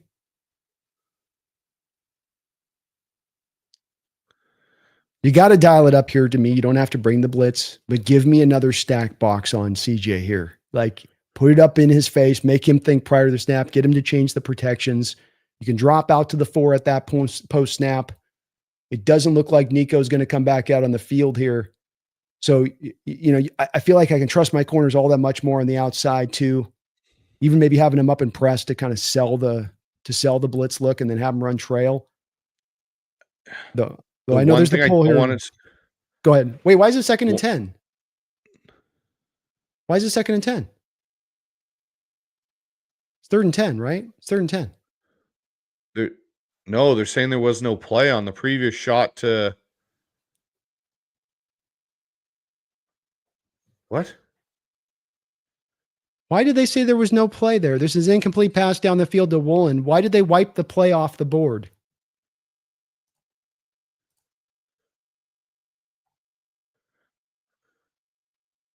Why did they wipe the play off the board? How did they wipe a whole play that's been played off the board?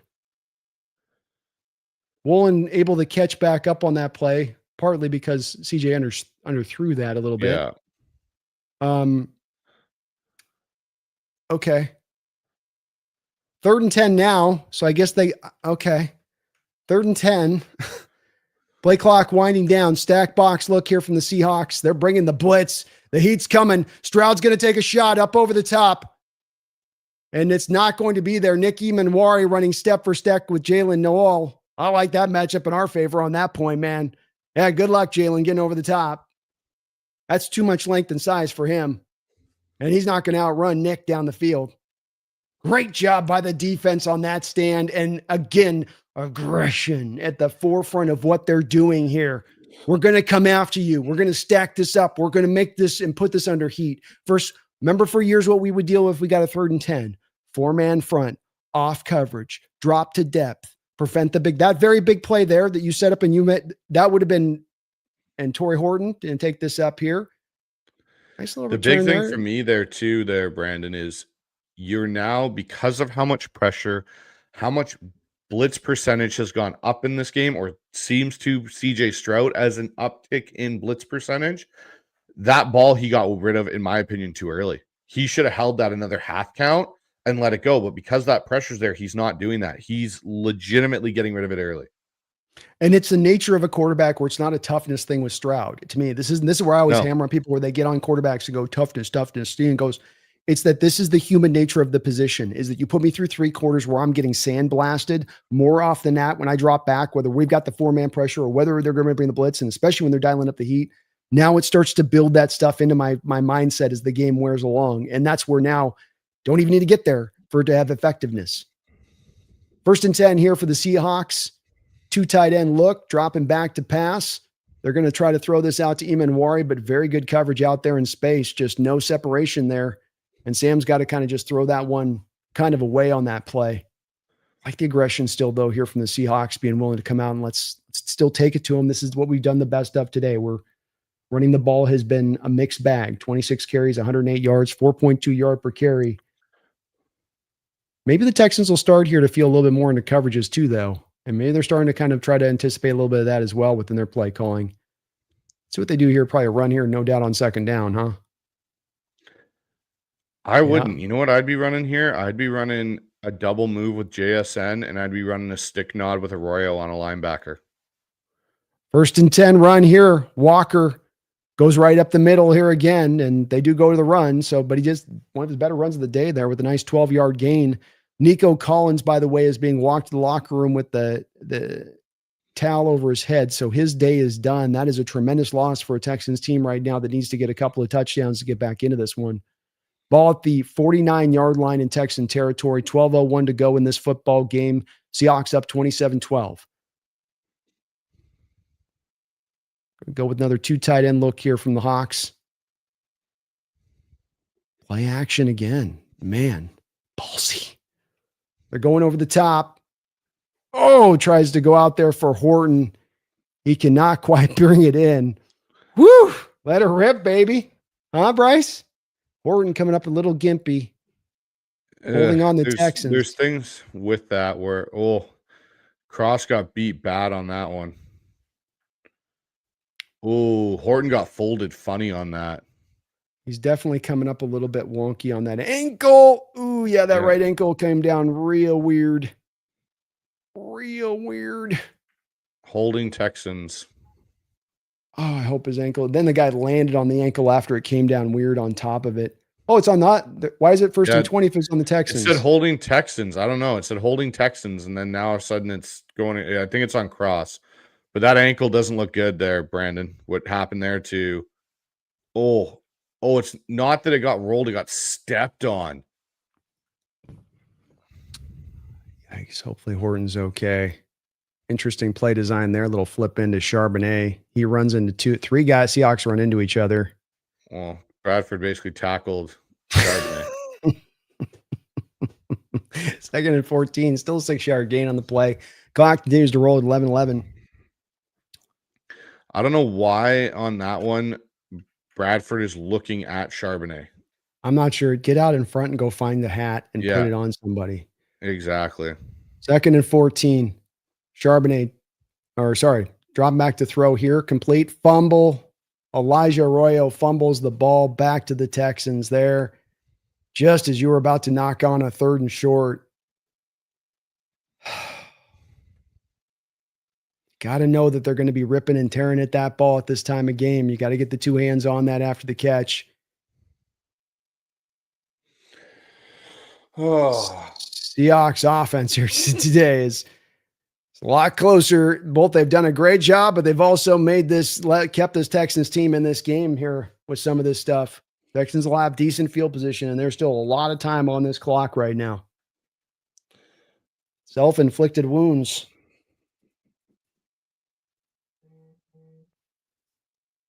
Three turnovers in this game for the Hawks, only 1 for the Texans. Man, oh man. Rookie This will bye learn. week couldn't come at a better time for this offense to get re-geared up because it's so lopsided in how it functions. They need to find more balance to it, in my opinion. They do. And I like Kubiak, those 2 calls there, the chip and the Charbonnet coming back there, getting you to a 3rd and down and makeable off 1st and 20. So that you like where he's at, but you need the execution too. 1st down throw to Woody Marks. He's going to get the catch and a nice little 8-yard gain there on 1st down. Clock will continue to roll here. Both teams have the full allotment of their 3 timeouts. Texans down Nico Collins here. 2nd down and 1. You know what they're going to do. Pass. Don't go soft, Don't just sit here in soft defense. Stay with what you've been doing. They're bringing a little delayed blitz there. Ball tipped up in the air, but it will be caught by Dalton Schultz for a gain of about 5 yards there. CJ caught that blitz, man. He saw that one.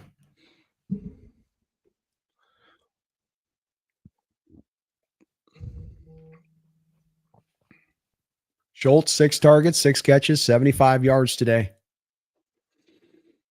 1st and 10, ball at the 40. Quick snap here from CJ Stroud. He's got pressure. Boye Mafe can't buy a sack. This ball will be thrown out of bounds. I feel bad for my guy, man. He's playing such a good game. We got a flag here. Hopefully he didn't rough the passer on the late throw.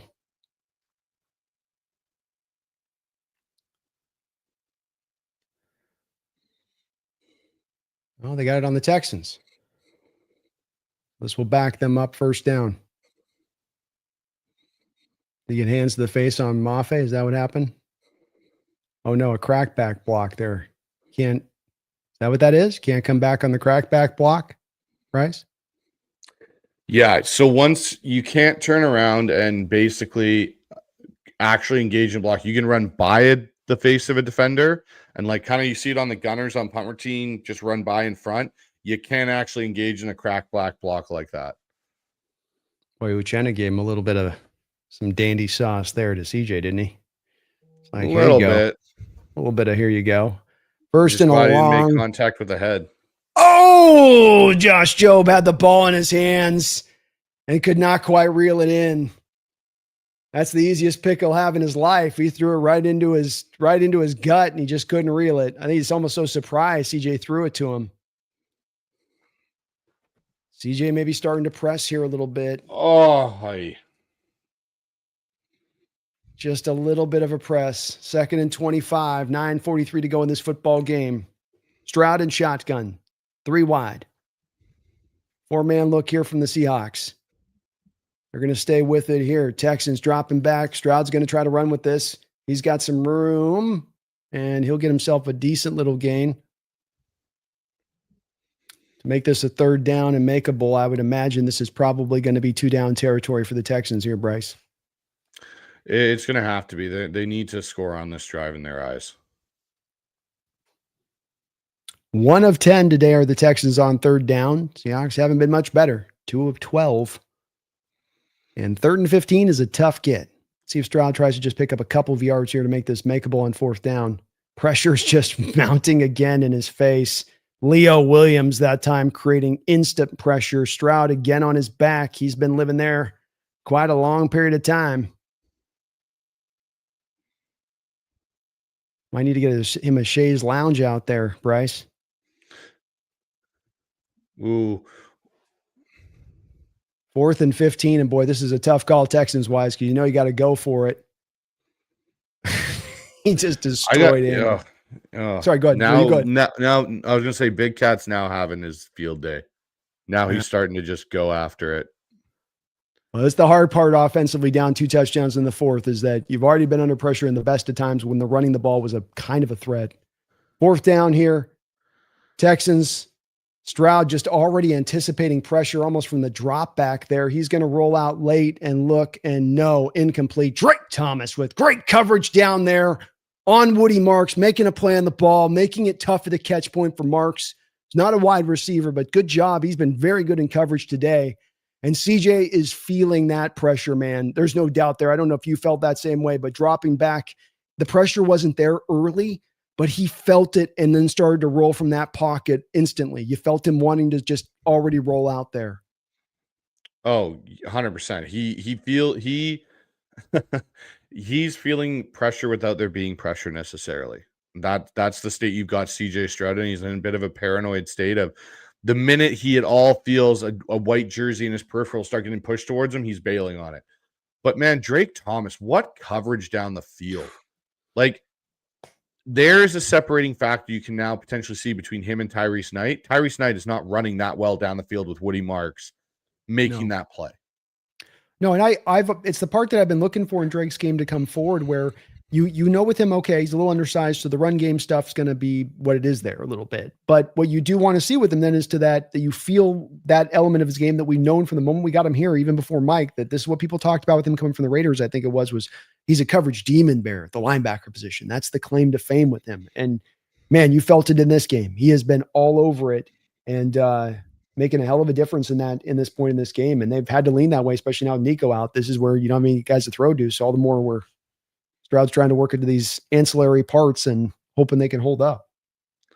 I'm just looking at the chat right now, Brandon, and the one thing I can tell everybody, you will not see Jalen Milroe on the field tonight as he is the emergency third-string quarterback, so he cannot take a snap unless Drew Lock and Sam Darnold are not able to enter the game. Amen there. Yeah, no, they've learned their lesson, it would appear, on the Jalen Milroe front. Sanchez, thank you for the $2 donation. Says, I'm on East Coast time, touchdown, so I can go to bed.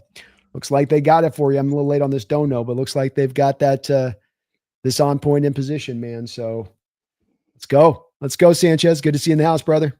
Wu-Tang Financial, thank you for the $5 donation. Is there a cleaner connect in the league than Darnold JSN right now? Rest in peace, Mariners. Let's go open this thing open. Let's go pound this thing open. I think maybe I'm gonna go with that. Maybe. Let's go pound this thing open. I like that, Wu-Tang. And thank you for the $5, man. Pretty. What are they showing here? What happened here? Did CJ get hurt? Oh, did he bang the back of his head? Oh, he did the Nico Collins. We got a Nico Collins, CJ Stroud situation there. That doesn't look like that felt good. And rest in peace, the Mariners. Hell of a season. One of the best seasons we've ever seen from the Mariners. You wish it would last longer, but maybe we can go back and get there next year. We'll get right back to your dono here in just a sec. 1st and 10 for Darnold. He's going to fake change the play at the line of scrimmage. And Kenneth Walker with a big play down the field. The Texans defense starting to, we got a flag. Okay. Looks like Walker's starting to make some headway here, though, man. Maybe this Texans defense is starting to get a little position. Is this going to be Bradford again? I think you're more likely to get it on maybe Bradford or Sundell there. Zabel got hit with it. Zabel got it. Okay. Okay. But I don't think that there's certainly the Puka Nakua Stafford connection is probably right in alignment when those guys are healthy and working together. But maybe the Jamar Chase Burrow when that's healthy. But right now, John, in the moment, as where we are in 2025, this season, there's not a better one, Wu-Tang. No, there isn't. First I'd and say the eight. only one. Go ahead, Brandon. Oh, sorry, man. My bad. First and 18, drop back to throw. And that ball is going to be intercepted by Stingley. Sam forced one there a little bit. Oh. We got a brawl here a little bit out. Somebody overstepped something with JSN, hit him over on the thing well out of bounds after the play's over with. There's got to be a couple flags if they're trying to get JSN. Are they trying to get JSN initially on that flag? I didn't think he did anything.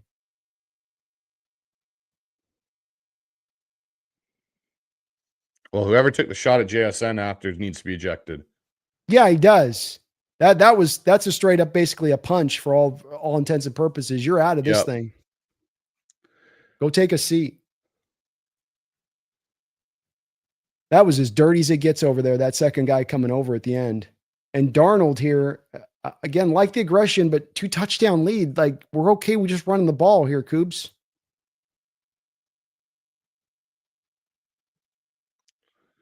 Boy, you attack Barner with Stingley on him too. I wouldn't be maybe the decision I would have made. I'm just looking at this concept from the All-22. Like, I don't like that. I don't like that attack point. I don't like that concept. You're running just a hook with Cup in a condensed split and a seam. There's nothing to spread out that zone horizontally to give you any kind of room. That's a real tight window throw. I think you get face mask on Stingley, if anything. He basically rips JSN's helmet off. Yeah, he does.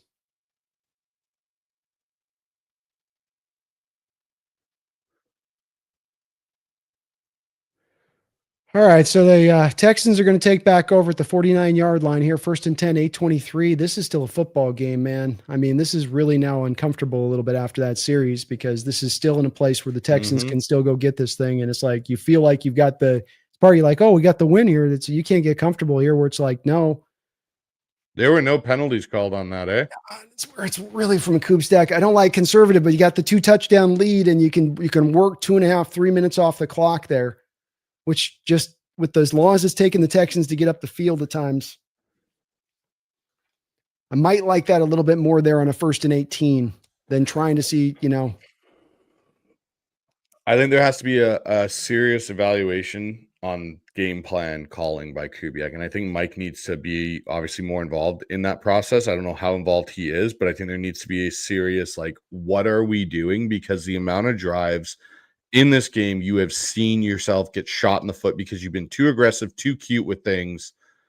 It's going to screw us in the long run, Brandon, in a playoff game. 4 freaking turnovers tonight.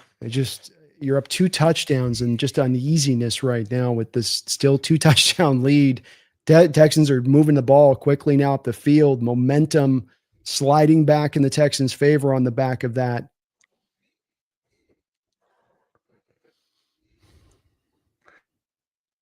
Dalton Schultz stays down after the play.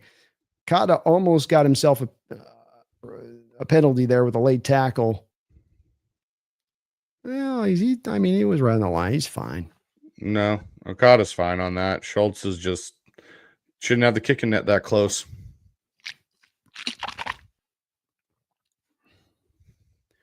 Second down and 5, 6:38 to go. Clock winding. Seahawks bringing a blitz here. Woolen, very good in coverage today. And he's right there to knock the ball away and turn this into a 3rd and 5. CJ again, when that pressure gets dialed up, you can feel a bit of jumpiness there in the pocket with him. Thank you again, Wu-Tang. Who was the other tandem you were thinking, by the way? Oh, for me, it's Burrow Chase. That's the only one I can think of. Like, there's no one else I really think of when I go to a receiver quarterback tandem right now that's just completely ripping the league apart. If they're healthy, Burrow and Chase are the other ones I'd throw into that conversation right now.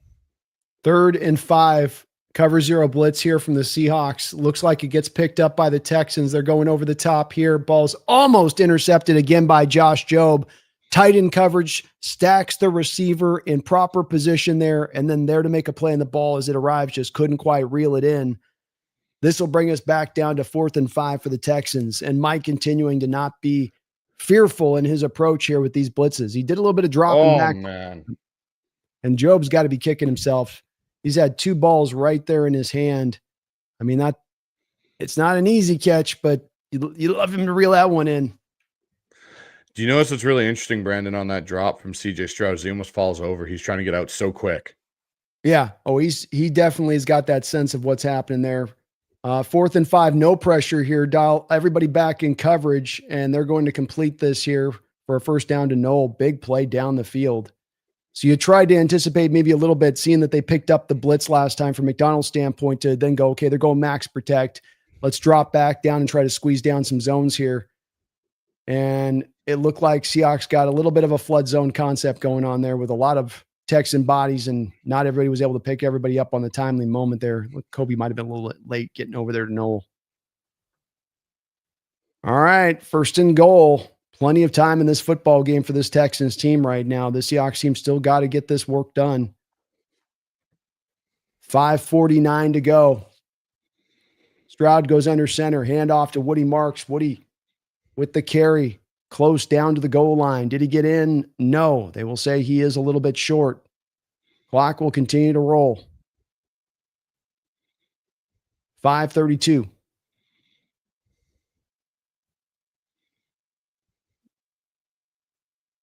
Able to get him just short Drake there. Thomas. Good job. Drake able to initially put the collision there, and Okada and Murphy to help out. Handoff, play action pass here. Stroud looking. He will throw it at the feet of his tight end there. Incomplete, 3rd down and goal. 2 plays, Seahawks defense, and we can put this thing away. 2 plays, baby. 5:12 in the 4th quarter. Seahawks up 27-12.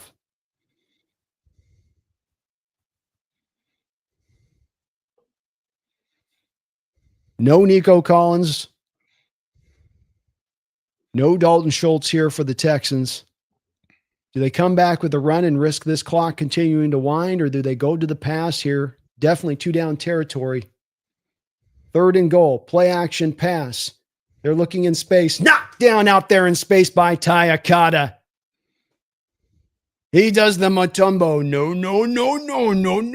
No.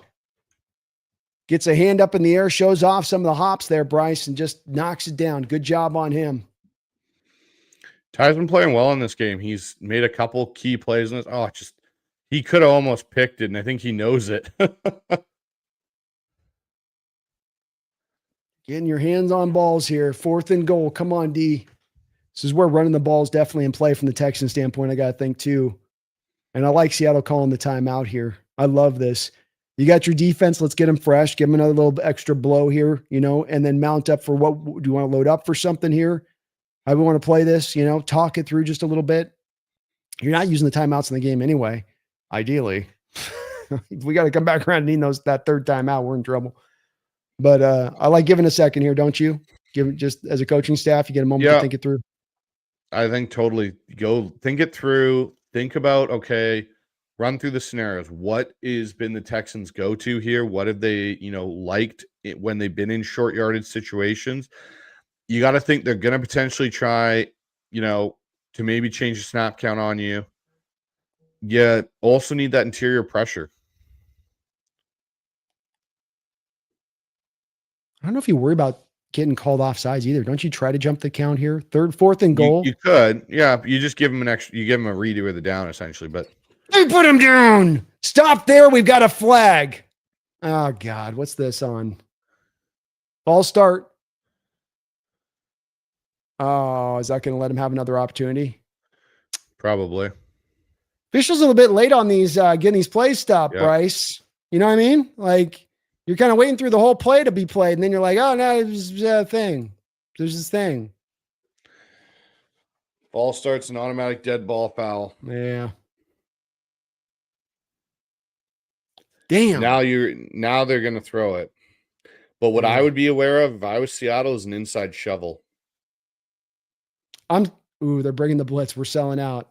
And CJ's got to cut more timeout. I'm okay with this. Do another timeout. All right. I'm good with this again. You don't like the look?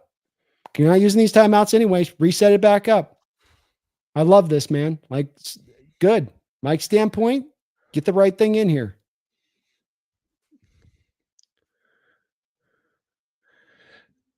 It's also smart from Mike's point because you're getting a pre-look of what they're potentially personnel-wise going to come out in. Because they may change how they align here, Brandon, offensively. Like the Texans may change, but the personnel grouping is what they want to go to. Yeah. And that's what you're looking for here.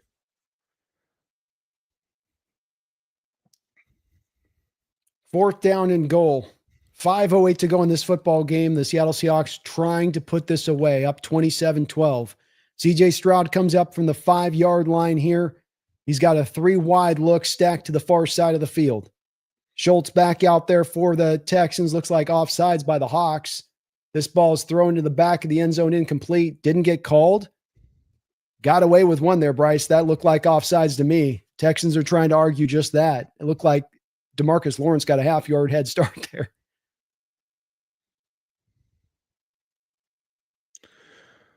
Oh boy, oh boy. I think he might have got the special treatment of the veteran. I'm a little bit quicker than the average bear kind of a thing there because like he was close there, Brandon. Definitely CJ was aware of it too. CJ, the second he got his hand, he's like, holy crap, he's right here. And again, another throw that comes off a little early there. Kobe's got to be careful as well back in coverage with that arm draped her back around the waist. But you get the stop nonetheless from the Seattle Seahawks standpoint. In this defense, I don't know if you could have asked them to play better in this football game than they've have. Your offense has 4 turnovers, man, and they've held up. 100%. They have bailed out this offense tonight, and in my opinion, a very suspect game plan from Clint Kubiak. 1st and 10 run here to Walker, and he's just fighting hard as hell to go maybe carve himself out a tough-ass 4-yard run. Seahawks here going to try to wind this clock. Texans are going to take their first time out here at 4:57, knowing just what Seattle's looking to do here. Zach Charbonnet. Go ahead. I was going to say, Zach Charbonnet, this is what, turn out the yards. Don't go down on first contact.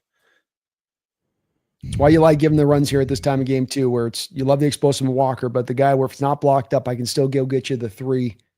Ideally, I'd love to turn this into a position where you get this into a 3rd and short. You've had them burn their first 2 timeouts off the board. And then you can kind of be in a decision to make a call there and what you want to do there to go conservative or go a little bit more. Here, it's always in that place of, well, if we just wind the clock 40 seconds here, then I can do that. 2nd down 7. Ball on the 9-yard line in Seahawks territory. They're going to throw.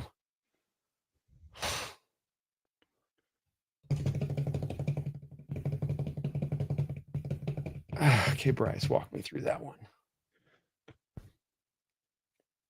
Why? The only thing I can think Kubiak's thinking he's somehow going to get them in, like, there's nothing there. Like,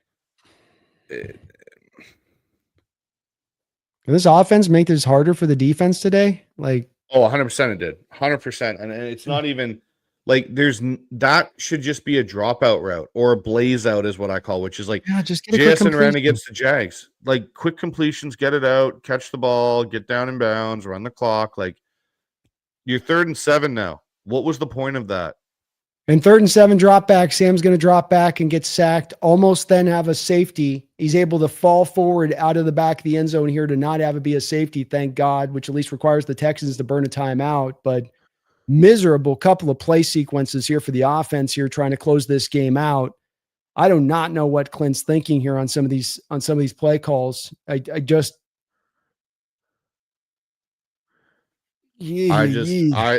there needs to be a serious, like Mike McDonald tomorrow.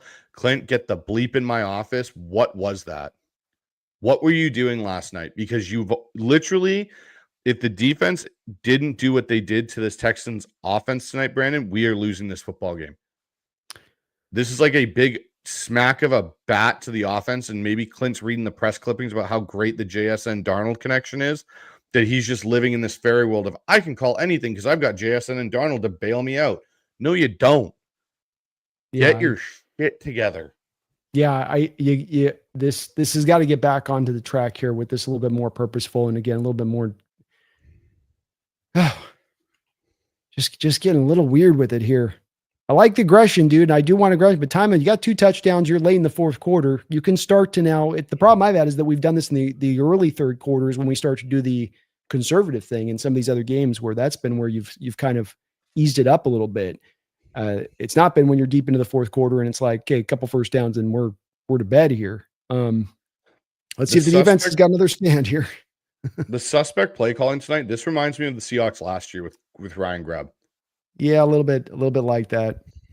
1st and 10 here. CJ Stroud's going to drop back, rip this, open up down the field. Noel, 3 Seahawks bodies down there, but nobody close to him. He's just kind of wide open off the break, all the way down to the 28-yard line. Clock at 4:16. This game feels closer than it kind of maybe.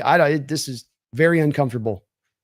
1st and 10. Blitz look here from Jones. They're going to flush CJ out of the pocket. He's throwing back across the middle. He completes the ball to Dalton Schultz, brought down for a 14-yard gain. 1st down. Clock continues to roll. Texans trying to hurry up. They've got 1 timeout on the board here. CJ setting things up. Schultz, 9 catches to almost 100 yards here. Dropping back to pass. 1st and 10. Throwing it underneath. Ball gets skipped there at about the 2 or 3 yard line. 2nd and 10. Y2K, thank you for the $2 donation. Says, use Munoz. God damn it, Dan. I think maybe he did. Hopefully he used him a little bit at the end. Doesn't sound like it was quite enough, but thank you, Y2K. Sorry, we are a little behind on the donations. They're not doing a lot of commercial breaks here, and it's going very fast. I think partially because they have a 7 o'clock game. They're just rolling through this a little bit. So it's been hard to kind of quite catch up on the donos, but we'll be doing I got a long post game setup and all of that. 2nd and 10, another blitz look, double A gap pressure and a safety blitz on the outside. I think the Texans might've got a little jumpy there before the snap. They'll call that play dead. Realistically, Brandon, this game should be at least 35-12 for Seattle. Putting teams away sometimes, man. So far, it's a good problem to have. It is a good, it's verse out, knowing how to like close games out, like we see the Cardinals, or as far as like not closing, but like losing the final drive of the game. Basically, certain teams have problematic issues that'll pop up. It'll be a kind of a common theme to your point, and this one is that so far. But this should be maybe 40 points at this point, quite frankly, just about. Yeah. 2nd and 15. Another blitz look here from the Seahawks. Stroud's going to change the play. Seahawks are going to bring the blitz anyway. They're not changing it out. He's going to go flip this out into coverage, out in the flat. Good job by Seahawks there to rally up on that play. And Leonard Williams out there hustling. He's played a good game, just always out there flying around, man. 3rd down and 16. Clock will continue to roll at 3:24 in this football game. Not a bad counter play there, but look at Leonard out there, man. He read that exactly what Stroud was doing to the adjustment there and took that play away. Hell of a play by him. 3rd and 16. Stroud back to throw. He escapes out the pocket. He's going to go run with this. He's got a little bit of space to work with. We've got a flag on the play. I think we're going to get maybe potentially offensive holding out there as a receiver saw him break the pocket and got into locking and blocking and maybe blocked a little bit too much extra there. Otherwise, it's going to be a good game. No, illegal contact on the Seahawks. Ernest Jones. Automatic 1st down. 3:01 to go here, man.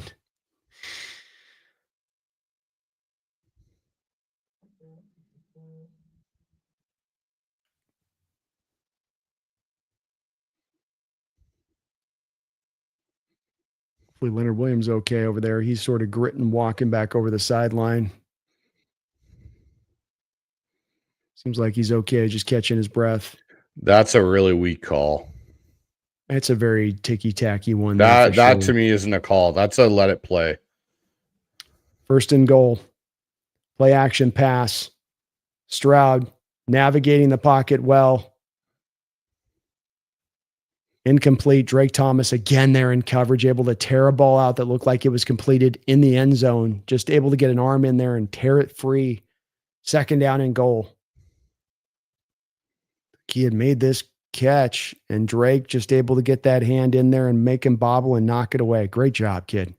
Excellent angle by the television. He's really stepping up as a weak side linebacker, in my opinion. Even in his run fits today that we've seen, Brandon, a few times, he's blown up the fullback. He's done some of the things that I think we weren't sure if he could do.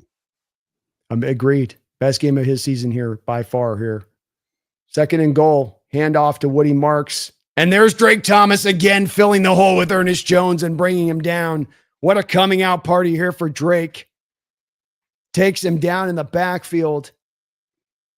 Bold decision by the Texans there to go with the run play. As that just keeps that clock motoring, and you got just 1 timeout and 2 stoppages left of the clock. Here's this game's rolling down. Texans letting this go down to 11, 10 seconds, 9 seconds on the play clock. Interesting here on their part. Dropping back to throw. Stroud's got a long period of time. He's looking around. He's going to break back out the pocket here. Drake Thomas is going to get over there. He's going to throw it back for a touchdown, and he's going to get it there. Touchdown Texans, 27-18. You probably just do the extra point and come back for the 2-pointer there. If you can come back and get the ball. Woody Marks comes up a little bit lame. Few moments in the game, you've given CJ a long time to sit back there and assess, huh, Bryce? Yeah, and to be honest in that, the fact that it took Drake Thomas all of a sudden coming on a massively delayed shoot, blitz or, delayed go after the quarterback to create some pressure, it tells you how much time. So I'm sure that the Texans would have liked to have probably tried to get that drive a little bit quicker down there, but they score nonetheless. They're 8 points away. It's 2:04 on the clock, but Bryce, you might be in a position to have to kind of onside this, don't you? You'd have to onside it. I don't think you have you've got the 2-minute warning still in your favor. You got 2 timeouts in theory left. The thing is, you don't have the 2-minute warning in your favor, though, because if you kick this off, if I'm Seattle, even if you launch that in the end zone, I'm taking it out. And I'm going to eat that 4 seconds off. 4 seconds. Yeah, you're I'm right. Jay Harbaugh. I'm telling you, you make this take 4 seconds as a kick return. I don't care if you got to reverse your field. Yeah. I don't care what you got to do. You make sure that you get this down to 2 minutes. Agreed. So you got to do the onside because, you'd have to. I can't see a way around it because even if Seattle runs, you burn 1 timeout, Seattle gets 5 yards. They drain the 40 seconds. They drain the 40. Like, you maybe get the ball back with 10, 15 seconds left on the clock. Folks, we got a ton of people in here. Well over 1,300 folks in the chat tonight. If you can hit that like button, sub up to both me or Bryce's side. He's the Hawks Eye here on YouTube. If you're on the Hawks Nest side, so he's another guy that does great Seahawks content over there. So kind of help me out today with the color commentary. Please do drop a sub over there to my guy with well over 1,300. Hit that like button if you can. Does look like the Texans are going to kick this off. And so you've got as a kick returner here, no, they're going to kick it deep. You got to run it out. Run it out. There we go. 3, 2, 1. There we go. There we go. Like that. Like that. That will take us down to the 2-minute warning, Bryce. So good job by Jay to have him prep for that because you tell these guys all the time now down at the 35-yard line. But this is more important to get that clock stoppage here because like you said, now you go one play. We got 2 50-second pops, right? Basically almost. We can almost do 2 50-second pops with the timeout. So that does take you down to where in my God, Clint, I do not. This is going to come down to something, come down to the defense. I don't need to come down to us getting a first down. I'm just saying that, Bryce. The same place here as far as conservative and versus, maybe throw it and throw it off on second down. Try to give a little, Don't throw it. Run the clock as much as you can. Run the play clock down to like 5 seconds. Take your motion out of it. Snap the ball. You're going to get 1 timeout here. The minute you run your first play, you're going to get a timeout from the Texans. Next play should take that majority. The next play take the majority. and then you punt it, have good coverage. I don't even know if you let them return it. Tell Dixon to punt it out of bounds deep in their area. Have them come on the field. And then the one thing I'll say is I don't want to see Seattle all of a sudden go full-on prevent defense because we've seen how that's worked in the past. Still bring a little bit of pressure occasionally to throw Stroud off. You have to, because if you let him sit back there, he's going to pick you apart in the middle of the field. Yes, I know there's no time, but you can get quick plays off. Take away the sidelines from him. It kind of depends on me on the time. Like if there's 35, 40 seconds, that's one thing. Yes. It's down to 25 seconds. I'm probably sitting back and prevent at the 30-yard line in Texans territory if we can get the punt there. And trust in the best case scenario, Brandon, run the damn ball and get a first down and end the game. Yeah. That would be nice. Wouldn't that be nice after a game that's been so uphill here for sometimes the offense on this? Jeffrey, thank you for the $2 donation. Says, finally, this offense shows some effing balls. Definitely balls were played today. I'll give that. I like to see that. You weren't leaning on the lead too much in this game. There's some things where maybe you over course correct a little bit here, going too far the other way with it, but that's for sure. And that you were at least willing to still try to put this thing away in this game from an offensive standpoint. I like that energy that they at least came from it on that side, Jeffrey. And thank you for the dono. Sorry, a little late. Brent, I can see you got a dono in there too. We will definitely get to all of these here. We got the last of this game here where Sam Darnold and company are going to come on out now.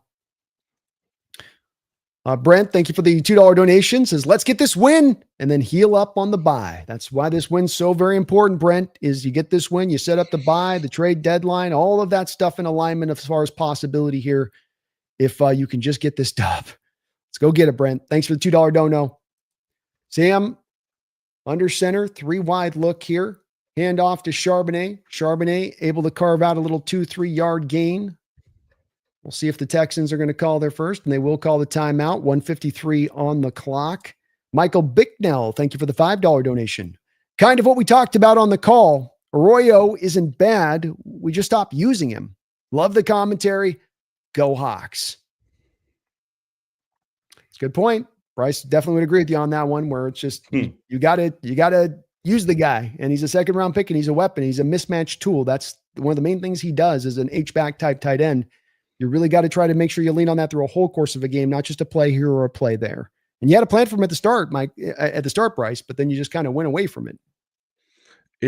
There's nothing about this offense right now, Brandon, that seems synced up. Like, as much as we have a bit of a run game and we have a commitment to the run, it feels still, in some respects, as discombobulated as it did last year. Like, nothing seems to be marrying as much. Yes, your play action works a bit. Yes, your JSN to Darnold connection works, but it doesn't feel synced up enough yet. It's very true. It's very true. A lot of room here for growth, Michael, but if you can still win games while you got a lot of room for growth, that does speak to maybe about the upside of not only this team, but potentially even Arroyo with that as this year goes along, and you can learn more about what he brings to play and more of what those, do a better job maybe of utilizing those mismatches. Thank you for the kind comments though as well. Go Hawks, man. And I really appreciate Bryce, you coming in and helping me out with the commentary this week.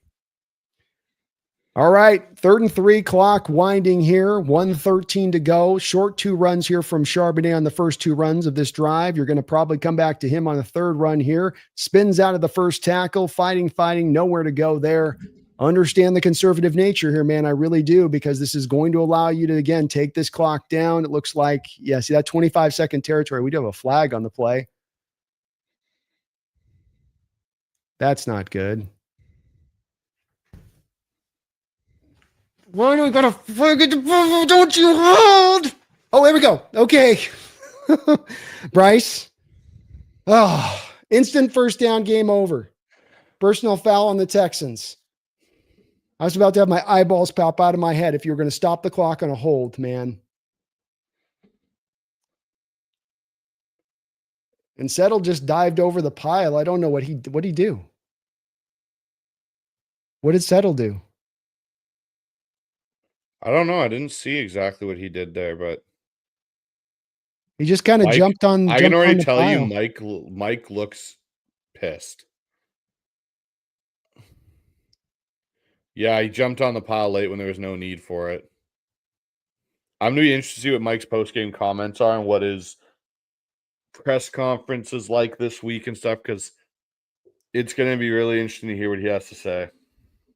Well, the Seattle Seahawks will get into the best formation in all of football, the victory formation here on the back of the personal foul penalty. Tim Settle, the defensive tackle, seemed to just jump up over the top on the pile, which again, it's hard for me to penalize a guy in this game when we've had so many scrum-like runs, especially from the Seahawks side of it, where you're like, look, you're doing what you can try to do here. I don't know about that call there in that moment, versus the Texans there, but hey, it worked in our favor. So hell yeah. The clock will wind down. The Seattle Seahawks will escape with victory.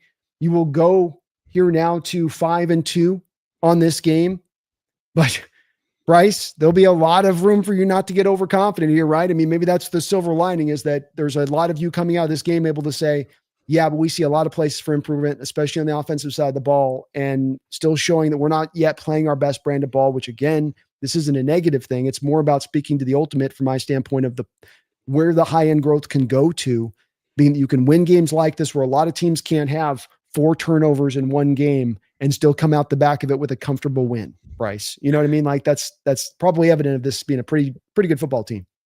It is definitely, and I think its defense is showing you that even without its full pieces back in the fold yet, with Spoon and Love still out, they're ascending. This defense is getting better to where we can talk about this being an elite defensive unit through and through. I think the one thing I'll say is there definitely needs to be an addition on this team at the trade deadline. I think they need to go out and get, whether it's a corner, whether maybe they can go out and get a lineman they think can add to this group potentially. But I think the best thing is there's a lot of self-evaluation needs to be had in this bye week, Brandon, especially on the offensive side of, we need to figure out what we do well. And we need to stop shooting ourselves in the foot, because there have been more times this season, even in our 2 losses, where we truly shot ourselves in the foot with random, unannounced play decisions, 2 of them being Milrow, and then today the Cup reverse throw. Like, just, I tell you, I'll be honest, Brandon, if they go down 21-0 there on that drive, I don't think this game's close. It changes the whole complexity of that game. Texans have to throw more. They have to completely abandon any hope of running the ball. It changes everything in that moment. To then have it where they were able to get some momentum going into halftime with the 3 points, then the blocked field goal, it gave them hope. And you can't give teams hope in the NFL because it's such a small margin of error that will decide a winner or loss. It very well is. It tends to come down to that. And teams, a lot of times the team wins the game as the team doesn't make the most self-inflicted errors, that it's almost the errors you avoid, the mistakes you avoid that allow you to get the win. And this would have been, to your point, a way more comfortable win today if that was what you're able to do. Let's get caught up on a couple of these donations as I'm behind here. Phoenix, thank you for the $2 donations. Says, I'm enjoying the dual commentary this week. Well, we'll definitely have Bryce back along too, and probably try to get you back along when we get the playoffs, whether Hawks are or not. I like to do playoff coverage. Maybe we'll bring you back in on that if you're down for that. Just I like to check out all the teams that are in there at that point. But thank you, Mike at Phoenix. Very kind of Bryce to come in here. Please do, folks, show some love to Bryce over on his Hawk's Eye channel. Give him some love over there, subbing on up as he's cooking along over there and does great work on his side of things, as well as part of the Seahawks Syndicate coming up this week. And we're going to be pretty happy about that, aren't we? We're going to have a good Seahawks Syndicate this week. Lots to turn over. Jeffrey A. Thistle, thank you for the $5 donation. Bryce, did you play defensive line or offensive line in high school? I was 6'2", 230 pounds in high school. Coach didn't know where to put me, so I had to play on both lines. Wanted linebacker. I played quarterback. I was 6'2", about 215 in high school. And then I also played defensive end on defense. So I played on the D line and I played quarterback, started at rush end for our high school team. Yeah. I was under about 5'9", 5'10" in high school, late grower. And so they went, well, we know what to do with you. We're going to put you on the offensive line and defensive line. I'm like, thank you. Appreciate that. I went to a high school with just like 2,000 kids too. So like everybody was 6'3", 225, 230, It's like, oh, goodness. But thank you, Jeffrey. Appreciate you, man, for that dono. Michael Austin, thanks for the 10 months as a Hawks Nest member. Says, what's up, Brando? Nice to get the W before the bye week. Hey, this is a monstrous win for a couple of reasons. Number one, because the team continues bit by bit to get better, and offense, self-inflicted wounds notwithstanding, you still were very good in your passing attack. The stuff that's carried on through this year, carried on in this game, ran just well enough, certainly stayed committed to running the ball and able to take the top off the defense, able to find those shot plays down the football field. And that seems to be something that I think we can count on is going to continue on. That we're talking about a lot of things that we can kind of improve and help on. There are things to build on, though, with this offense, isn't there, Bryce? Oh, 100% there is. There's definitely room for growth in this offense. They have to find a way to balance it out. This cannot be coming out of the bye. You know what every team in the second half of the season is going to try and do to Seattle, and that's take away JSN, whether they're bracketing him, whether they're pressing and then bracketing. They're going to do something to disrupt that timing. You got to find a way to get the run game going consistently, and you got to find a way to get your other weapons, Arroyo, Barner, Cup, Horton, whoever else involved in games. Indeed, you are, because the teams have got to do that eventually. And it did seem like there were some pre-snap indicators today on, and not always for the funnest point, because they would lead us away from where we need to be going, where they were seeing they were still getting some one-on-one opportunities with JSN to take the top off. And they did early in the game, and then they did a little later on the game, but they're still, I think, getting a lot of those one-on-ones. And then Sam's just like, well, I can't not I got to do it. I'm gonna have to throw it over there. 14 more targets for JSN again in this game, 8 catches for 123 yards. And Bryce, he maintains as we now find ourselves almost firmly at the halfway mark on the pace to break Calvin Johnson's all-time receiving yardage record. He will still continue on that pace beyond this game, which is pretty incredible. It is truly incredible, because I don't think anyone had that on their bingo card going into the season, Brandon. I don't think when we did the training camp shows, none of us were sitting there going, hey, man, JSN's going to be attacking Calvin Johnson's single season receiving record, because all we thought was run the ball. They're going to get some shots. This receiving core, we didn't know what it was going to be, what Sam Darnold was going to be. We were kind of up in the air on the passing side. We were expecting more out of the running game, especially what we saw in the preseason. And now for that in the regular season to completely flip on its head and have probably the most prolific duo this year at quarterback and receiver through the first, 7 weeks of the season. Definitely something we didn't have on that bingo sheet. Indeed not. And it's been a great development for this offense. And again, gives them the foundation for a lot to build on. Arroyo, use of Barner, finding some headway in the run game. They're trying to work Horton more in, I think, a little bit today, which is cool to see, because at least that, but I mean, even a Cooper Kupp, only 1 target in this game for 32 yards. You'd love to find a way to come back to him a little bit more often at times too. So there's a lot of room to improve, but it's also looking really great in certain areas of things.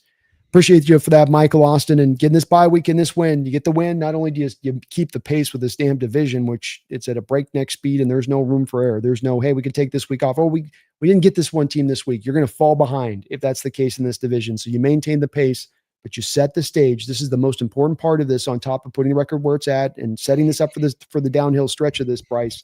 You set the stage for John to be able to go and potentially make that aggressive move at that point. He doesn't have to do the advanced math of the Leonard Williams year. It's starting to kind of come together. It's been rough, and you can see, okay, if the offense can stop shooting itself in the foot without the defense kind of causing them to do it, and the defense can get healthy, this is a team that can contend for this division. This team can make some noise potentially in the playoffs. And now I can add on top of that. And does that take that even further? Yes, it should. And so I think this gives him that kind of confidence, which I think is really good, because that opens the door. And look, I know I dream with this on the Max Crosby front, but now we hear today about the whole injury thing from yesterday, Bryce. Precautionary. Start hearing words like he was taken out of the game yesterday. Precautionary.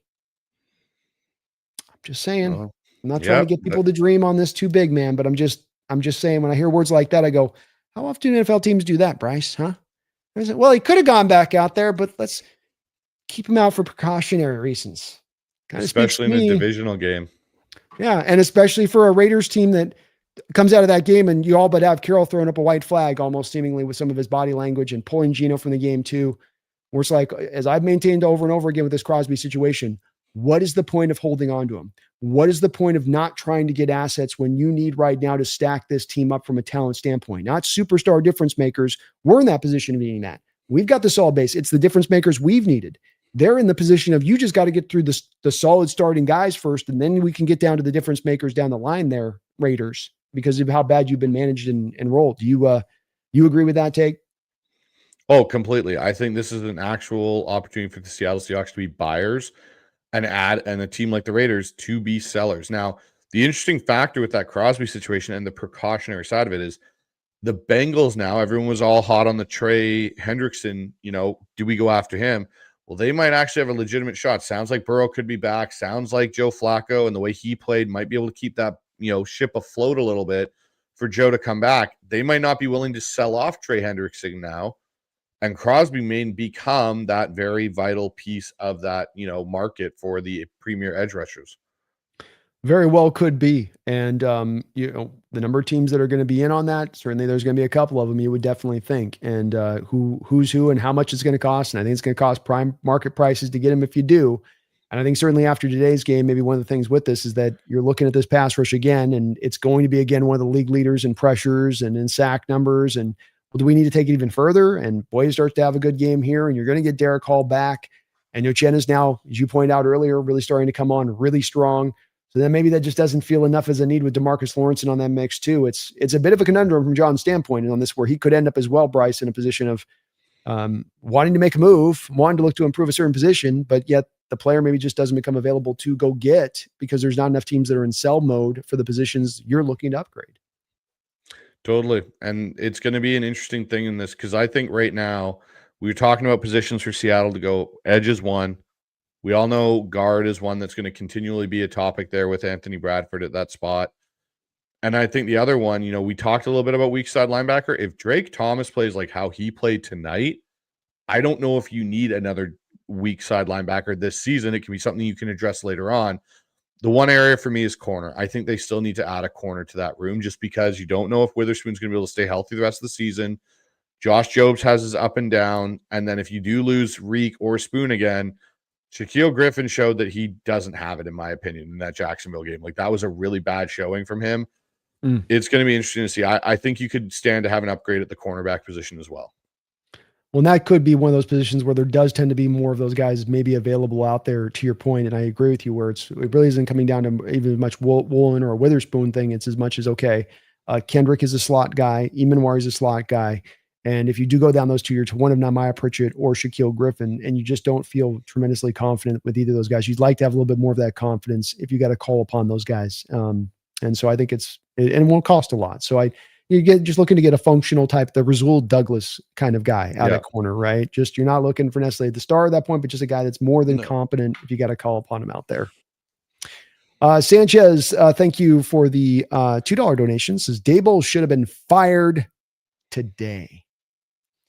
See how long he holds on to his job out there, Sanchez. The whole thing that they've tried to do, and I could see this coming a mile away, is that you start out Russell and you try to ride Russell as long as you can ride him, as long as you can take it as a coach. Then you bring out Dart at the end of the year. He gets a couple of wins. He looks good.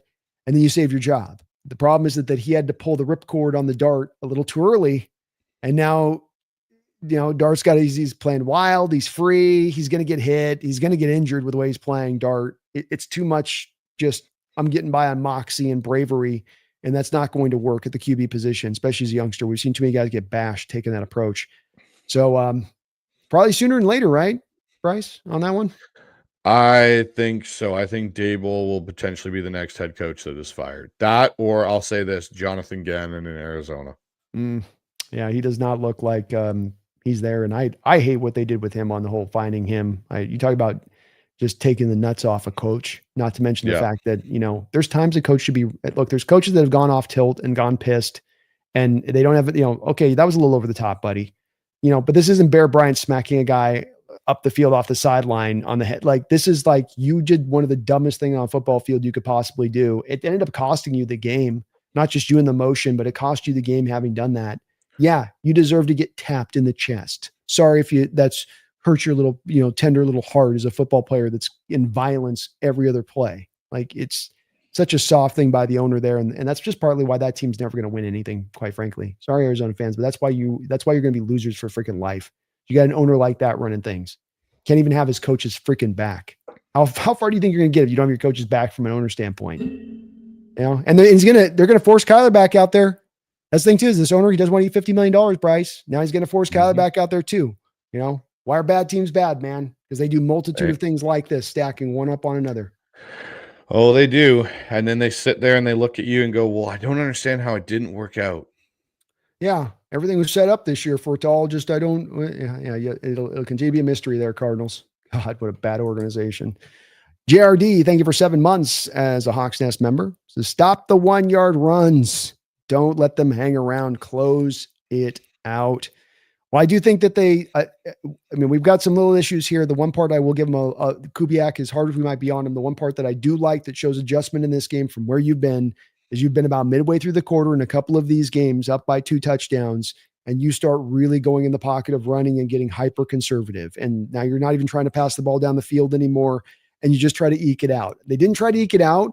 They may have gone a little bit too much, though, Bryce, in the other direction in this one and getting a little bit too aggro on that realm. Like it's a sweet spot thing. Cause it's like when somebody can make the criticism to me, like, what do you want? You know, they go hyper running it. You say be aggressive, and then now they're aggressive, and now you're going to bang them for that. And so it's admittedly like a sweet spot thing for me, Bryce, but you can just kind of feel when you're spilling over the top of the sides with the aggression in the points and times of this game. Couldn't you just a little bit? Absolutely. You could totally feel there are points where I could feel they wanted to put the nail in the coffin, especially after the Cup interception. It was like the Cup interception almost forced Kubiak to be over aggressive. And when he got over aggressive, it led to more issues and it led to more stall outs. Stick with your game plan. Okay, you made a mistake. You made a bad play call. Okay, flush it, move on from it, get back into your game plan, get back into the things that are working well. Don't press to try and keep chasing that potential missed 7 points, even though you theoretically are. Get back within your game, and that will actually help you out in the long run. Did they ever stop or underplay action stuff when we didn't just try to run it back to back to back in this game? A little bit. There were a couple series there, Brandon, to your point too, and you mentioned it during the broadcast where it was like, why are you running the similar play back to back? Like why, like when we were in that, where we took the sack fumble strip. Okay. Really? You got the one run. Okay. Now come with something a little bit different, throw your counter or your thing to make the defense think, and then go back to that run. Don't go run. Now put yourself in a 3rd and long and then force yourself into a pigeonhole where it's like, okay, cool. We have to drop back and pass in our own end zone with 2 of the better edge rushers in the NFL. Like as much as I love Abe Lucas and Charles Cross, they do a great job. That is like a D lineman's dream as an edge rusher going, I also have the 12th defender being in the back of the end zone. So the quarterback can escape out and bail out. Like they only have a fine amount of area to move and operate. Now I boxed you in. Now I can really pin my ears back and go. Yeah. Well said. Definitely well said there. And a little bit of a change, but definitely still more room still for improvement there, JRD, on that one. And they went for it. Just a little too aggressive there. Michael Bicknell, thank you for the $5 donation. Michael, if the dumb announcer calls our head coach, Mike McDaniel, one more time, I'm going to lose it. Laughing out loud. Yeah, is that Al? We got Al Michaels on the call tonight still, I think, right? Isn't it Al? So yeah. It's, I can attest. This is the problem. You get old. You got too many names have gone through your brain. I'm reaching this stage, Bryce. It's happened to me a lot, and it's you. Good luck fighting it, folks. As you may be a young man going, you could say the names either. Wait till you get old like me, and it's like everything turns into like you cannot help yourself somehow or another. Just it's like the mind just getting old, brain getting old, head can't catch up to the lips sometimes. Agreed. Thank you, Michael. Appreciate the $5. Mike McDaniel might be the next. He might be the next guy. Canned. Also, I don't really see a lot. I mean, we'll see with Horton if there's an ankle thing, but if there's not an ankle thing or the problem there with Horton, I don't see a reason here to be going for a Waddle or for an Olave either at this point. That's been brought up a couple times in my chat as well. Glad to hear you're in the same boat on that. Samuel Carlson, thank you for the $2 donation. Why do we keep prioritizing Arroyo over Barner?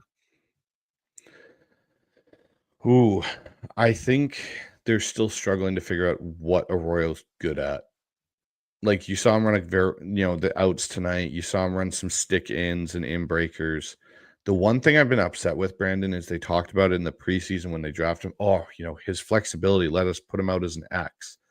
How many times have you seen Arroyo line up as an X this year and run an in-breaking slant or a snag route or something like that? Like it's not something we've seen very often.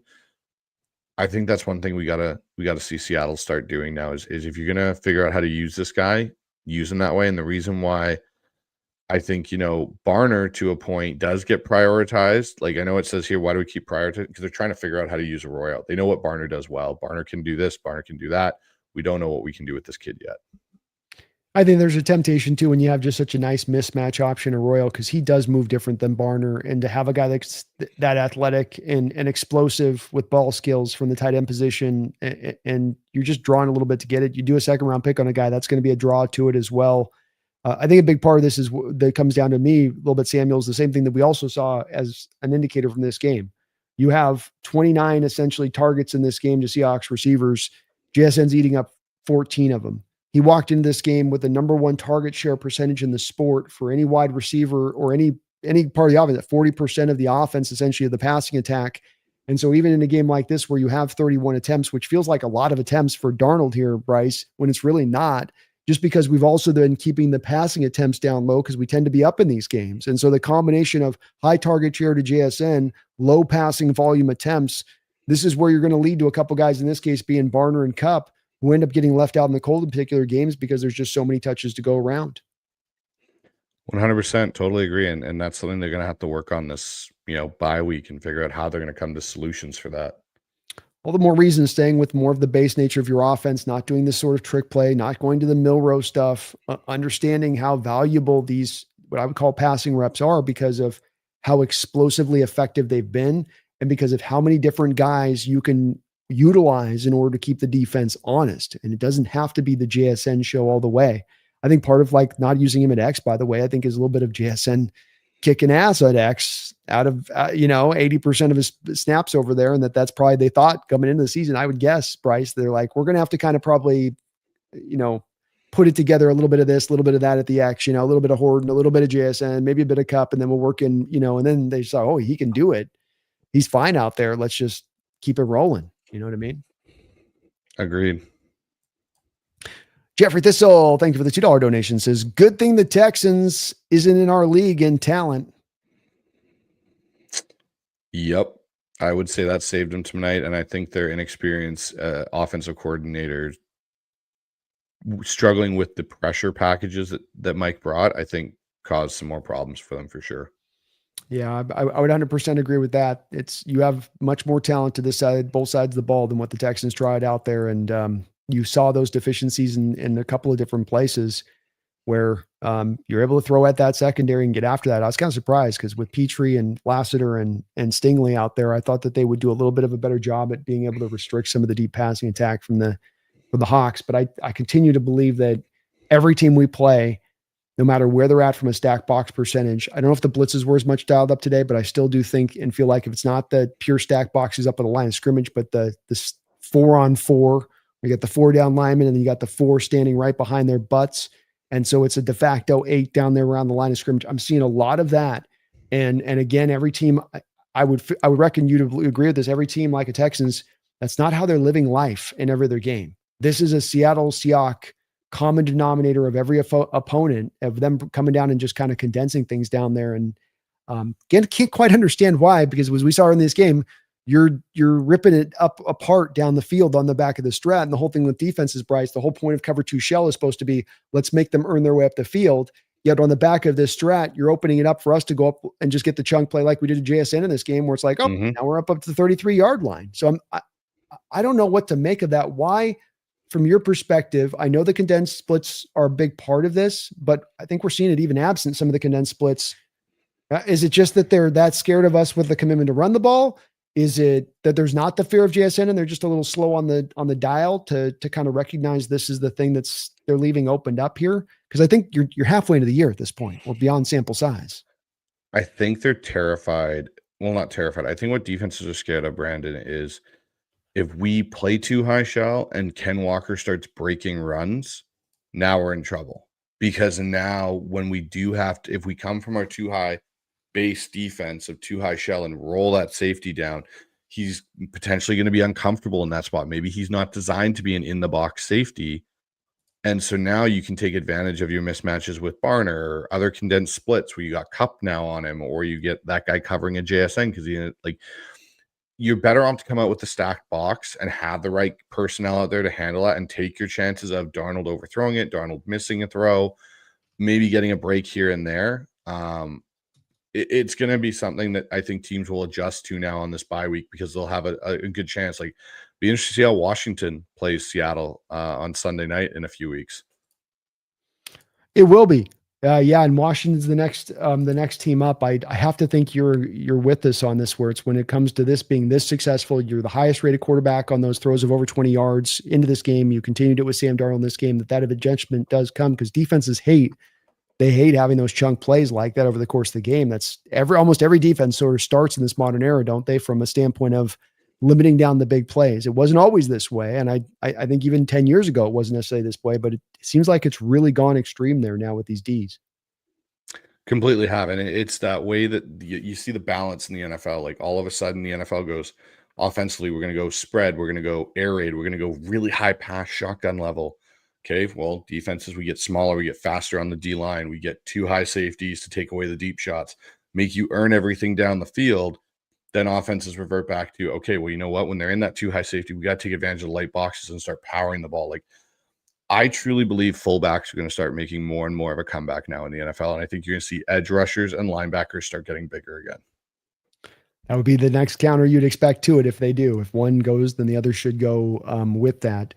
But thank you, Jeffrey. And Jeffrey, the other $2 donation says, add link to the Hawkseye channel in the description. Indeed, it is in there. So if you go down in the description section, we've got that added in there right now to Bryce's channel, the Hawkseye. Just click that link, sub on up. It is free. He's been so kind to take out about almost 4 hours of his time here to hang with me on the stream here and help me out on the color commentary. And I really do appreciate that. Thanks for your help tonight, dear Bryce. It's been great having you in here. Mick Frewer, thank you for the 2 months as a Hawks Nest member. Remember what the Texans insider said, that the Texans O-line is underrated. Yeah, he was pushing back, Bryce. I mentioned the fact that I don't know what in the name of God the Texans are doing with their approach to this offensive line for CJ Stroud, and that it pisses me off and that it frustrates me because I like CJ Stroud so much as a player. And I think that you're doing him dirty. I think you're doing him very similarly dirty the way that the Bengals did Burrow dirty, and Burrow's been broke a couple times now. And I don't get these teams' dumbass approach to this, where it's just, this is your most valuable player. This is your, you got a young guy, these young 20s. This is good. Next 10 years, he's going to be your guy. And you set him up behind that offensive line. And he was trying to sell me on the fact, well, he's getting the ball out of his hands. Okay, he's the top 4 in getting the ball out of his hands. He's doing that because he doesn't trust his pass protection. They're doing that simply to mitigate. And you can only smoke and mirrors that thing for so long, right, Bryce? You can't short pass your way out of bad pass pro. No, you can't. And that's the biggest thing I look at this. Like, for anyone to say like, oh, well, it's underrated. You couldn't run the ball. You can't protect your number one asset. That's also the quickest way to have your number one asset when his contract comes up, go, I'm out of here. See you, bye. And you're restarting all over again as a franchise. And the one thing the Houston Texans have not been able to do is have sustained franchise level quarterback play for over 5 years. Because if you think about it, they had Matt Schaub for a bit. Okay, he was good, but he was more of a journeyman that got, flash in the bottle there for a little bit. David Carr, behind a really bad O-line, ended up becoming a career backup after a point. Then you went through the Rosenfeld era, Ryan Fitzpatrick. Then you get Deshaun Watson. The whole situation happens there. He's out of town. Now you got CJ Stroud. CJ Stroud may look at this and go, if you don't fix this offensive line, I'm out of town. I would have to think that if this continues to be a thing beyond this year, that's going to start to be a bit on the table. And I think that they are through 3 years now. So the contract extension is definitely coming into play. Maybe the Texans are just like, look, we'll pay you all the money after year 3 just to shut you up and make you happy on this. But Texans would be really smart walking into this next offseason, doing something I've advocated for Hawks to do, which is make ultimately the offensive line a high priority and get this guy protection. You've got your skill position players. You drafted your 2 receivers in Noel and Higgins, which felt like, to me, bonus picks at the time you did them versus addressing the offensive line here. Now it's the time to go do this. And hopefully they will. I thought CJ didn't play a bad game at all out there here, considering, to Bryce's point, no running game, under pressure. Probably it felt like at least 50, 60% of his snaps in this football game. Hard to operate from that position. And that's going to add up for anybody. I mean, how is this 2 carries and 25 yards almost outpaced Nick Chubb and Woody Marks's 15 carries for 31 yards. Like, they only had 14 more carries or 13 more carries and only 6 more yards on the ground those guys had in this game. The weight was on his shoulders, man. He loses Nico at one point. Dalton Schultz is kind of banged up. I still maintain CJ is still one of those really good great quarterbacks in the sport, and that anybody starts talking about like, oh, he's not as good as he once was or first was when he walked in or whatever, that's almost like a ball knower kind of thing for me at this point. If somebody starts to pop off in that direction with him, because he's good. He is good, and I think CJ Stroud has the ability to be a really great quarterback. You just got to surround him with the right talent, and this is the one thing, Brandon, that still bothers me to this point. And I'll just say this on this topic is so many teams do not have the proper infrastructure to set up these young quarterbacks that they are drafting for success, and they go through this reclamation project. And now you look, Sam Darnold, Baker Mayfield, Daniel Jones. Did we ever think Daniel Jones could play this level of football? No, because we saw him in New York with a horrible franchise around him at that time that didn't know how to build the infrastructure. Now he goes to the Colts. They have an offensive line. They have a good play caller. They've got pieces around. And Daniel Jones looks, yeah, now I understand why he was a first-round pick. Exactly. Yeah, it's the one thing that you do come back to time and time again with these teams doing that same mistake, Bryce, and they can't help themselves not to do it. I think the general managers and their short shelf life don't help with this, and the owners having the quick hooks. But it remains an issue in the NFL, and one that this is the market opportunity for teams that are going to go the right way and the smart way, take a different approach than what these other teams are doing, because there's so many failures that have stacked up along on that edge. Well, Bryce, I think you're just about having to head out here on this one. I'm going to keep going here on my side, folks, but I want to give a big thank you here to Bryce for walking and helping us out on some of the color commentary tonight. Again, please do click down the description section below. You'll get a direct link to Bryce's channel, Hawk's Eye, with Bryce Coots here. And he's doing great work on his side of it. We'll definitely have him. We're going to be having him back on the channel here in a couple of days, as we're going to be doing the Seahawks Syndicate. So he'll be here, and we're streaming out of all of our channels on that one. But have him back here along soon and to chop it up, talk about this team, hopefully celebrate a trade deadline acquisition.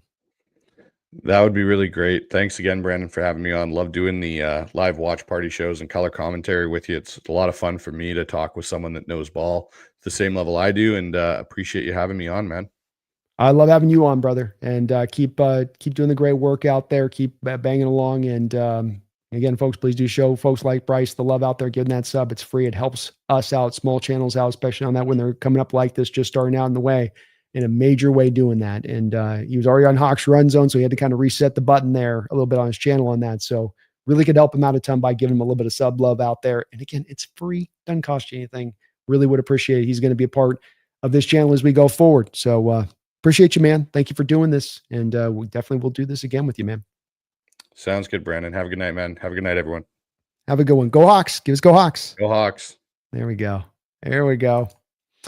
All right, coming back over here. We got Big Daddy Culp 8, and folks, we'll go late tonight. I'm not under any restriction. We got a lot of donos, so if you haven't gotten me to your dono yet, don't worry. We're going to roll. We're going to roll. I'm going to give each of these the proper attention.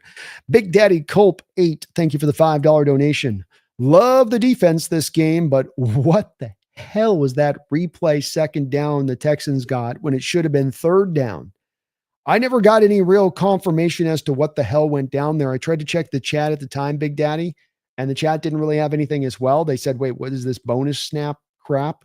You can't have a full play go off like that, and then you come back and then you're going to reset the play for what reasons? I'm not sure either there. As somebody else said in the chat, Big Daddy, that was a sure nice 4 and out. You gave them a whole extra down. Speaks to how good the defense was.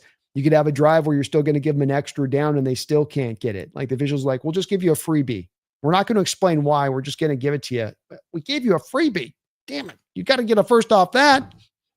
But defense held up all game long, and you've got to give them a ton of credit and a lot of hope with this in this, Big Daddy, in that they play with this kind of performance, and you get a Nick Emanwari back out there, and he's locking things down, playing well and flashing. You get Woolen back out there, improved and looking hungry out there and tight in coverage and giving up nothing.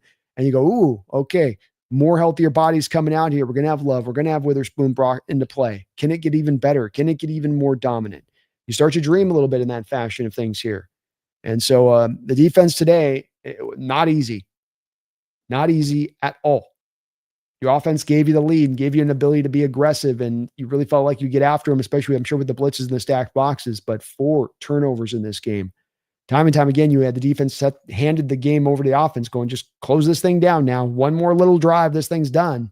And time again through that late third and fourth quarter, that's the offense kept interception, fumble, Strip sack, touchdown. I mean, you gave up a touchdown in this game. The defense really gave up 12 points because there's a touchdown where your offense just gives it up there. And so this is how this defense is built, is there's a standard, and that they're trying to be that kind of dominant type of defense that can just completely shut you down. And I'd offer in a game like this, they absolutely did that when you consider how much the offense gave back to the Texans to make their job easier to potentially go and score on this defense. Great job.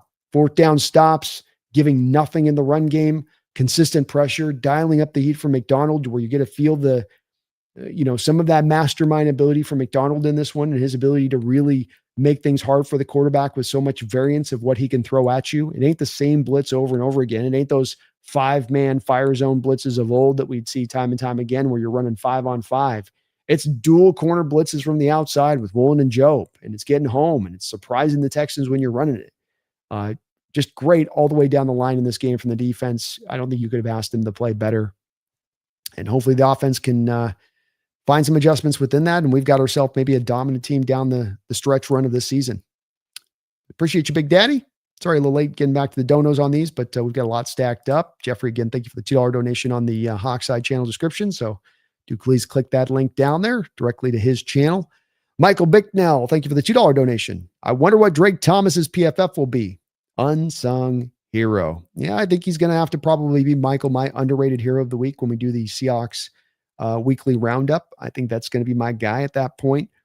Drake was all over the place in this game, but you really got to see at the forefront of what he brings as a will linebacker that is really a plus skill he brings as a will linebacker. He is legitimately upper end as far as coverage from that position.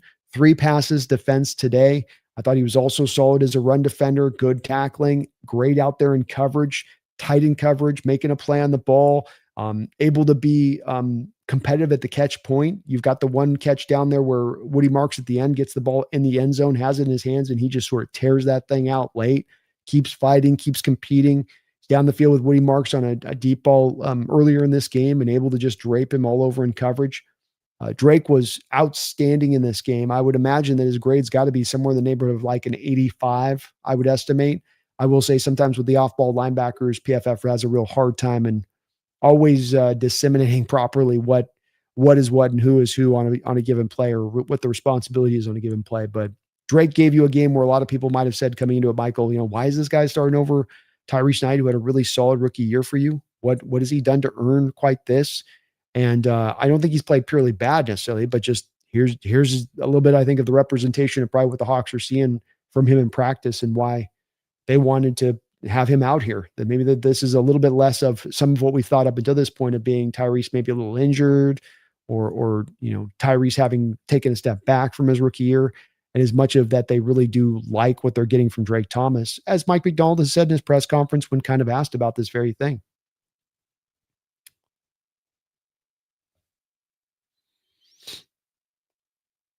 Thank you for the dono, Michael. The multiple donations. Robs, thanks for the $7 donation.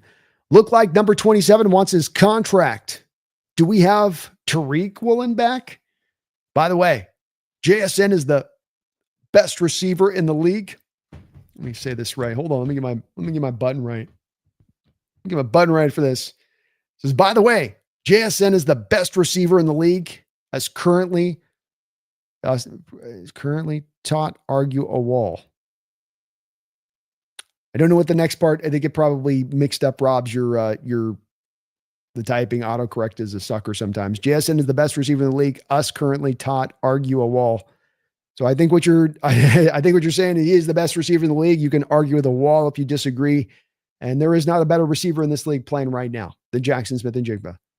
There's nobody else that is even in the vicinity right now in 2025. You can talk about what Jamar Chase has done in the past or what Justin Jefferson has done in the past, but for the money right now for game in and game out, there is no more of a game wrecker at the wide receiver position than what JSN is doing.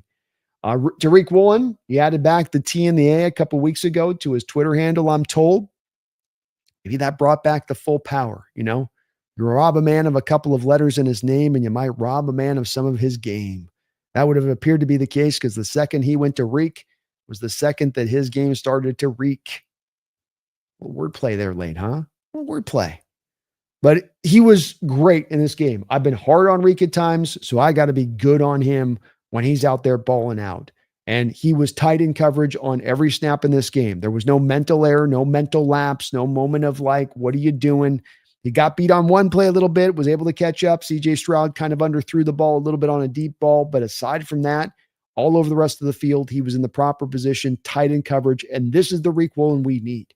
This is the guy that we want to rely upon, because once you get Witherspoon out there and you can have Reek doing what he's doing tonight on his side and Witherspoon doing what he's going to do on the outside to the other side, which is, I think, even a little bit more of an improvement from what you have in Josh Jobe, now you really are locking it down, that secondary. And now there's not any real easy outs. And now Mike can be all the more, in my opinion, feeling free, loose, and easy with sort of dialing up those complicated fronts that he wants to throw at offenses, because he knows he can trust his guys one-on-one on the back end.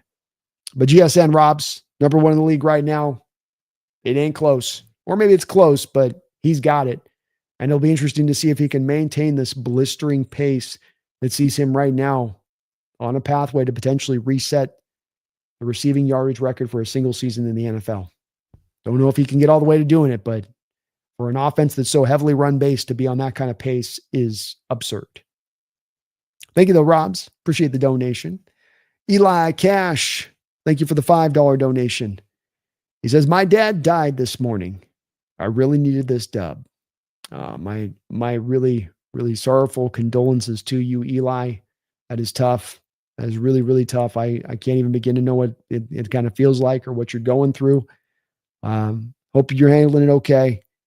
And hopefully just kind of keep strong there. And, it's just a process of mourning there. There's no fast forwarding through it. It's just is what it is with it. But maybe dad helped out the team today, get that dub a little bit, and hopefully it can make him feel just a little bit better on the grand scale of things. But I'm sorry to really hear that, man. That is really, really tough. You must be really struggling, man. I give you a virtual hug from here, man, and say a prayer your way. And I do appreciate you for the dono, and that's just tough. At least they got the dub, though, make you feel a little bit better. Little wins like that when you're going through something like that can make a bit of a difference. I'll tell you what, when you just need a little bit of an exhale. Appreciate you, Eli. Hang on strong there, and you got the Marine Cross in there, so it's up for Phi as well, brother. Appreciate you for that, man. Michael Bicknell, thank you for the $5 donation. The fact that we can be this disjointed and still win the game against a good team, we should be excited for the corrections made after the bye. Go Hawks. There's a lot of teams out there that have to win and have to play perfectly to go get the win. There's a lot of teams out there that have holes in their game that seem to prevent them from being able to, let's say, close games out, like the Arizona Cardinals, where they've lost by a combination of 9 points in all of their losses this year. But this has also been something that seemingly has carried over with them even from prior years, an inability to just close those teams out, to finish these wins. The problem with the Seahawks is that we're winning comfortably.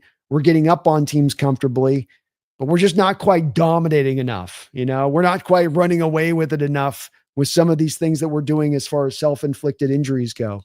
And I think that you're right about that getting us excited, because most of the time when you're looking at a team saying we got to fix A, B, C, D, E, F, you're saying so on the back of the fact that your team is struggling to go get wins, or maybe they're middle of the road, or maybe they're 3-4 at this time of season, something like that. Instead, you're looking at it saying, hey, we're right there with the best in this division. We're right there with the best in the NFC, and we can see the room for growth. We can see that best version of this team down the road. Is it going to take work to get there? Is there no certainties of ever getting there? Yes and yes. But at the same point in time, when you look at the base fundamentals of this team, Michael, you're fairly well healthy. You're getting the reserves bought in the ranks. You got money on the hip if you want to go get a little bit aggressive at the trade deadline. You're not going to have a tremendously difficult schedule down the stretch of this season. A couple of tough games in there for sure, but it's not going to be some awful, horrible schedule that you're going to have to go tooth and nail to get through. The stage, as I said, is set. It is set if you could get this win against the Texans in a variety of different ways. Thank you for that, Michael. Appreciate everybody today for all of the donations. You guys are just tremendous as ever. Again, shout out there to Eli Cash, man. Much love out there to you, man, and I hope you are hanging in there okay, brother. Heart goes out to you. JD, Pacific Northwest. Not a serious contender, until they can run the ball at an average level. Certainly, the running game still remains an issue coming out the back of this one. 33 rushing attempts here for 118 yards. I don't think that there's anything wrong with what you're saying on that. I think that that's very fair in that can you rely upon this offense if it's going to make noise when it gets into January and February to be throwing the ball at a incredibly high rate? That's maybe going to be a tough way to get it done when we're talking about playoff football, when you're talking about having to throw in the elements a lot of times, and that we also know with playoff football that running the ball is such a big factor to success in getting wins at that time of year. So I think all around, it's a very fair point, JD. I hope I'm not running into being a homer on this to say it in this way, but there is confidence from my angle of this that this can improve with time. And I have a couple of reasons for that. Number one, I think it's understandable that the run blocking element of this offense takes a little bit of time to take root because you're bringing in a lot of new techniques, I think, to this offensive line and what you're asking them to execute across the board with these guys. You got a rookie starting at left guard. If those guys can stay healthy, I think there's a lot of reason to believe that they'll get those details down as the season goes along and get better at it. I think the other part of this, JD, that can't be undersold is the fact that you are number one in the NFL in stacked box rate this season. And that I think any team that's going to be the number one team in the NFL at stacked boxes at the degree that we're at is going to have a hard time running the football. And the answer to that is to slay teams deep, is to take the top of the defense off. And when you have Sam at times in these games averaging 9-10 yards an attempt, you are kind of doing that. You are kind of countering that a little bit. So I think there's a little of explanations as to why you're not running necessarily. And I don't know if I would even say if we do get into like a playoff situation, JD, and you have teams similarly still trying to stack the box at the same kind of rate that we've dealt with so far through these games, if not the fact that you could maybe potentially win in those kind of games because they're just opening so much of the door so wide for you in the passing attack to be able to hit those deeper shots down the field by how extreme they're being and bringing so much of that heat up around the line of scrimmage, so many of those bodies up around the line of scrimmage. But you still have to feel like that you just can't lean this hard on the passing attack so thoroughly as we have, where even in the games where we've run the ball, it's really seemingly been on the back of a couple of select runs, really upping the yard per carry as much as you consistently going out there and getting it done.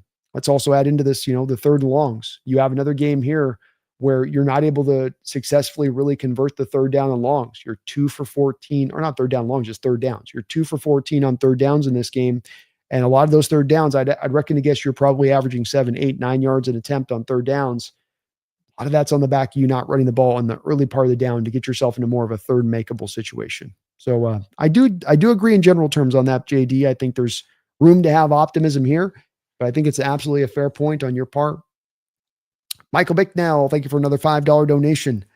The refs needed to keep the game close because it was Monday Night Football, but they reward us in the end with the victory formation. Laughing out loud, nasty game, but we will learn.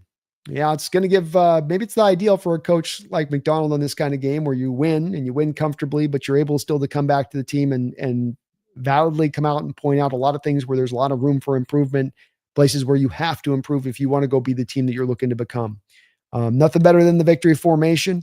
There was definitely some wonky calls out there in this game, like an illegal contact on Joe, but I think we also kind of got some benefit here and there as well on some of the sides. I felt like it was, if there was some weirdness to the way that the game was called at the end of the day, I feel like it was fairly well evened out. There was a general evening. I mean, like for instance, even the defensive lineman at the end there, Michael, where he jumps on the pile and you get the unsportsmanlike call. That call will sometimes be called, that kind of sometimes won't be called.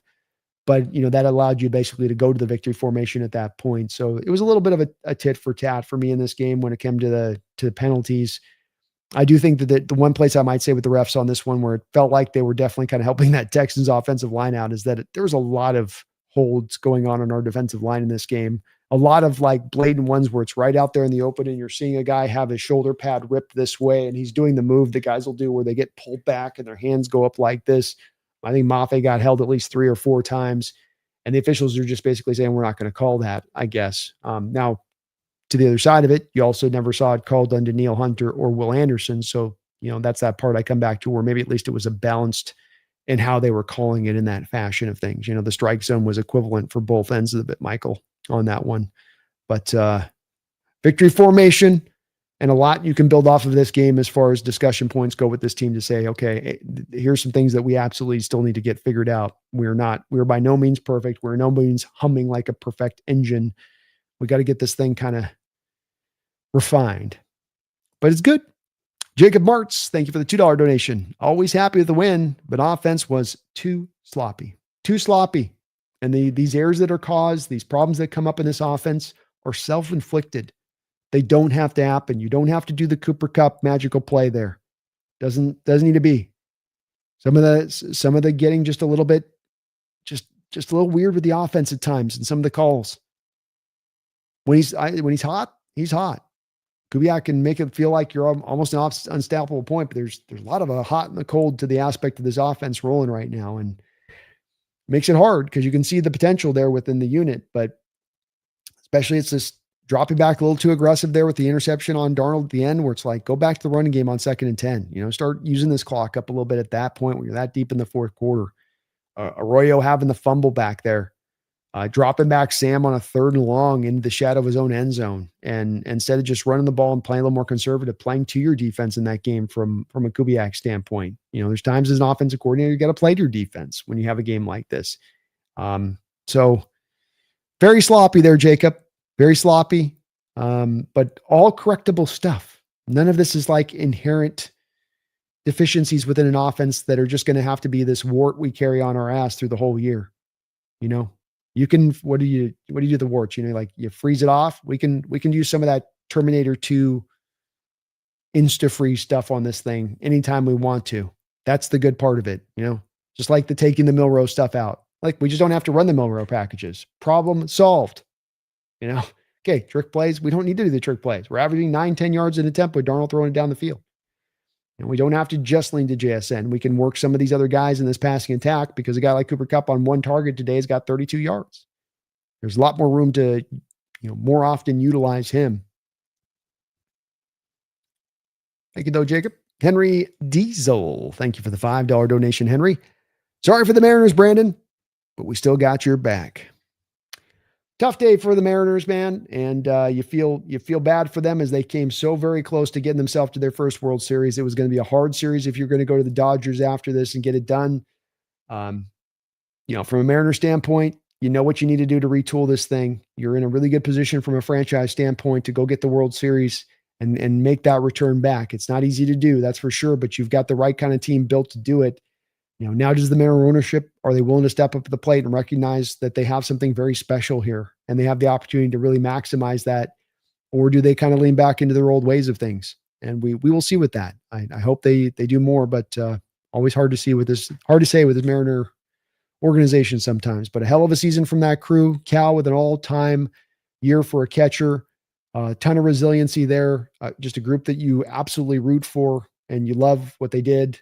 Just couldn't quite push it past the mark, but a hell of a year nonetheless there, Henry. Thank you for the donation. Iraq Jat, executive producer. Thank you for the $2 donation. Iraq, is Cain the right answer at running back? Yeah, I think so. I think it's a combination package. That this was another game where, both running backs had tough sledding and tough holes to be found. I know that I'm leaning heavily on the stack box stuff of this, but it's again back to Iraq. It's not merely that you're facing a lot of stack boxes, you're facing the highest stack box rate of the NFL, and that will continue through this week. I think that any running backs running behind stack boxes at the highest rate in the NFL is going to have a hard time finding a lot of yards. It's that the answer to that is not running your head into that particular wall. The answer to that is doing what Seattle's doing at times, which is taking shots over the top. It's that's the counter to it rather than just trying to run. I think Seattle's still trying to run in those situations. They're still trying to stay committed to it, but it's leading to a lot of ugly kind of runs to the fan where it's just looking like you're running into congestion, and you are, but you're trying to stay committed to running the ball. You're trying to maintain the balance. And so I think that if you can find a way to peel the stack boxes off of the line of scrimmage, take some of those safeties and hold them back into pure cover 2 situations, into the cover 2 shell, now you're going to have an opportunities there to really run the ball. And it did feel like as this game wore along, Walker had one big run called back. We got a 15-yarder called back and a hold. I think there was one other run was called back. He's had a couple games that have been there, but the thing with Cain and Charbonnet is neither of them are getting consistent holes. all of them are having to fight like Hercules to just go get a 3 or 4 yard run. And that's a tough way to live. It does just come down to really run blocking better and pulling those stack boxes off of the line of scrimmage, and you'll find more effectiveness a rock. As far as Canine long-term being the answer, we'll see on that. He's a free agent after this year. But I think he is good enough. I just don't think we've still to this point in his career, as he's now into year, whatever, 3 or 4 here, we still have not yet been able to consistently getting anything close to good run blocking. And the same is true for Charbonnet. Mark Sanchez, thank you for the $5 donation. Appreciate you for that, Mark. B, I knew we would dominate tonight. I think our play calling is too aggressive with the lead at home, which leads to losses. Thoughts? My feeling coming into this game is that when you've gotten up by 2 touchdowns in third quarter, you've started to lean on those leads pretty quickly. I think the Steeler game was that way. I think the Saints game, you got a little bit in that one, a little bit, conservative down the stretch there too. This was a game that felt like to me that that you're right. I think the play calling did get too aggressive, but I think the play calling got too aggressive, Mark, on the back of acknowledging that you've gotten too conservative with the lead in the past, and that you can't try to lean on this lead when there's still 8 minutes left to go in the third quarter. You've got to go after it, especially again, coming back to that base point. I don't mean to hammer this over and over again, but you're looking at stack boxes. You have a lead. Teams are already stacking the box before you have the lead. Now you have a 2 touchdown lead in the third quarter.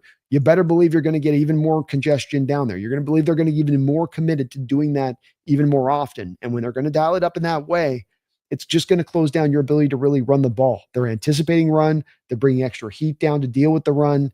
The answer to that is to sometimes get aggressive at that point and start to keep attacking in the passing attack at that point. And it didn't quite work. They did probably go a little too aggressive because they kept it up, Mark. I was okay in the third quarter. I was okay into the early fourth quarter, but as you get into like 8 minutes into the fourth quarter, it's like, okay, now you got a 2 touchdown lead with 8 minutes in the fourth quarter.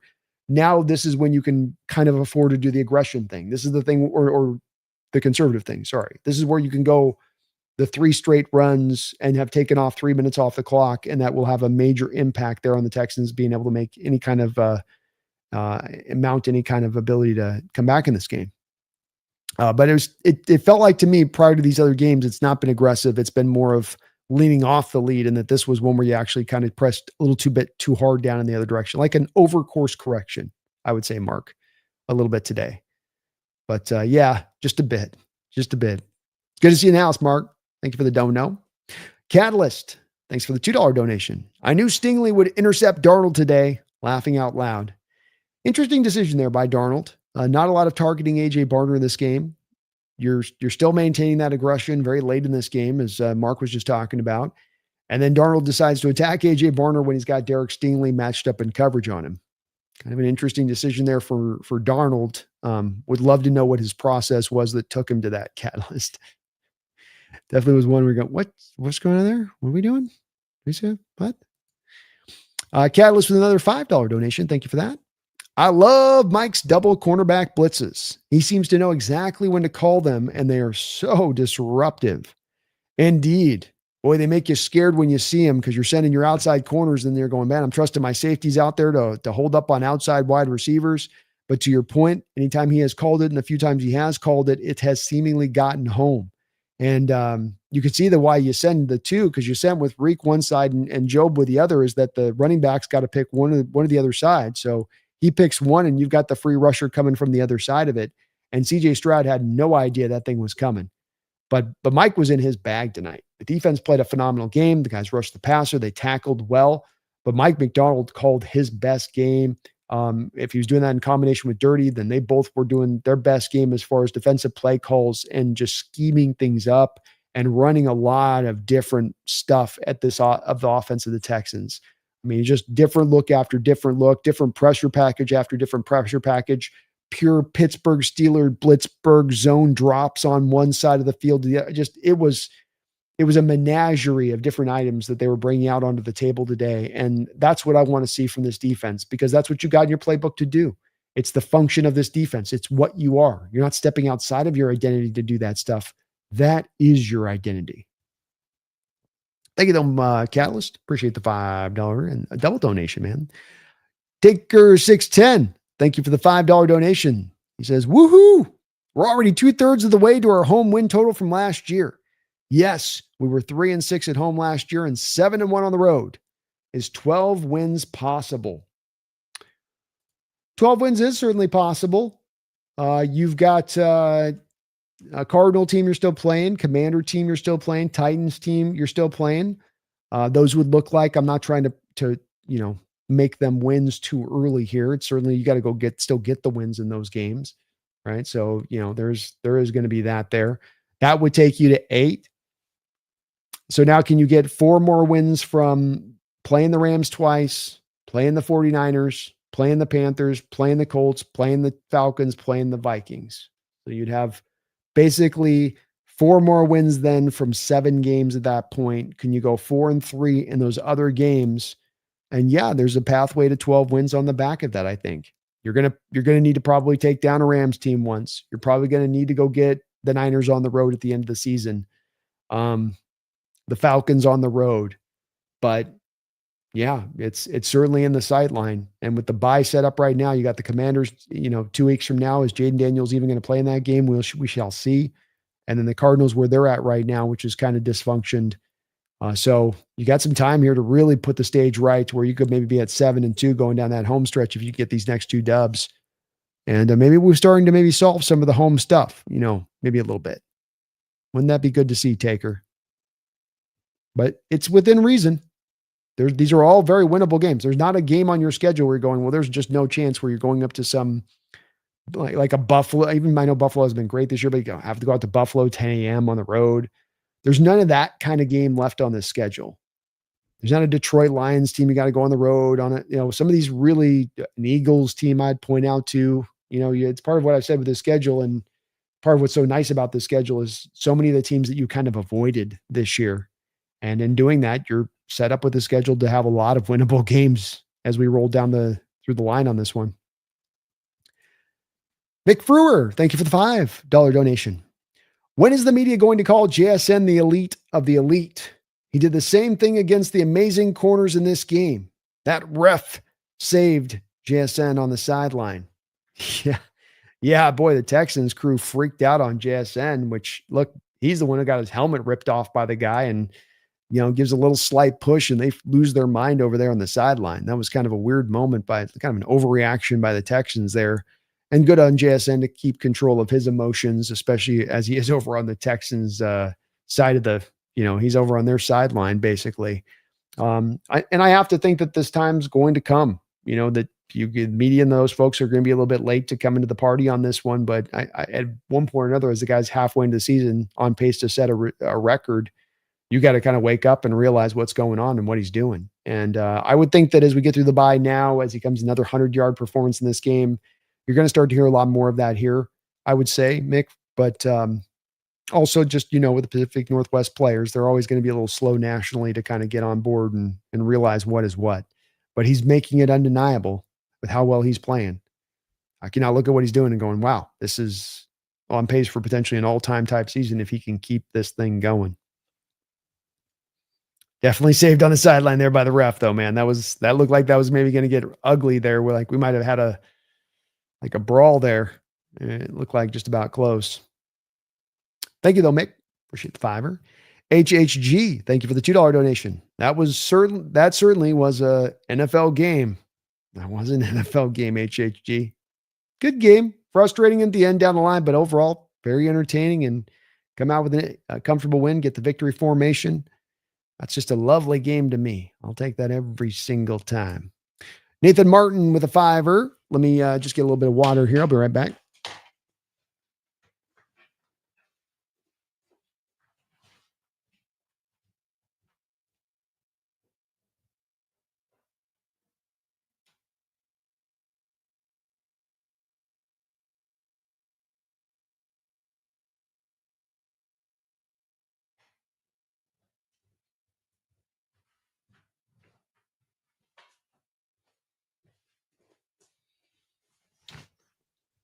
Nathaniel Martin, thank you for that $5 donation. That was the most Thursday night S I've seen.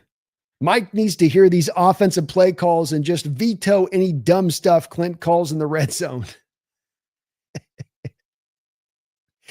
Yeah, it had a little bit of a flavor of Thursday night football, a little bit sloppiness. I think he had 19 penalties in this game between the two teams. And it is the weird thing with Clint where he's locked in, he's in the flow, he feels like he's ahead of the defense. Great call. Bam, great call. Oh, you thought it was going to be pass, it's a run. Oh, you thought it's going to be run, it's a pass. Boom, boom, boom.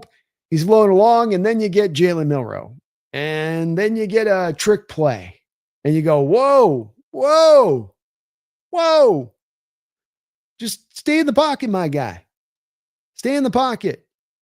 And it's a bit of like just doesn't trust the parts you got that are working and going. And that's the part, as Bryce said very often on the stream, and I 100% agree, that this is the part where you look internally, you self-scout on the bye week, and you go, okay, this is the thing we're doing offensively we don't need to do that's popped up a couple of different times. It's obvious in the moment when it's happening that it pops up that it's not the right way to roll. And so let's not do it. And hopefully that's the call you make as we go down the line on this, beyond this. As it can get a little bit funky down there. He has some good red zone calls down in there too. The JSN levels concept that you had working down there in this game. The run play that you had that was working off of a tendency breaker, quite obviously there to Charbonnet as the touchdown run the inside on that one. But he definitely can kind of sometimes go off the reservation there.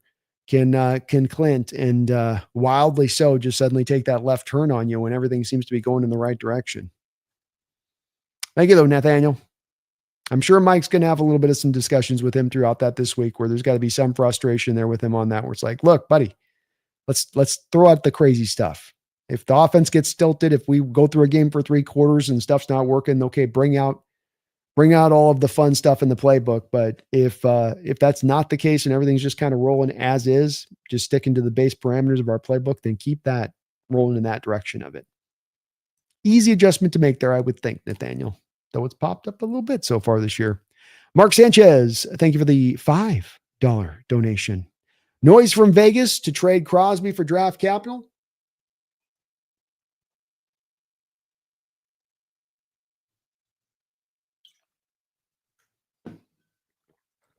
Noise from Vegas to trade Crosby for draft capital. There was some interest earlier this year with the Hawks. After their loss, the Hawks reopened that convo. I've got to think that John's definitely picking up the phone to spy tech there with Vegas. And it's going to be a very interesting situation to see how Vegas approaches this situation, because they've got a couple of different things they can do. I mean, the one part of this that I would offer, Mark, is the capital that you get for Mark Sanchez right now going to be either more or less than what you get this offseason for him? I think in the Raiders' case, it would probably be potentially equivalent, in that, this may be the key to this trade happening right now, is that you're able to sell the Raiders on the fact that they're going to be able to maximize out their returns right now. I think that the Raiders, whether they're looking to move at the trade deadline or this offseason, would be absolutely dumb not to do it. And that they can look over there at the Cleveland Browns for a team and representation of what you do in this situation when you just kind of go, well, we got our guy and we got to just like stay with him because we just got to stay with him because he's so good and we can't let him go, versus really looking at where your team is at. And are you just going to waste this guy's career away because you like him, versus a better method to build a team, versus one of the few assets you can move on this team, and you don't have very many assets you can move in order to start to jumpstart this rebuild. And so from a Vegas standpoint, that'll be the key on, is I think I could easily see Spytech saying, look, there's no reason to make this trade right now. I can do this in the offseason. I might offer a little bit there, Mark, is that you do risk the injury thing with Crosby. What if he goes down to a torn ACL here in the next 3 weeks? And now you go into the offseason and you're getting a lot less for him, if anything, on that side. So maybe another thing that should maybe be part of what the Raiders are thinking about here just a little bit. But I would certainly, from a Seahawks standpoint, I don't have a lot of guys I'd be looking to target out here at the trade deadline. I think we're, if you can find an outside corner, that'd be great. Certainly, if you can get an interior lineman to be an improvement over Sundell and Bradford, you jump on that. But outside of that, I'd go and try to make maybe a big swing, if I can on that. And then if not that, then maybe stand pat if there's not the move there to be made. But you got to go and you got to make the call to him. And from Vegas' standpoint, you got to listen. You got to at least have a number in mind here at this point. If you don't, then it's just another representation of the Raiders just being run badly and not correctly. HHG, thank you for the $2 donation. Why didn't we get the safeties? Also, Bradford, Bradford had some rough snaps in this game. He had some Bradford specials he gave us where he just got licked off the line, some penalties, pre-snap penalties, a hold here, I think there. He had some decent reps in there as well, but it is what it is with him out there. It is kind of the weakest point on this offensive line as it stands, and there's a lot of room for improvement there. Maybe why making a trade at the deadline, you can find something that's a pretty decent improvement, even if the guy's not a game changer for the position. On the safety thing, I'm going to guess that they're going to say that the forward momentum on the CJ Stroud one was why you didn't get the safety there with him on that. That you just didn't. That he was in. He got knocked backwards, but his forward momentum had him at the half-yard line. I'm guessing that's what they would say on that one. I'm spacing on the second safety situation right now, but I think that's the case there. Thank you, HHG. Michael Bicknell with another $5. Thank you, Michael. You're awesome with all that support. Thinking about the potentially great quarterbacks in NFL history that fell to the wayside because they went to a garbage organization makes me sad. Yes, I'm sure there's a long list that we could pop through, quite frankly, of guys that had that exact thing kind of happen. And, landing zones are very important. If Joe Montana goes to the Buffalo Bills instead of the San Francisco 49ers, what kind of career does he have? Matt Stafford, look at how he was looked at, Michael, in Detroit as a guy that was not even in Hall of Fame contention. He had the nickname Stat Padford for putting up all these stats when the team was already out of the game, and he's putting up kind of empty calorie yards. And then that guy goes down to the Rams and solidifies himself as a Hall of Famer and makes you start to ask questions like, hey, if Matt Stafford had been with the Green Bay Packers over the same period of time that Aaron Rodgers had, would the Packers have more than one Super Bowl win? And all that stuff gets me thinking about that very same thing, Michael. And it always brings me back around too, to just the lack of imagination that exists in this sport when it's always about the shiny new toy rather than taking into account those other things that happen to these quarterbacks at these spots, which contribute to potentially their failures or their lack of success. And the NFL gets very simplistic in their outlook on this rather than looking at it with the depth that it would require. Yeah, I think the same thing, man. JRD243, thank you for the $5 donation.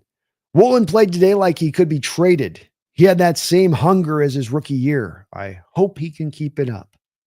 I do as well. I'm not sure if there's really the trade option on the table here. I know that rumor came out with Devon Cain last week, and who knows? Maybe it's a trade that they put out there to try to light the fire under him, to try to keep, I don't want to go get traded to Miami or whatever, they had up there on there.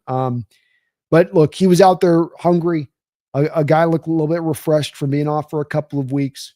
And I've said with Woolen that no matter how this season has started out, and no matter how the last season and 6 games is kind of twisted for you a little bit here, you have an opportunity now, young man, to go out here and kick ass and take names to the back half of this schedule through these 9 games, and you can significantly increase what you're able to go get on the open market. So you don't even lock it in for 16 games. Lock it in for these back end, and you are going to get yourself the bag. But conversely, on the other side of it, if you're going to show more of what you've shown through the year and a half, absent this game today, you're going to be on the far other end of that scale as far as what you can get monetarily. So how hungry do you want to be for that contract? In a lot of ways, you put in a lot of the work to getting here to get this earned. You're right there, kind of a lot as much on the edge, but it's the knife's edge. So go one side, go get your money, and fall the other side, you ain't going to make nothing. So it's all pure hunger here on how much do you want it. How much do you want that generational wealth that's on the table right now? If just for this back end of the schedule, you can just lock it in full, play like your life's on the line. Even if your intention isn't to still keep up that same intensity after you get the contract, do it for this time period. And I agree, JRD, that's just how he was playing today. I saw the same thing, and I think it stands out to you in that you can feel it. It's like a tangible difference in when he is locked and loaded and you have him engaged from when he seems to be kind of tentative, and that there's a real difference with Reek and what you see from him as a player, one to the other. Hopefully now he's ready to lock this in and, tap into that great potential that he absolutely offers, JRD. Thank you for the donation. BB, thanks for another $2 donation. JSN on the bench, staring down the Texans, pure aura. I love it, man. Yeah, indeed. He didn't like getting that helmet ripped off his head. A little extra push there, and boy, they freaked out on him. Smart of him to not start throwing punches there, though. Keeping control, keeping his head. Very good on his part, Feed Me. Mark Sanchez, thank you for the $10 donation. Megan, Texans are a great example of rebuilding team. On the call-in show, you thought the Hawks were rebuilding. This is not a shot. I just want to help point out what a rebuilding team looks like. Yeah, we're definitely not in a rebuilding mode of things. And thank you for the $10 donation. Very kind of you, Mark. Top of all of your donos today. Not in a rebuilding mode at all. We started that rebuild with the Russell Wilson era. The Russell Wilson trade, turning over the money as you did. That was rebuilding. I'm sure with Megan, she's probably a little bit of the rebuilding is what you would look like with you bring in a new offensive coordinator, you bring in a new quarterback, you're moving on from a couple of wide receivers. So it is a little bit more of a typical change you would get for a team that's sort of heading into that year 4 point where it's about to really lock in and you're going, yeah, but you're changing out these major positions. So isn't that kind of rebuildy in the way that it might seem? And I don't think it really was, because there were so many other parts of this team that were locked into place, from how your special teams was set up to how much talent you had on the defensive side of the ball, to even a guy like JSN that was ready to ascend in the way that he has. But that is definitely a team that's a little bit closer into the rebuild phase of things. I think the Texans would like to believe that they're not a rebuilding team. I think the problem with the Texans is that they did the thing that a lot of teams do, Mark, which is that, hey, we'll get the quarterback and the quarterback will solve all. And they got the quarterback solved all. And then they were like, okay, let's get a defensive-minded head coach because we got the quarterback and then he'll fix the defense. Now we got to put a lot of assets to the defensive side of the ball. But then they fall into that trap that you can fall into, to me, with a defensive-minded head coach like this, where because there's such a draw to put so much assets to the defensive side of things, now you're going to go short somewhere. And a lot of times that you end up short selling your offensive line as the foremost on that, with all the parts kind of considered there a little bit. But yeah, they're a lot more closer into that range than we are as far as rebuild mode goes. Thank you, Mark. Appreciate the $10 dono. Chase, thank you for 27 months as a Hawks Nest member. Appreciate that long-time support. Love the emoji there. Hey, B, it was ugly, but we got it. Sorry about your Mariners. JSN's good. He had a top 3 defense crashing out, trying to injure him, laughing out loud. Yeah, maybe that was part of why they started bringing in the cheap shots on him, is they're like, we can't get this done legally. Let's try to see if we can get him to start throwing punches. That'll be one way we can get him to stop him. It's the only way we're going to stop him today. Good point there on your part. And ugly, I don't care, man. I always say ugly this, ugly that. I don't care. A win in the NFL is one of the hardest things to come by. And whether you're scratching it out by 1 or you're winning comfortably by multiple touchdowns, just go get the wins. You're going to get to the end of the season and the style points ain't going to matter a lick. Just get those dubs, And hey, JSN getting done what he's done today. I mean, I really didn't see him being able to necessarily put up a 100-yard day again in this matchup, because the Texans have 3 legitimate corners. They have Stingley, who's right behind maybe Surtain, is the best corner in the sport. They've got Lassiter, kid out of Georgia, I think they took in the second round, who's been a very solid corner for them. And then Petrie, who's as good as a slot corner as you'll find. So you couldn't even do a thing with JSN where you just tried to put him in the slot, which the team hasn't done this year so far at all, and sort of let him just kind of feast in there. There was no easy outs there in that secondary for JSN, and yet he didn't miss a beat. He was churning along like just another weak-ass cornerback room. It was very cool to see. Miss anything here? Alan Brazil, thank you for 17 months as a Hawks Nest member. Says, dope win. D stepping up on certain weeks versus vice versa. Indeed, some weeks the offense has picked up the slack. Some weeks the defense has picked up the slack. Both sides have shown that they're capable of doing so.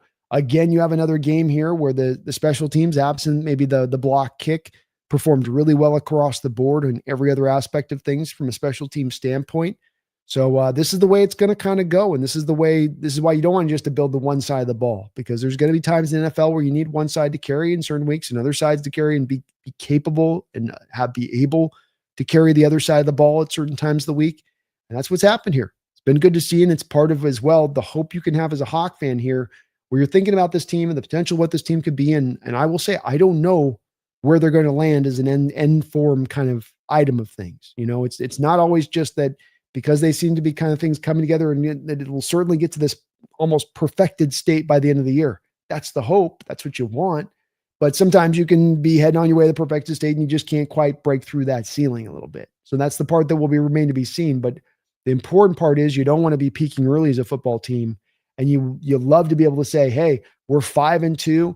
We're kind of de facto sort of tied for first place as far as least record. And we haven't even played our best football yet. We've had quarters and halves of playing great football, but we haven't even really played our full best football yet. Where we got both sides of the ball just on point, locked in. We're not doing the self-inflicted mistakes. We don't have as well just some of the other things you look at for this time of year where you go, okay, can I have hope and faith that this team can be a better version than even what we've seen so far? That they can be a contending version than what we've seen so far? Okay, haven't played their best ball, self-inflicted mistakes that are easily correctable because they're not talent deficiencies. They're not coaching deficiencies. They're not scheme deficiencies. They're like offensively, you just kind of getting weird sometimes by going to Jalen Milroe packages or trick plays, that type of thing. Or having games like the Tampa Bay game where you suddenly seem to forget that you've got the stacked boxes and simulated pressures that you can throw at offenses to make them uncomfortable. And then you add on top of that, look at this team across the board. Where is the major injury? Where is the guy down for the season? You're not going to find it. Look at the 49ers. Fred Warner down. Bosa down for the year right now. I don't know if they're going to get Brandon Ayuk back. That's looking like he might even be moved at the trade deadline. Juwan Jennings looks removed. Ricky Pearsall's beat up all over to hell. And you're going to get out of this bye week. You're going to get your whole starting defense back 100%.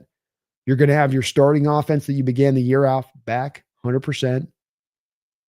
Pretty good position to be in halfway into the NFL season when you look across the board, some of these other NFL teams dealing with some of the injuries that they are. Good position. Very good position right now. Alan Brasi, thank you as well for a $5 donation, Alan. Really appreciate that support. You guys, we had 62 donations and member notes and all that. Thank you for that tremendous support tonight. You guys have been amazing as ever in that way. Almost there. Just 11 more games left if we're counting to the Super Bowl. But TBH, I just wanted to get in the playoffs first, then win one by one. You got to get in there first, like you say, Alan, and you'd love to be able to stack these wins up and get some home field cooking in the playoffs. That wouldn't be too bad as well. I know we struggle at home, but playoffs are different. They're a little different. You can get those fans in. They're going to be juiced. But 11 more games, man. 11 more games of Super Bowl. I like how you put that. And things are looking in good shape right there. This is as good as I think you could hope coming into the season. Look at the schedule at the front of the schedule saying, if we get to buy 5-2, trade deadline on point, a team showing real great potential on both sides of the ball. You can see the plan. You can see the dream. You can see the vision that they had in place for both sides of the ball. Hasn't fully, it's come close. It's right there seemingly at times on the edge of just fully clicking and locking in. But you can see what they're driving towards, and you can see how it all comes together if they can get these last little kind of parts and details right around the edges of this thing. I love it, Alan. It's got to take it game by game, man, once you get in the playoffs, right? Game by game at that point. Appreciate all of the guys' donations, just catching up now on that side of it.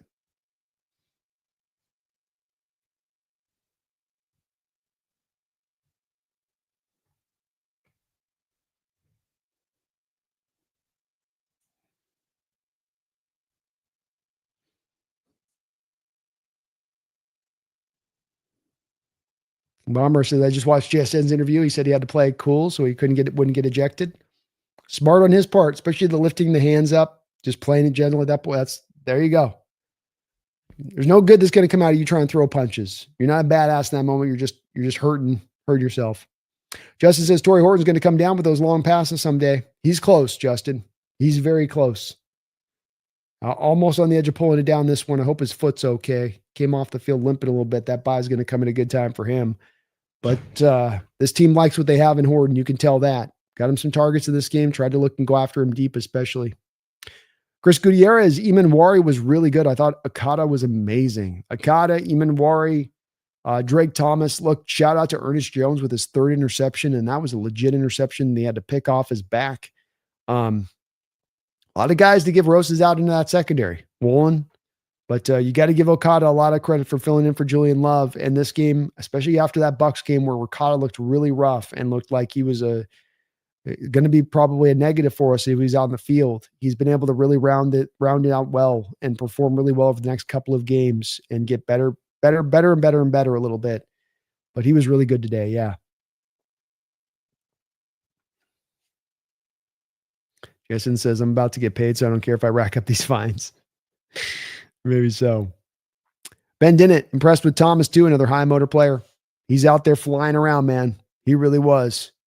Feels like he's getting really comfortable, just playing loose and free out there, not tight at all. Maybe a little tighter early on in the year as he was kind of a new starter, but he's just letting it rip.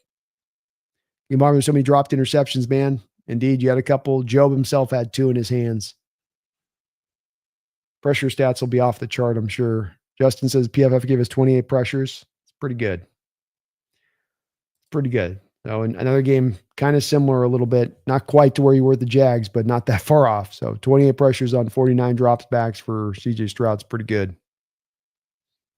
Brandon Jana, call it ugly, but that was domination if there was ever such a thing. You certainly took it to that offense, man. Texans had a lot of opportunities offensively to find some footing and to get some rhythm from how their defense gave them some turns of the ball back to them in this game in that second half. And your defense dominated them. 12 points in this game, really. Remember, 1 touchdown came on the back of the offense having it happen. Short fields didn't matter. 3rd and 1s, stifling. You couldn't get a yard when you needed it. They couldn't. They tried back-to-back runs on 3rd and 1, 4th and 1, and you didn't. They lost yardage, I think, on both of the 2 plays. Defense was fantastic. Fantastic. Mookie says, no way you're still live, Brandon. It's how I roll, baby. We go hard, Mookie. We go hard in the paint here. You got a lot to talk about with a game like this. Imama Okada played one hell of a game. Boy, did he ever. FB, this game was a lot more stressful than it had to be. Too many dumb mistakes. The fumble before the end zone was unfortunate. Agreed. That's that self-corrected stuff where you have things in the game that happen where you just get beat. Your guy might slip. Something happens in the beat of the moment and you're not ready for it. Then you have those things where it's like you could kind of see that coming a little bit. Be smarter in your approach. And today, I think that's where some of those dumb mistakes really kind of came into play a little bit. The Arroyo fumble, that's going to happen. Rookie, he's going to learn with time on that. But just getting a little bit too aggressive into that second half, not finding a way, I think, to work some of the other elements of this offense that you just kind of forgot about, like Cooper Kupp and AJ Barner.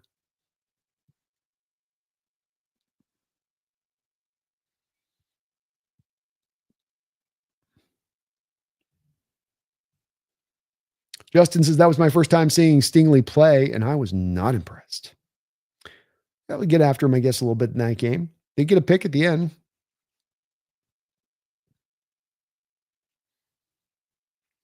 Herbicide, what's going to happen with Lockett? I don't know on that one. There's a possibility he could just come back and do the 1-day contract to retire. There's the possibility that he's looking to go to Carroll with the Raiders and Geno. Maybe that's a little bit of a way that they could be looking to go there with them on that. Hard to say.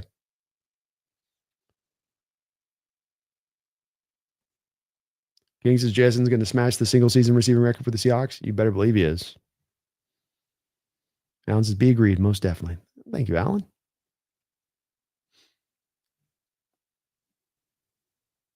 Justin, I like seeing Arroyo more on the outside spot, just like we talked about in the offseason. They definitely had a good plan for him early on there, Justin. Good to see them having part of the game plan early and often a little bit, and then just kind of got away from him a little bit. Steven says this Woolen story is interesting. How would Christopher Walken explain it? See if I'm going to try to muster some up on Chris.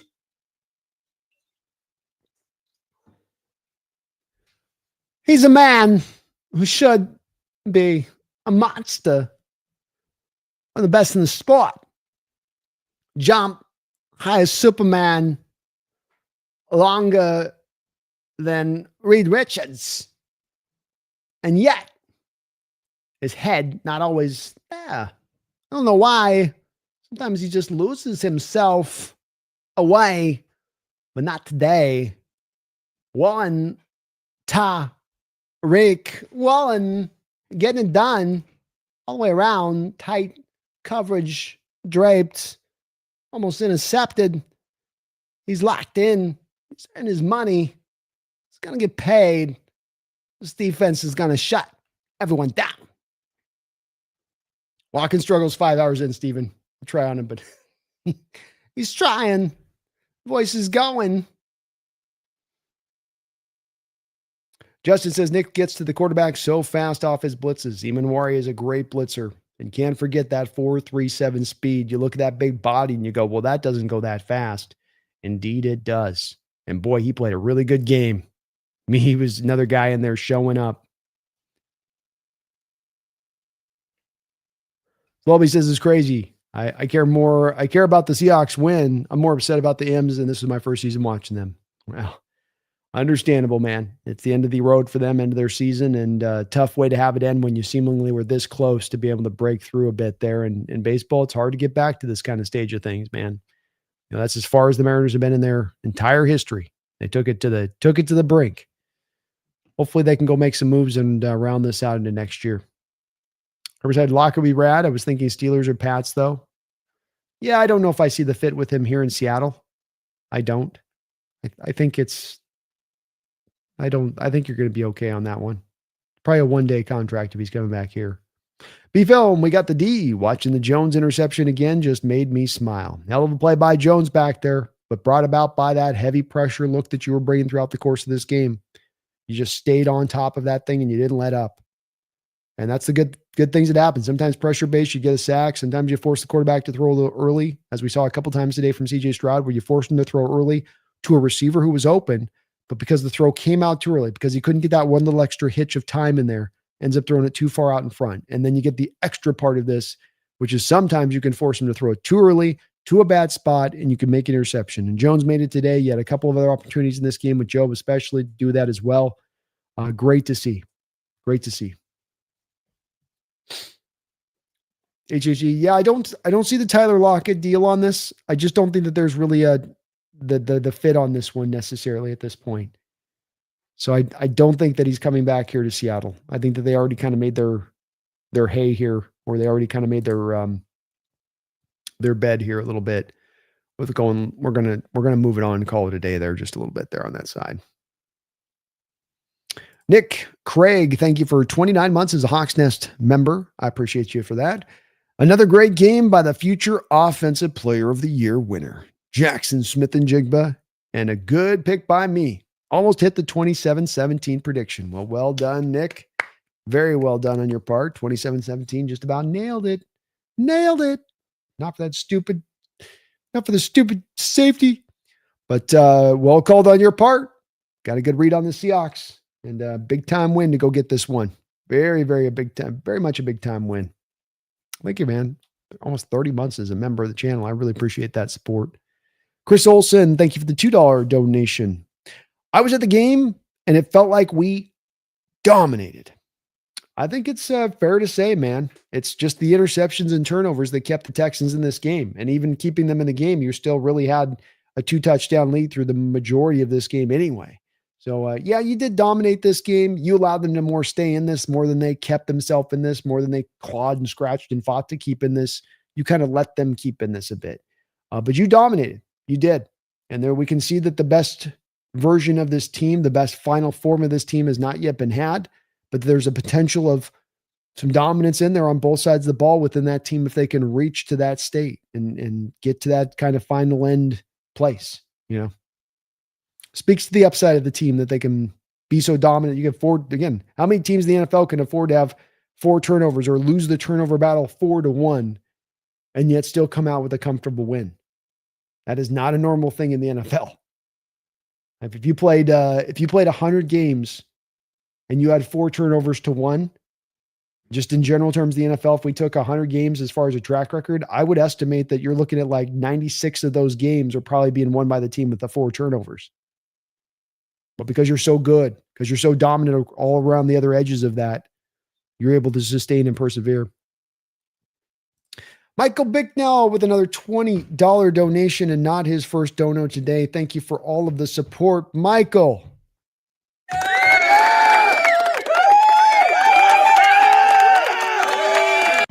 Very, very, very kind, Michael. I appreciate all that you do here for the channel, brother. Thank you so much. Most teams with an offense that scores 27 points and a defense that technically only gave up 13. It's weird to have the conversation we're having about this offense. Cheapest O in the league, younger O-line. Let's be patient. Yeah, I think that there's a lot of room to be patient here with this and to be frustrated and that you go, well, we're self-inflicted errors are what's causing it. But those are correctable. And you make a good point about the fact that this is the cheapest offense in the league that you're running out there. And it is a younger offensive line and it's a new scheme. And that these are things that, should hopefully improve with time and get better over the course of a season versus where you are at early on in the year. And it's definitely not a place where you're failing right now. You're succeeding and you're succeeding on both sides of the ball. I think it's just that I think what happens on this is that there's a lot of times where things can be so complicated where you don't know why things aren't working. I think when you see Cooper Kupp take that trick play, Michael, and throw that bad interception and you're taking the ball out of Sam Darnold's hand, and you've done that a couple times this year so far, that's to where even the most, I think, layman of fan looks at that and goes, shouldn't be doing that. We don't need to do that. Take that out of the book. No more of that.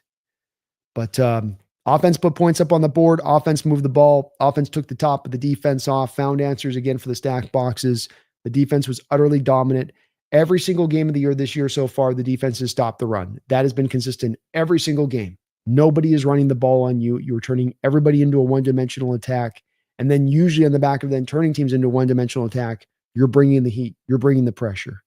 Whether it's off the back of the front four, zone blitzes, stack boxes, whichever it may be. But patience is definitely in order here. And I don't think there's any problem with being patient and still dreaming big. But yeah, plenty of room to give that space to this offense and know that this is stuff that we can fix and can improve with time. The run game, I think, to your point on this, Michael, should get better with time with some of those details getting more better understood.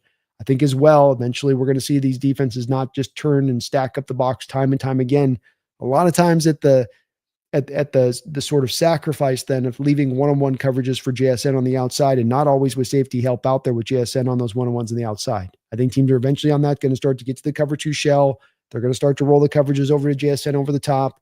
And now maybe this not only opens up the running game, but maybe opens up even more guys for like Barner or Arroyo to be able to find some consistency in the middle of the field because there'll be much more openings in the zone in that way. But well said on your part, Michael. Offense for those that might be impatient, give it some patience. A lot of reason to think this offense can get even better. And you've got a quarterback playing as efficient, as effective, as good as anybody in the sport. You have a wide receiver playing as effective, as good, as efficient as anybody in the sport. You have an offensive line that's pass protecting very well. There's a lot here to build upon. This is certainly not a glass half empty situation, Michael, at all. It is on the other end of the scale, 100%. Well said on your part, Michael. And thank you, man, for all of the donations. I really appreciate it. Alan with another donation himself says, next stop, Commanders. Will Jaden Daniels play? Well, I think I saw that it was a hamstring injury is what it's reported to be. I don't know if that is indeed going to be the case or not on this one. But if it is a hamstring injury, those things don't tend to get better 1 week down the road. That's at least usually a minimum of a 2-weeker. We've seen with our own Julian Love here. What is he in the midst of? 3-4 weeks, or it'll be kind of 5 weeks when it's all said and done to make sure that he's back off the other end of this. Because remembering with the hamstring, it's like I say with the groin on that, Alan, those are the two injuries where when you get that, wherever the severity may be, you've got to wait for it to be to 100% before then you're ready to really go out there and play. It's kind of that real requirement that you just can't really get around. And whether or not he's playing or not, which I think is a big question at this point, I do also know that they lost one of their better edge rushers. Doris Armstrong has gone down for the season for the Commanders. So maybe we're looking at Marcus Mariota. Maybe not as much of a pass rush they're able to bring to play. That's been a defense that has struggled a little bit this year already so far. Definitely some places for your offense to get after him in that way. But Jaden Daniels not playing could be a big, big factor here for what is going to be, I believe, a primetime game on the road in Washington. Appreciate the donation and the support, man. You're awesome, Alan, Michael, Chris. Appreciate you guys.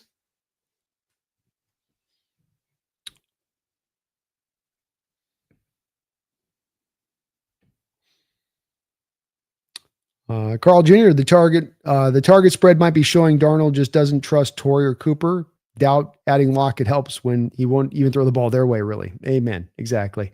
It's also why, Carl, I've been a little bit cold on, should we make a move for Waddle? Should we make a move for Chris Olave? It's like your target share is going 50% right now to JSN. There's just not a lot left of that pie there to be able to eat when you're going to, be working into just kind of one receiver as it is. Especially because it's not like Kupp or Horton, and Horton wasn't able to be super efficient tonight on his target rate, but Kupp has been. Throw it to him. He's making the catch and he's making something happen. You're just not working him a whole hell of a lot. Charlie says the rumor is they're moving to Jack Wilson in Miami. Zoinks. Yeah, I mean, Tua's reached the end of the road there, and Tua is what he is. It's kind of always silly in the first place with them drafting him and then giving contract extensions. Like they did the same thing that Cardinals did with Kyler Murray and just didn't think through the process much on that one. Brandon, man, I was sure we were going to get Spoon and Love back tonight. I mean, Mikey Mack was on a point as I think you could be. Imagine this D when the secondary is fully healthy. Good golly gosh. I thought we were going to back too. Mike seemed to be indicating a little bit that this was going to happen, but last minute they said, let's give them the extra week. That bye factored in to give them that extra 2 weeks. You just go, hey, how fresh are they going to be? How good they're going to be if we can just give them that little bit extra time? And this has paid off. Your defense easily handled this offense without those two guys out on the field. But to your point, once you get them back, that's the full strength. That's you really now at what you had ideally in your head here from a dream standpoint coming into the season. And you just have to think that if they're already playing like this, down a couple of bodies, that it should be even better, should be more improved as we get into those guys coming back in 2 weeks. Yeah, Drake Thomas, Seahawks Gaming is definitely going to be the unsung hero of the week. He says unsung hero of the season. Goodness. When are we getting Haynes back? Not sure on that, King Bomber. You do start to wonder a little bit if there's not a slightly more improved bit of performance you get from Haynes out there versus Bradford in that way. Josh Jones has still been out of the game. I think he had a high ankle sprain, King Bomber. So he has been out. Carl Jr., Kenneth may not get a touchdown the rest of the year. Since when did he get banned from goal line touches? I think that when they're going to heavier formations beyond just the goal line, Carl Jr., even when they're going to 3rd and 1s and third, like he's tending to not be the guy in the game. He's not as much of a power back. So you just don't tend to give him a lot of those opportunities, I don't think. But you might be right. You might just be right on that. Bulbasaurus. I thought that the Arroyo fumble should have been blown dead because he was being pushed back the whole play before progress stopped. Maybe so. I didn't get a chance to get a real good look at it, Bulbasaurus, but could have been way potentially that could be in play there. I think it looked like it was a fairly good rip out, but hard to say.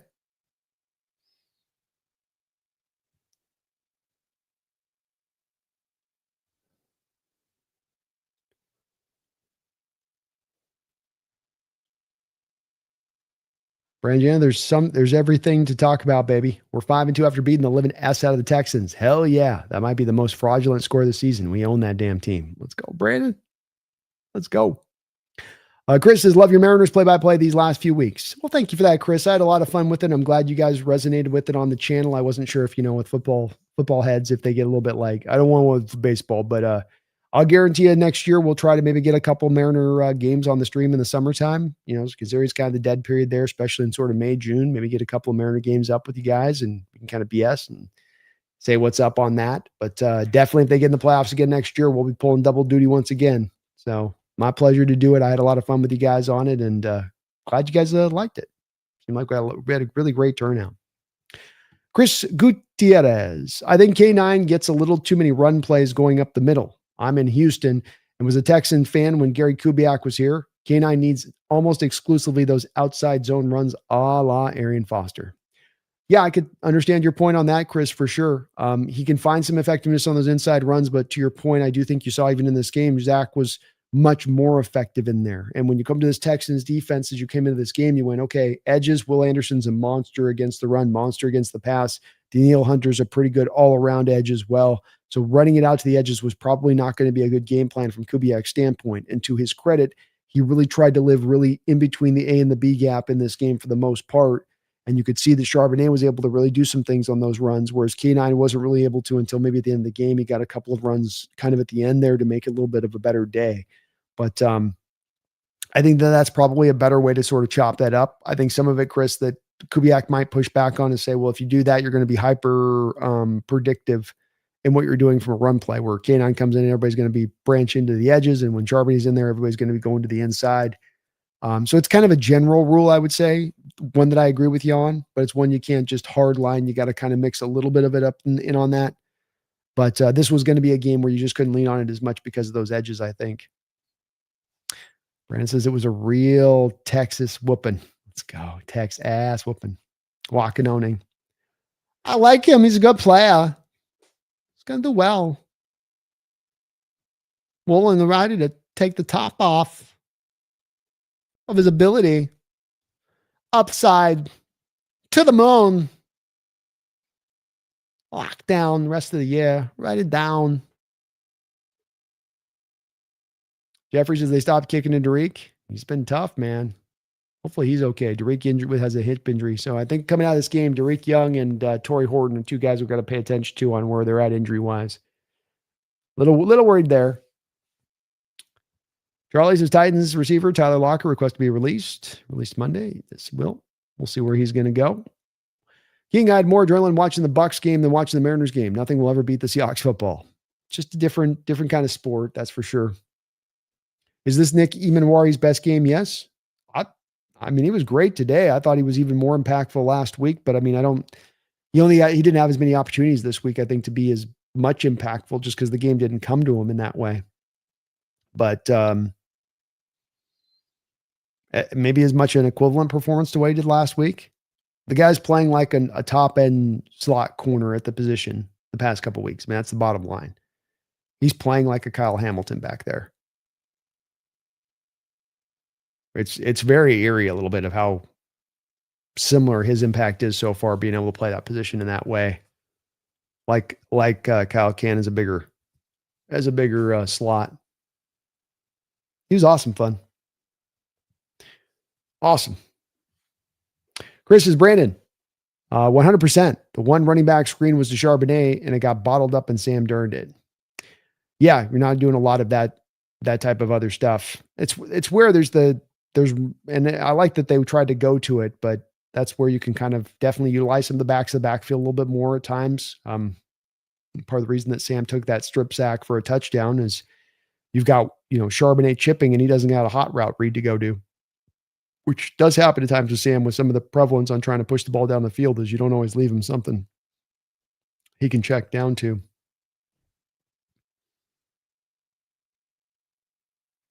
Yeah, Gaming says, I think Jonathan Taylor might get that offensive player of the year.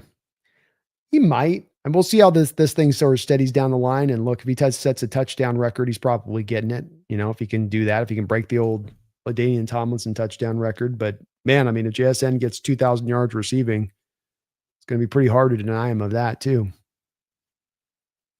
Charlie says, when you get a win with -3 turnovers, you take it and move on. Amen. Amen.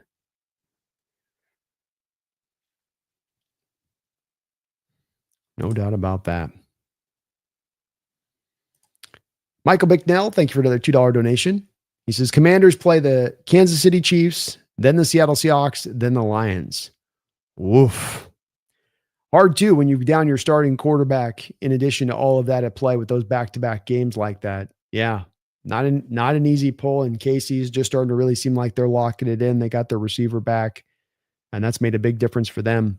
But did feel like the Commanders this year have taken a bit of a step back from where they were last year, as they had a great magical year to get to the conference title game, but maybe a little bit of the smoke and mirrors with that team and getting there like they did. And they're falling a little bit back, maybe further back down to earth here this season, where it still seems like they're trying to kind of put together that offensive line. Jaden's been under much more pressure. His decision-making hasn't been quite as tight on that side of it. And despite the fact that they're getting something out of Deebo Samuel and he's having a really good year for them, they're still offensively somewhat stagnant right now is how they roll. And defensively, it's kind of a mess as it stands.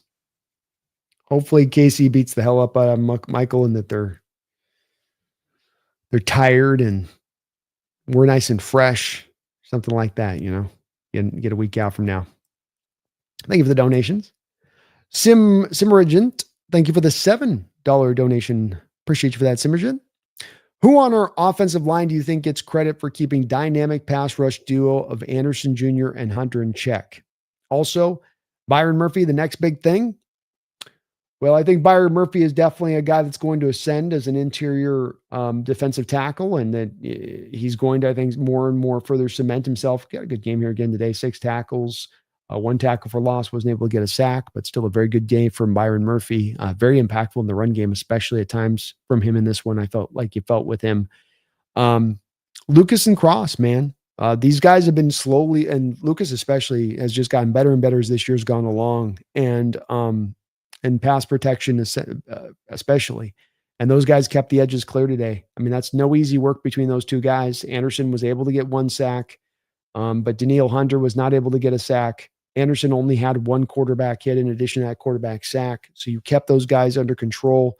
You gave some chip help out there to them a little bit as you like to over the course of the game, but there's times where you got to ask those guys to hold up out there, and they really did hold up, especially as you're trying to attack deep here, Sirmajan. In that if you're going to try to push the ball down the field so often like we are with Sam, you need the pass protection to hold up long enough for those long developing routes to get down there. And that comes down to those guys doing their job like they did. So very cool to see. I think that Byron Murphy, I never thought that it was really quite fair to go to like an Aaron Darnold thing as far as next big thing to that territory of things. But can he be this generation's John Randall, but actually an awesome run defender in addition to being a pass rusher? Where he's John Randall, but an equivalency in his game of how he defends the run and how he rushes the passer, which makes him potentially an even better player than what John Randall was. And that would make him, still a player we're talking about in Randall of a guy I'm saying, hey, this guy's going to maybe be a better version than this Hall of Fame guy was. So his upside is huge. It's not quite to Darnold. We got it. We can't go to that territory of things. That's a one-off, if you were. But Murphy is on his way. And your bookend tackles, sir, we saw this in the first 10 games of Geno Smith. Geno Smith played at an MVP level through the first 10 games when he took over for Russell Wilson in that first year. And then Cross and Lucas both hit the rookie wall. Injuries popped up. Lucas starts having the problems with the leg.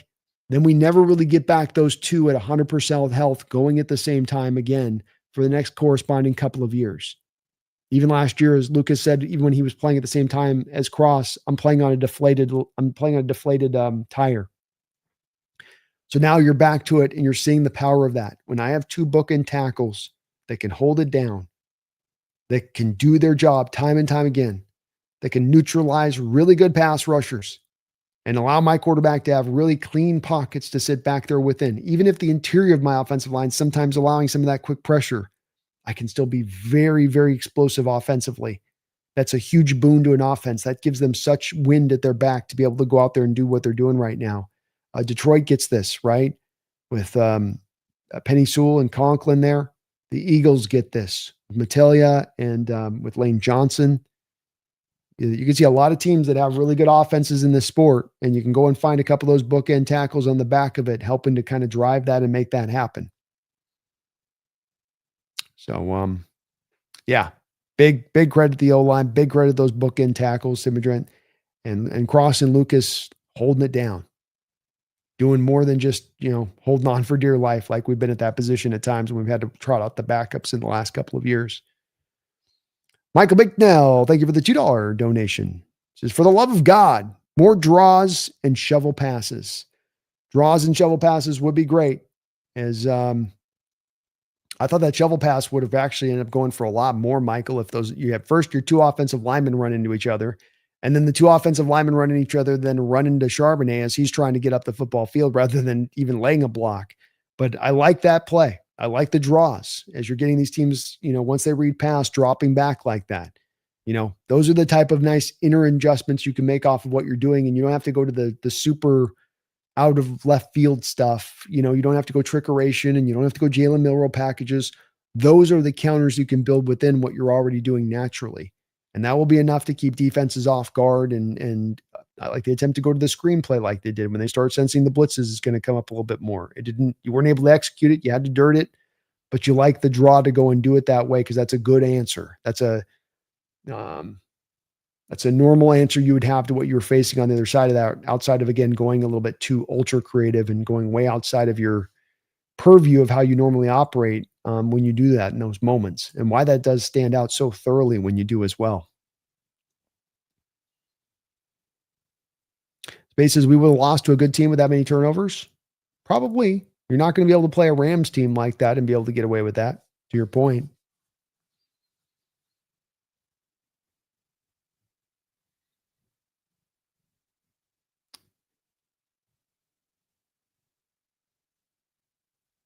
Carl Jr. should never knows Lucas having a bad play once. He's got to be MVP from our line tonight. Him and Cross, both, man. Both did their job, yeah.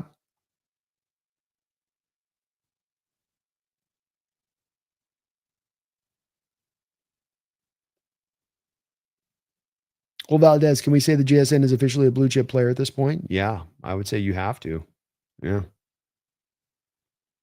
100%.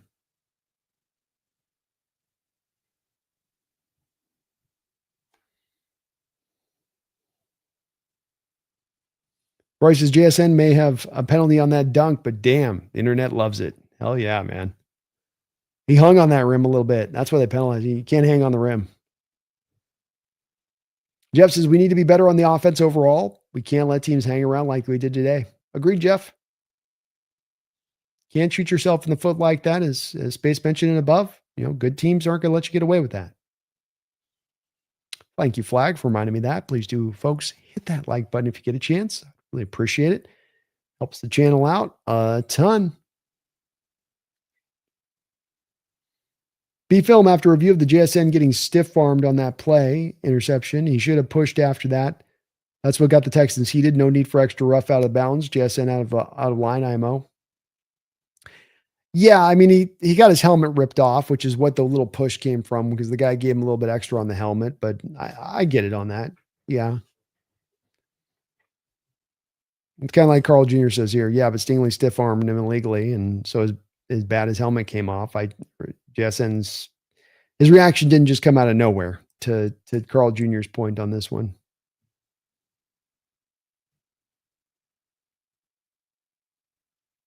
Yeah, B-Film, it wasn't just a stiff arm. He stiff armed him to the point that he tore his helmet off his head. So you can definitely do a stiff arm, but that's where it goes a little bit like, buddy, you know, like he took a little extra on that, did Stingley. As Carl Jr. said, it was Stingley got hit for the flag for unnecessary roughness on the play for doing that.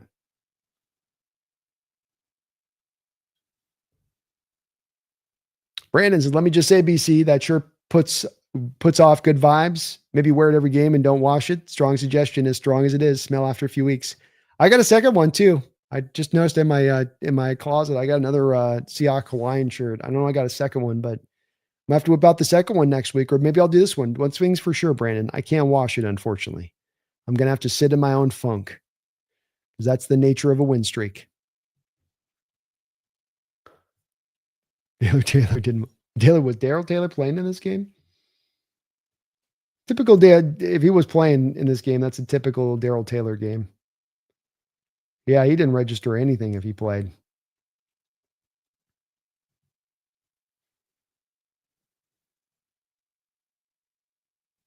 Healthy and active. How long has Taylor been in the league?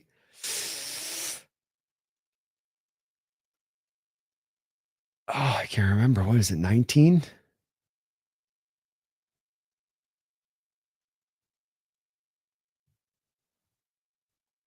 Something like that.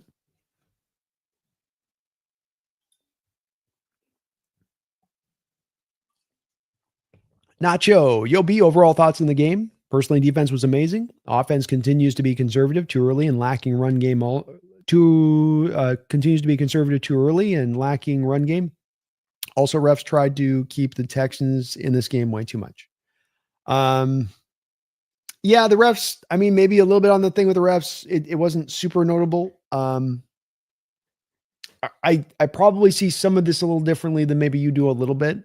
I think that the defense was amazing and that there's really nothing you can nitpick with their performance. Everything down the line, they did great. The backups performed their best games. Drake Thomas was the best version of what we've seen from Drake Thomas. Mike was dialing up blitzes left and right and bringing the heat. Nothing really with defense that you can really pick apart at all. Yeah, you had one interception. You had your hand on 2 other balls. I mean, they were great. They were really, really, really, really, really good. Pressure was good, consistent, whether you're rushing front 4 or whether you're bringing the stack boxes. My take on the offense is this. The stack boxes continue to be a big part of what's going on here. The team's going to have a commitment to running the ball and running the ball as much as they can to kind of a 50-50 neighborhood of things. And that's going to leave when you're going to get stacked as far as the box goes at the highest rate in football. It's going to lead to some ugly runs. I thought that there has been the tendency, to your point, Nacho, throughout this year when you've gotten the lead to get conservative in the game. I didn't think you got conservative in this game. I thought you were into the third quarter, and in those other moments in other games this season, you'd go into conservative mode. In this game, you kept trying to kind of throw it, and maybe a little bit too much, maybe a little bit too aggressively. So I did think they were trying to adjust off of a strat that they've employed prior when having a lead to try to not fall into the same trappings as once before. And it didn't end up working out because you ended up throwing an interception and Roy ended up having a fumble and things ended up getting a little bit ugly on that side of it. The lacking the run game, though, if it wasn't so extreme on the stack boxes, if you weren't dealing with top 5 blitz rates in this sport right now, I'd be a lot more on to being worried about the run game or saying that there needs to be an adjustment in the run game. I don't know what you really need to do on the run game at this point if you're facing that on the front side. I could be wrong on this, Nacho, but I just feel like and again, I'm not overstating this. I'll definitely on the Seahawks Roundup show you guys this to prove this on the Roundup, just as far as my point to this. But number 1 in the NFL in stack boxes. So number 1 in the NFL at more defenses than any other team in the NFL are bringing extra defenders down into the box to stop your run. And the way the running game works is a lot of time in the running game, you give your quarterback calls the line. It might be the run game can go left and go right. And you want the quarterback to then make the call at the line to where the numbers are going to be light on a defensive line, where they a little lighter and then attack that spot of it. But when you're getting all that much down there with that many bodies, you're not set up in a position to be able to find open daylight as far as an alternative run call for the quarterback then. It's all you running into a wall. And the answer really comes down to it on that, what the Hawks are trying to do to counter this, which is hitting the deep shots down the field. Actually taking some moments there where you got a 26-yarder down to Jackson Smith-Njigba. You have a 27-yarder down to Elijah Arroyo. You have a 32-yarder down to Cooper Kupp. You have some deep shots you take to Torrey Horton, which just barely miss. That is the way you count a team or any teams that are going to go at you extreme. I'm not talking top 10. I'm not saying you have a top 10 stack box rate. You have the number 1 stack box rate in the NFL. And folks, coming into this game, you were clearing number 2 team by like 6%. So this is how teams are playing us. And I would love to hear if somebody in the chat might see this differently, but to me, I don't see a team in the NFL that's consistently running up against stack boxes. That's just, there's no pathway to daylight there on that. And really where it comes down to, Nacho, is that we become effective at hitting deep, we become effective, and we become the best team in the NFL at hitting those chunk play throws. And coming into this game, Sam Darnold was the highest rated player in the NFL on throws of over 20 yards. So that is what you are doing. You are countering in the proper way here to overcome the running game. I think what is happening, though, is that we're also mixing this in with some of those weird play calls that just don't make a lot of sense, like having Cooper Kupp go with the trick play and having him throw the football, taking the ball out of Sam Darnold's hand, just as your offense is really humming and moving and the ball's going up the field. So it's sometimes I think that this offense just overthinks things sometimes a little bit too much, but the running game is going to continue to be having a hard time to find much room because of how teams are hyper fixated on basically just putting a bunch of congestion up around the line of scrimmage at the cost of leaving JSN one-on-one, at the cost of leaving you a lot of green grass deep down the field that you can go and attack, which I think right now, even for average fans, is kind of catching them off guard for this Hawk team dealing with this, because we're seeing this trend league-wide of what? Cover 2 shell defenses, limiting the big play. So every other game you watch in the NFL right now, you're seeing these teams drop into depth and making teams earn their way up the field. And then you watch your Hawks play and everybody's playing you completely differently. And so it's a real contrast versus what you might see game in, game out versus other teams. But to me, the answer is not run your head in the brick wall. The answer is stay with the run game, do maintain balance, but still keep taking your shots over the top, because those plays will be there. Teams cannot leave that kind of vulnerability on the backside with your pass catchers that you have. and expect that they're going to get by on that back of that, especially when you're going to pass protect as well as we're pass protecting. She says, I don't know, man. I don't know. I don't know the math on it. I'm so tired. I can't think right now. 7:00 game at night, man. It's a rough one going that late, huh? Chris says the Texans will wonder how they lost the game despite 4 turnovers on their side, and they might end up with Stroud. Well, I hope Stroud's not the guy that you end up blaming in this game, Chris. I mean, you couldn't run the ball. You couldn't pass protect. That's going to be hard for a quarterback to get the job done when that's going to be the case over a course of a game from the first quarter through the fourth quarter. You know, you lost Nico Collins into halfway into the third quarter. He was out. You're down to a couple rookie wide receivers you're leaning on and Dalton Schultz. So it's hard to win that way. It is. It's kind of like a Geno Smith game for the Texans there for Stroud in this one and what it was going to take for him to go get that dub. And that puts a lot on the quarterback's shoulders to go make it happen. Carl Jr. says, bro, once Collins went down, it was over. They have 0 weapons. Higgins supposed to be their guy, and he did absolutely nothing in this game. Yeah, they are relying on Nico to get the job done. And so him going out like that, and look, you did a good job on Nico. 10 targets to Nico Collins in this game, only 4 catches for 27 yards. You did a really good job with Job out there shutting him down. But I agree with you. Once he went out, that especially needing 2 touchdowns, especially needing to throw the ball a ton, that was going to be a hard road for CJ Stroud and company to overcome there. Jeff says the D almost had a few turnovers, but that's how the oblong spheroid bounces. Indeed it is. Carl Jr., did Boye end up getting his first sack or was it taken away? He got it taken away. I feel bad for Boye. I have been hard on him. A lot of props to him. He played by far his best game of the season, and the stat column is not going to tell the tale of it. In fact, he didn't have a single sack in this game, but he played a really good game. He doesn't need to shake his head at anything. He got held all over the place in this game, rushing the passer. Boye was impactful. He was really good out there, but did have his first sack of the season ripped off the board, which you feel bad for, man. He's in a contract year. He's like, well, and he's trying to earn some money here. Evan says, do we think we are contenders with this roster healthy? If not, what type of trade deadline moves could potentially get us there? Thanks for all you do, and go Hawks. Well, thank you, Evan. Definitely something that we're going to turn over the next week, I think, a little bit more fundamentally and deeply. I've been a little bit waiting to go super deep dive too much into trade deadline stuff because I wasn't sure if the team was really going to be fully into the buyer mode of things. When I did do some of the initial research last week into looking into this, what struck me here, Evan, and what makes this very hard is that there's going to be a lot of teams kind of thinking they're in it. So you have a Chicago Bear team that you thought maybe would be looking at this time of year being, well, maybe they're more sell mode. They're not. They're in it. A Dallas Cowboy team that you thought maybe they'll be in sell mode, having moved Mike at the start of the year. They're 1 game out of first place, right? So they're in it. They're going to be fighting. Let's go. And so when you go team by team by team through this league, there is only so many of those New York Jets, Miami Dolphins, Las Vegas Raiders. And then within those rosters, there's only really so many players, and it's a very finite amount that would even be guys that you would even be somewhat interested in.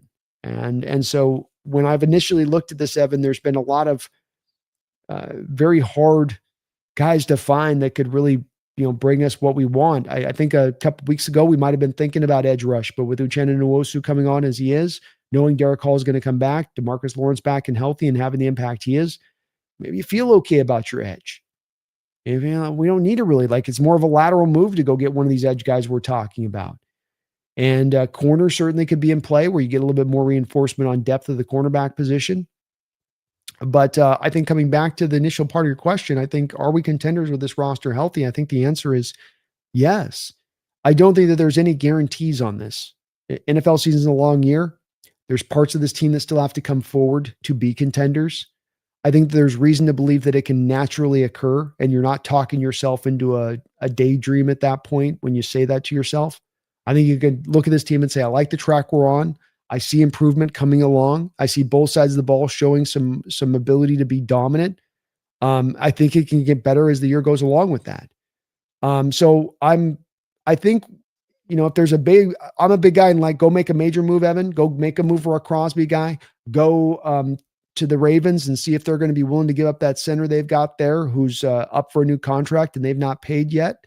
Maybe they don't feel like they got the money to pay him. Maybe they don't necessarily want to pay a center money there. Maybe they want to put their assets in other places. So, you go and look for maybe a major move because any other move outside of that is probably more likely to be more of kind of in that lateral stage of things. Understanding too, there's only so many positions you're looking to target. Center, right guard, um, edge, maybe off ball will linebacker, maybe outside corner, maybe. And that's about it. Everything else you feel pretty good where you stand on. So it gets tough on this. Few teams, few positions you need to really deal with.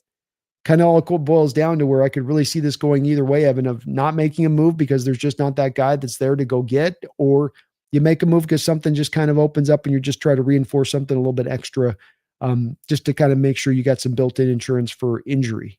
John's got a lot of ways he can go here, Evan, as much pushed along by the fact that he's got all of his draft capital moving into next offseason, and he's currently sitting on like $27-28 million. So he can bring on salary in this cap right now and not miss a beat. I mean, you could bring on a $10 million salary here through the rest of the year and still roll a lot of this year's cap over into next season. He's in kind of playing with, it's a little bit like having house money here, but then that makes it hard to predict the approach they take on that, Evan, right? Kind of, you can go any different direction here a little bit.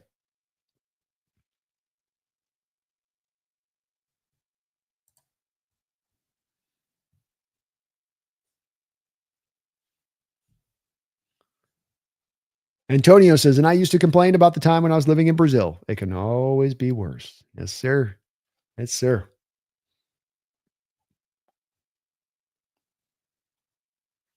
SL Hazard, I remember when someone was telling me JSN was just a slot receiver. I'll own it. Like I always tell you guys, SL, if I get something wrong, I'm definitely going to own it. It's not about me being right. It's about getting it right. And new information should always change an outlook. And whether that's to move you off a spot or to reinforce a position, it should always have you in consideration about where you are at on things. And I mean, to my point on this, the transition of JSN here to moving to an outside receiver is one where we don't have a lot of baseline of this ever occurring in the NFL. Guys that played significant or almost 80% of their snaps out of the slot in college, coming to the pros and turning into outside receivers, very, very infrequently, if ever happens, much less those guys turn into outside receivers and then become even more dominant as an outside receiver from what they were as a slot. So it's one that I certainly didn't see coming, but I was wrong on for sure in my ability, in my outlook of thinking JSN had this in him to be successful on that outside. And I'm happy I was wrong. That's for sure.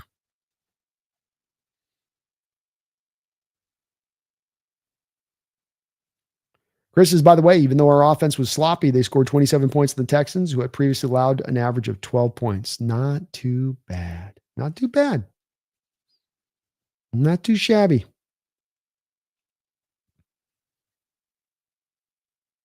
Carl says, if we didn't have the amazing consistent field position for the defense and special teams, I'd agree, but the offense needed to be better. They're primarily with it being the self-inflicted turnover destruction. Fair point, too. SL says, bring in A-Chain. Don't let Woolen go to get him. I certainly wouldn't want to do that if I'm going to bring in A-Chain for sure. They're SL.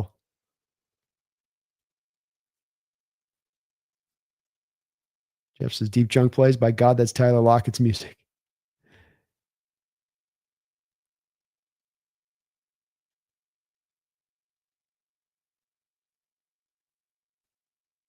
Chris Gutierrez, just ready for my Rockets. This team can kiss my ass. Actual text message from my Texas buds. Seahawks made them give up on the season, laughing out loud. Bring on the Rockets. Carl says, Darnold had a huge chance to get front row seat in the MVP category with Baker's bad game. Just bummed about the pointless plays that hindered that a bit unnecessarily. Yeah, fair. Darnold had a good game overall, but like you say, the interception will stand out a little bit in this one from that. But yeah, not overtaking Baker quite yet on that one. Jesse says East Coast fans are so spoiled. They complain when one game's on too late. Yeah, they need to be in bed early out there on the East Coast, I guess. Huh?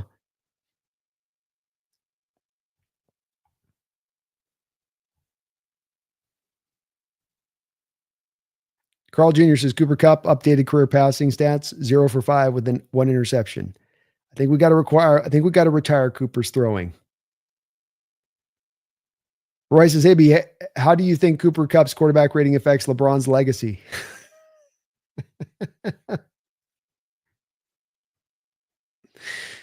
Oh, Lordy. It's pretty good. Chris, has anyone mentioned AJ Barner tonight? I wanted to give him that Charbonnet touchdown. It's a great block there. He's the point man there, and he's got to seal that guy and get him out of the way. And that's a nice hole there for Charbonnet. Hard to get that kind of hole. Also a great call from Kubiak there in a game where there was some odd play calling. That's one of his better ones because that was a tendency breaker. That Texans team, first you got the edge shooting the gap to the inside there, like he's anticipating the run play to go right. You got linebackers taking steps laterally to their left or to the right side of, and the plays going to the left. So a little bit of a tendency breaker there, but Barner with a really nice block there in space. Didn't give him a lot of opportunities here in this game.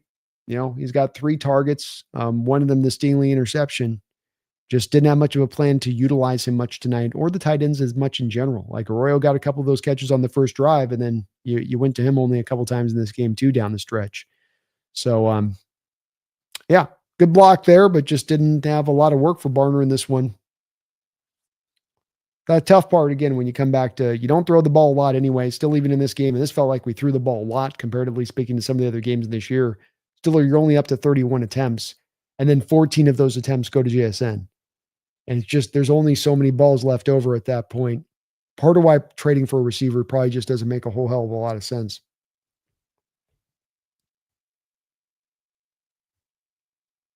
Have a good night, HHG. Appreciate you, man. A lot of room to level up still has El Hazard. This is not the final form of this team. And one thing I always like to be aware of, because I see teams that this will happen to, you don't want to peak too early. It is a thing. You can be playing your best ball week 6, and then you're getting to week 15. You're like, what happened to week 6? You want to just, you're ideal. And I always thought Carroll was pretty good at this, especially the Legion of Boom years, of having that team rounding into shape right at the right time of year. You know, really feeling like you're locking into places as the season goes along, and boom, now we're on point here as we start to get towards the playoffs. And certainly would you hope would go down here. Phoebe says, I can't wait for the round table, but Jesse's going to have salt to throw at Darnold for sure. I mean, I guess Jesse's going to have to strain on this one a little bit. Darnold didn't play a bad game out there in this one. Did he play at MVP level? No, but again, too, I don't think he played necessarily a bad game. He's got the one interception. Guys are going to throw interceptions. You know, it's like that will happen. But he's more of a reason why you won this game than he's a reason that was a detriment.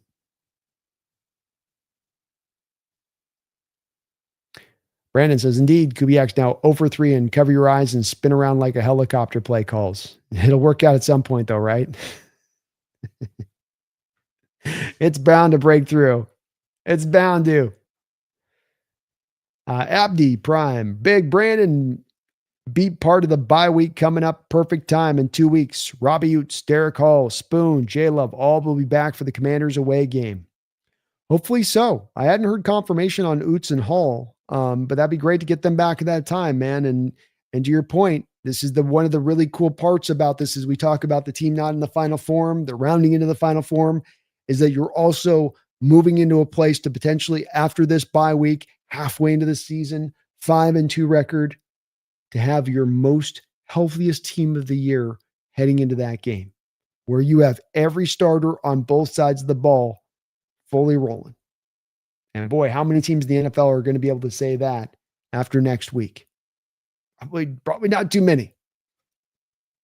Carl says, shout out to coaches for the good starts on offense, though. That's a good game script. Good opening script, man. Amen.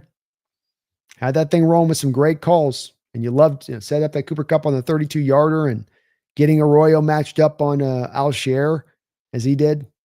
Very cool to see. Abby, hopefully Clint Kubiak fixes the play calling during these bye weeks because that was unacceptable. We lucky we got elite defense. Yeah, it's not going to be able to work out like this every week. Certainly not against a great team like, let's say, the Rams. You're not going to be able to kind of get this cute with the turnovers in that way. So stuff to clean up and fix. But I think the coaches like to tell you that these are the kind of wins that they sort of do like first when you just blow a team out of the water and there's Can't really go back to the film and really harp on the guys because you're like, what do you want us to do, coach? We blew them out by 30 points. We were great. We're awesome. In this, you can actually go and there is stuff to kind of coach up and stay on. So keeping them hungry, keeping them thinking we're still not at our best, boys. Don't think you got it. We're still grinding. We're still fighting. We're still seeking to get to that team that we want to be. So, Obi-Wan, do you think the M's will be back next year? I think that it's hard to say with baseball, man. Slopey one, year in and year out, it's so very unpredictable. I think that they've done all they can to set the stage for them to be able to make this a yearly return situation as we move into the future. Because what the team did 3 years ago, when so many fans for the last couple of years have been banging on them to spend money, is that they just doubled down on making their farm system really develop and really have these guys come along and then not move those guys and not have those guys where you're dipping in the farm system and essentially trying to go forward in one given year and then you completely rob your farm system. They've stayed with it and held on these guys and developed these guys, and that's going to allow them to really inject this into the future, whether or not they spend money. But they're going to need to spend money, and they will still need to do that. You need to bring back a Josh Naylor. Are you going to do that? I think they're going to do all they can to make it happen. I'd like to think yes, but baseball is very unpredictable. Slowly one, and we've been in the playoffs 6 times in our years, and certainly back to back. I think we've maybe done that like once or something. So I'd like to say yes, but hard to say. Megan says, I thought it would be closer than it ended up being, but what about the last few minutes? Oh yeah. And happy Back to the Future Day, y'all. Happy Back to the Future Day to you too. Beautiful last couple of minutes.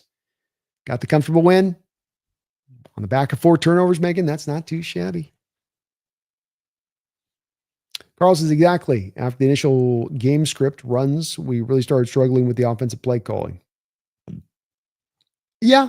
I mean, even in the drive, to me, it's where it started to go wonky to me. Is you got up on the points in this game, you're 14 up there, and you're moving down the drive. You're setting the stage for maybe go up 21, put 21 points up on the board, and then you got the Cooper Kupp throw, and it's sort of football's a momentum sport, and you kind of rob yourself of some of your momentum there. Mimi, Hawks Nest, Hall is a confirmation. Might confirm the press conference. Let's go. Thank you for the update. So Derek Hall back after the bye. Love it. Abdi, after today and other games, we need to trade for a right guard, and Anthony Bradford keeps letting us down. I'd love to do it, Abdi. I'm sure John's going to be kicking the tires wherever he can find it, but I don't know if there's going to be a trade out there to be had that you can pull off here. Teams just don't let go of offensive linemen, and I don't know if any of the teams that are going to be pure sellers at the deadline are going to be willing to move off of a good guard if they've got one. Carl says, yeah, I didn't say anything about Oots. Hopefully forgot. All right. Good to get Oots back. He's an important part of this puzzle, especially in the run game and getting that a little bit more effective. Roy Stanzel, you are a great sport, and when it comes to the Pacific Northwest calling, you are number 1.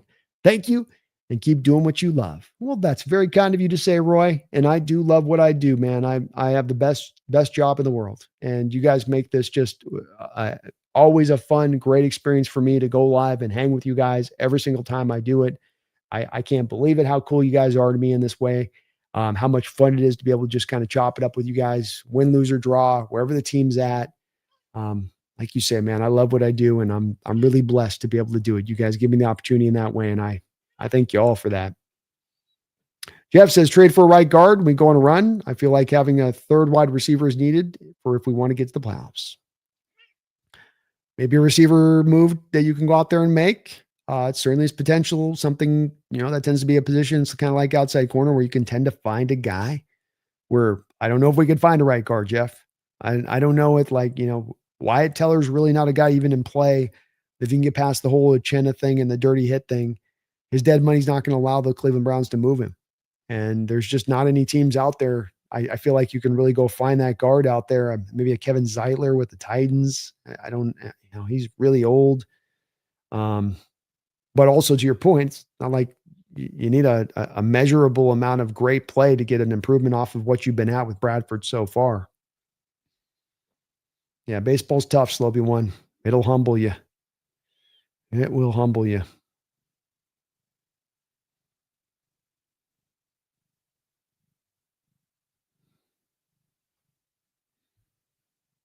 Like Jeff says, whoever we hypothetically trade for a right guard doesn't have to be good, just better than Bradford. Exactly. And to that point, maybe that makes this easier to align to find something there. But I did an initial deep dive last week through the teams that could be looking to move, and it's pretty empty right now. It's very, very, very lean. I'd love if John could do it. I'm on board with doing if John can do it. Maybe Joe Tippin. Jets might be willing to move Tippin. Thing with him is that he hasn't been necessarily performing particularly well, but that is a guy that has been decent at times for them. So maybe you got to look a little bit better, down the road with that. King Bomber. What about Kevin Zeitler, Brandon? That's definitely a name. He played all right this year. Wouldn't be too expensive. I highly doubt he wants to finish a career going 116. I'd be open to that. I do. I'm only hesitant a little bit just because I don't know if it's how much of an upgrade it gives you. And then, the team kind of an opportunity to kick the tires on him this offseason and was kind of like, nah. But to your point, again, not a lot of teams that are out there that you can look at that are going to be teams that are going to have a right guard. They're going to give you. I don't think the Raiders are giving you anything. I don't think the Saints are going to give you Eric McCoy. I don't think they could give you Eric McCoy if they wanted to. They're in the same place. It's like the Wyatt Teller thing. It's just like the dead money just doesn't make the deal movable. So only so many moves you can make here. And again, that bar has been set pretty low for the position as far as performative wise. Fairly easy, you would think, like to maybe find an upgrade there, even in the tough times like this, even with there being so few options. Austin, I would honestly love to see if they could involve more tight ends in the passing game. I feel as though going forward, more teams are now forced to focus on JSN, which should open up 10 plus yards of the field. Agreed. That would be the counter you'd expect here is eventually you don't get as many of the one-on-ones out there. Now you can get back to the middle of the field. Now you can get back to targeting these tight ends and just one little places of adjustment that I'd expect them to start to build in because your tight ends have been so efficient when you have targeted them and look to go after them. Carl says John has come through with trades before as far as actually doing them. I trust it. He's been a guy aggressive at all times of year, Carl, and around the trade deadline and before, he has been aggressive before, be it Carlos Dunlap or Quandre Diggs. So I certainly could see him doing it. And again, one key point on this is that John has never had this amount of cap space at this time of year in his back pocket over the last 14 years as general manager. So a guy that doesn't tend to let this money just sort of burn a hole in his wallet and go unspent. King says, I don't think Tippin will be moved. Still has another year on his deal. That's another part of it too. Teams don't tend to want to give up offensive linemen. Goes to Pete C, says, F. Wyatt Teller. Hey man, I'm good with that too. Marine Raider, laughing out loud, thanks. Appreciate you, Marine Raider. King, reportedly Zeitler wants to play for Tennessee because he was a Titans fan, which is why he went there. Also got $10 million, and PFF grades aren't great, but they are positive for Zeitler. Okay. I'm open to it. Like I said, the cost ain't going to be high to bring in. And right now, the team doesn't seem to have any trust in Christian Haynes, so it's always tough anyway, just on this front. Number one, it would help you from depth standpoint, but number two, it wouldn't make the offensive line room worse. And what are they going to help to get back for him at this point? Fifth rounder. I'd pay that. Oxnest, Eric McCoy's out for the season. Well, there we go. Marine Raiders, I'm just wanted a good laugh. I'm used to the losses now. Hang in there, Marine Raider. Tough game. King Bomber playing next to better players should improve now he's played. His ability to zone block is definitely a question, though, considering he's played for Baltimore and Detroit the last few years. At least with a vet, too, though, with that King Bomber, maybe a guy could step in and pretty quickly learn the playbook because he's been around the block a bunch.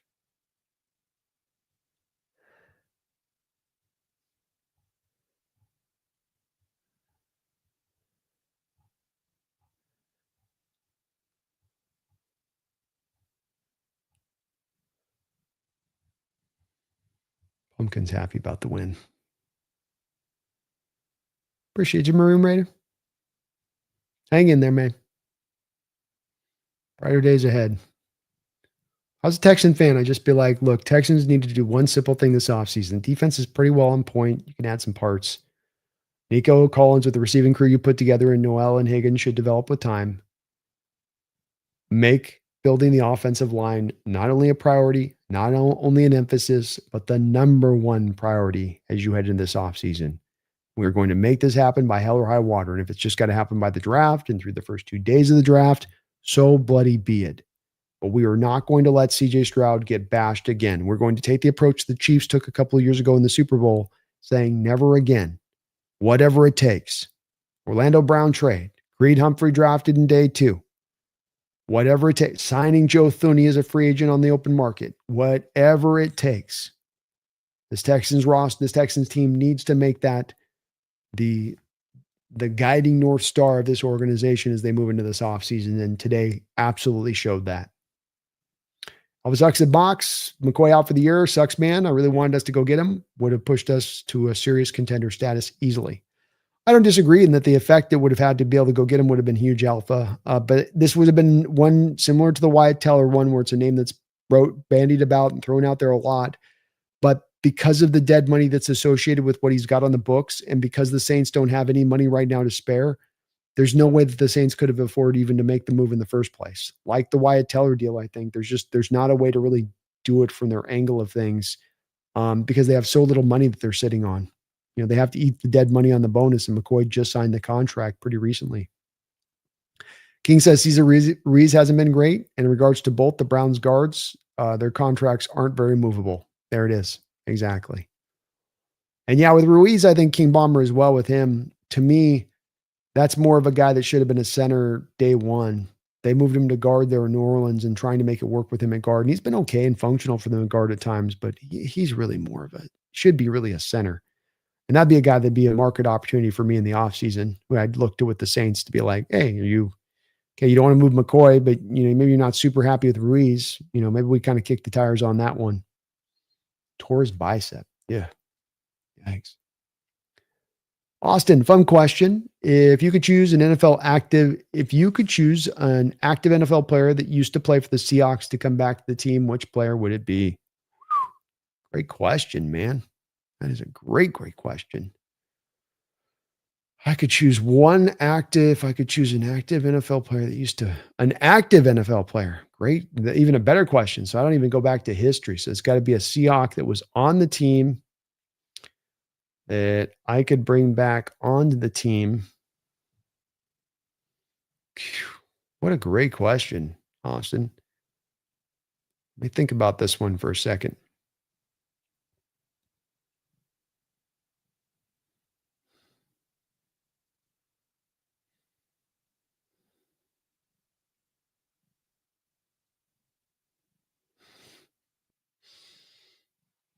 Man.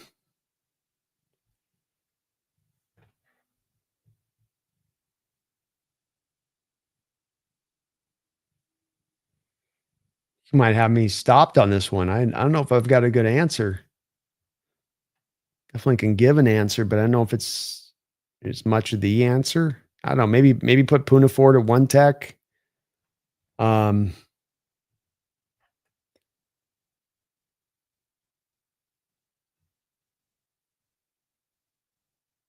Man, good question.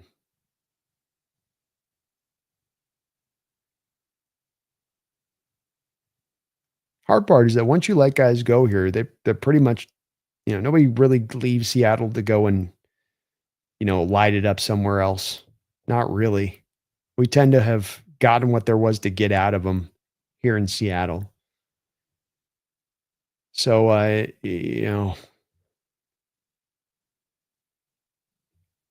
if cost wasn't just an issue, you could do DK. If cost just wasn't an issue, bring him back to be, one of your outside receivers. But I don't even know if that's push. And unfortunately, we haven't really had an offensive lineman here I could bring back, because that was where my mind was going to kind of first go to. So I guess a Puna or Jadeveon Clowney, maybe. DJ Reed. Maybe DJ Reed would be the guy. Get an outside corner depth guy brought into play here. A lot of former Seahawks out there really rocking it right now in the league, Austin. Chris, in your opinion, what player makes this team more of a contender? A Wyatt Teller or Chris Olave? Wyatt Teller would. Because at this point, that's a pretty good upgrade over the top of what you got with Bradford. But again, with Wyatt, there's just not a way to really move the contract there. So the Browns currently, let's see here where they're at here. Browns are currently on $22 million of cap space. Wyatt Teller's got right now a negative $15 million hit that they have to make. Technically, maybe they could do it if they really wanted to. But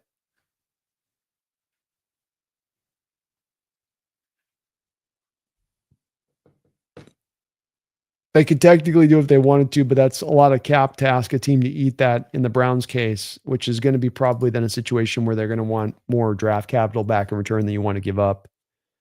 And he's on the final year of a deal. So whatever draft capital you're giving up, it's just kind of going to the wind. Wyatt would make you more of a contender, though. Right now with Olave, it would be good insurance and good depth to have for the team. But at the same point in time, you're not going to really utilize him a tremendous amount, I don't think, in this offense. He says definitely outside of Zeitler, it's a really tough market. It really is. Kingston, I'm also not sure what players would really upgrade this team unless Crosby or Hendrickson are available. I don't really think some of the players being talked about really move the needle for us. This is kind of you're sort of talking around to the bottom line of where I've arrived at myself, King Bomber, and not lightly at that. And that, you do in general terms, look, I don't want to just sit on 25 million if I'm in a team that's 5-2 and another player could help. But is it just a lateral move? And it's part of why, and I think you can understand too, why when I talk about, go make the move for Crosby, or maybe just sit on the team you got. That maybe that's the way to go here. If you're not going big, then go home. If you're not going big, then just kind of sit and see if this thing can develop. And there's reason to believe it can develop. And that maybe you've got enough in-house to make this go if that development steps forward. So I do find myself a bit in the same place. And also why I would be a bit kind of aggressive for maybe a Crosby type of guy. But hell, it's hard for this team to be generating much more pressure than they already are. Certainly you think maybe, Crosby would make you better, but doing pretty good.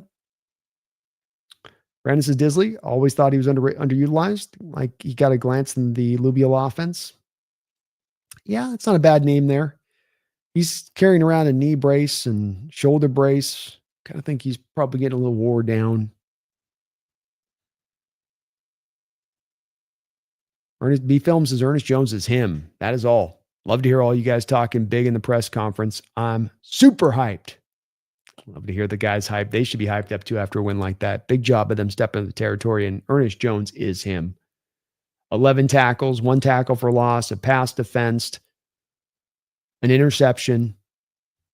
Big 3rd and 1 stand where he comes in, shoots the gap, and turns that running back sideways on the tackle. Just a nice hit in space, hitting in tight spaces there. Every week he's shown up this year, though. I mean, I don't know if he's playing at an all-pro level at the inside linebacker position, but I mean, with Fred Warner going down and maybe with Devin Lloyd going down, I don't know if he'll get a lot of love for that, but I just think he's been just great for us. What a difference this guy's made coming in. King Bomber for the Browns traded Teller. There's a $17 million in cap hit. Don't think that happens, and Seattle can't eat any of it because most of it has already been paid out and sitting in void years. That's correct.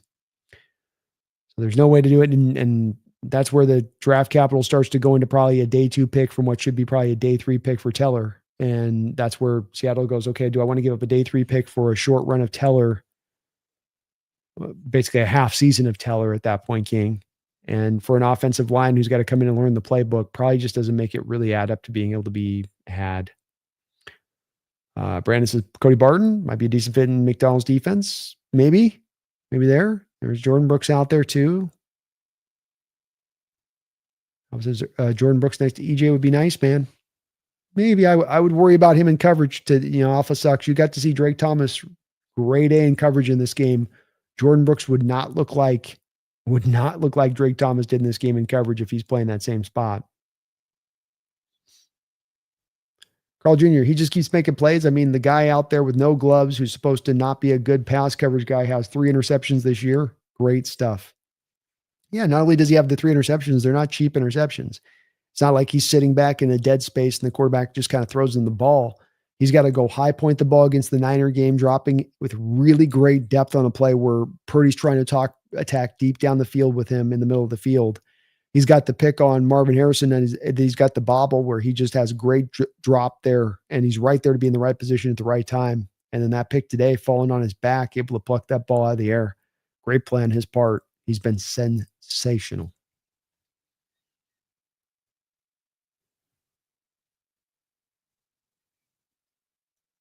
Alpha Sucks, what would you move for Rashid Shaheed if the Saints made him available? I wouldn't really be interested in Rashid Shaheed. I think you've already got a Torrey Horton here who can do just the stuff you need in Rashid Shaheed. I just don't know if that moves the needle for me enough in that. So maybe a fifth. I'm not giving up prime capital for him though. Carl Sherman pretends he lit it up in San Francisco, but did he really? He had the 1 year he's an all-pro there. So and some of that was reputationally based and him being protected in a defense that was loaded to the hilt. But I'll say this, enough for what he did in San Francisco, Carl, was probably enough to solidify himself as a Hall of Famer. It did that. Where if he just did on what he did with Seattle, it's probably not quite enough. Jeff says maybe Posick is an upgrade to Sundell. Posick's had a rough year so far. He's maybe a guy in play. You got the familiarity there with him, but I think he's actually played at a worsely graded level than even Sundell this year. He's the only receiver I think that moves the needle for us is Lavi, and he's not going to be available. Yeah. I really struggled with finding players that are going to be upgrades. I did too. I went player by player. I went through the over the cap, looking at all the cap situations out there, the teams that are out there. The issue comes in, King, is the bottom line problem is this. This is not a year of you got the great are great and the bad are bad. What you have here this year is more of a lot of middle of the road teams and where everybody sort of stands. And what that does then is you have less teams in sell mode. More buyers, less sellers means the prices go through the roof and means you don't have as much to pick through. Not a good time to always be making moves, going down that road. Brandon, is Clowney still active? He's playing on the Cowboys, but obviously the Cowboys aren't going to be looking to move him. Carlson Shaheed definitely gives us something we don't have, but the fact that the dude barely gets any short yardage questions is weird. The dude barely gets any short yardage questions is weird.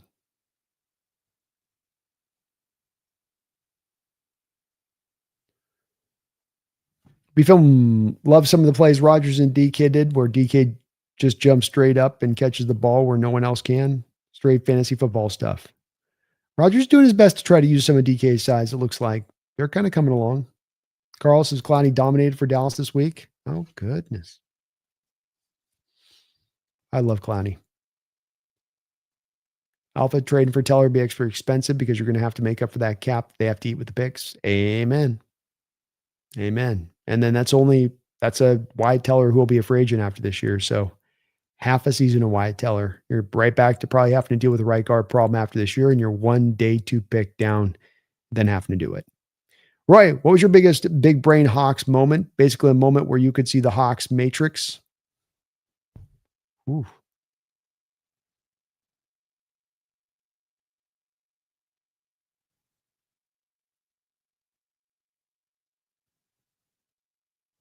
I think it's this off season to me, Roy. And I really don't like patting myself on the back. I get a lot of stuff wrong too, but this would be one where I would pat myself on the back because I think it ran very counter to what you heard out there from a local standpoint of other people in the content creation business like me who were pulling their hair at and banging their head. Everybody thought we came off the year last year, 10 wins in Mike McDonald's first year, and that we were locked and loaded to then just take the natural step to becoming a team that's going to take the next step this offseason, keep everything fit to serve, not do a lot of like turning a bunch of different stuff over, just kind of adding on top of what you already had. And instead you changed out your offensive coordinator, you moved on from DK, and you moved on from Geno. And all three of those things I said, this is what this team's going to have to do. And not all three of those moves are clear. You're not going to tend to get off of an offensive coordinator after just one season. That's not an easy move to be seen or an easy move to see done by NFL teams. And certainly with DK and Geno, you saw the reaction to me across the board. Almost every Seahawks content creator out there, I know because the people were letting me know. People were letting me know how far out on that limb I was, where I was saying you need to take that step back to take the 2 steps forward. And what that really supremely entails is moving on from Geno and moving on from DK. And then the team went out and then did those moves after I said that. I think I was seeing a lot more clear than others were on that. And that this moves have paid off. They've made a lot of sense in retrospect, but in the moment they look kind of crazy to a lot of people. Like, why after a year like that would you take that step back? But it was the right step. It was the appropriate step. It was the right of the marrying of Kubiak's scheme for the right players you have in house. It's not overpaying like you're going to have to overpay and sign the two biggest contracts on the books with a team that was still in this sort of state of kind of flux a little bit. That would probably be the one for me, Roy. King says, totally agree, Brandon. People are naming edge rushers like guys from the Dolphins or Jets, but they're not better than anyone we really have. Exactly. Jets got a couple of guys, Bradley Chubb. It feels more laterally to me, King Bomber, and you're going to get all four of these edges back. If you were down one, like if Hall was out for the year, maybe I'm on board with that. If Mape's down for the year, but everybody's still in flow here. You've got your four stack. Uchenna's coming on strong as hell. You know, Uchenna's basically ripping snaps away from Boye Mafe. I kind of put all that in. I go, well, it gets more lateral then at that point, doesn't it? He says, less is a blue chip player, Hendricks or Crosby, or some right guard that's immovable, or a better wide receiver than Kupp. Don't really think there's anybody to go get. No. Agreed. King Bomber, by the way, what changed on the Crosby thing? I recall that you were on the boat. The contract wasn't movable.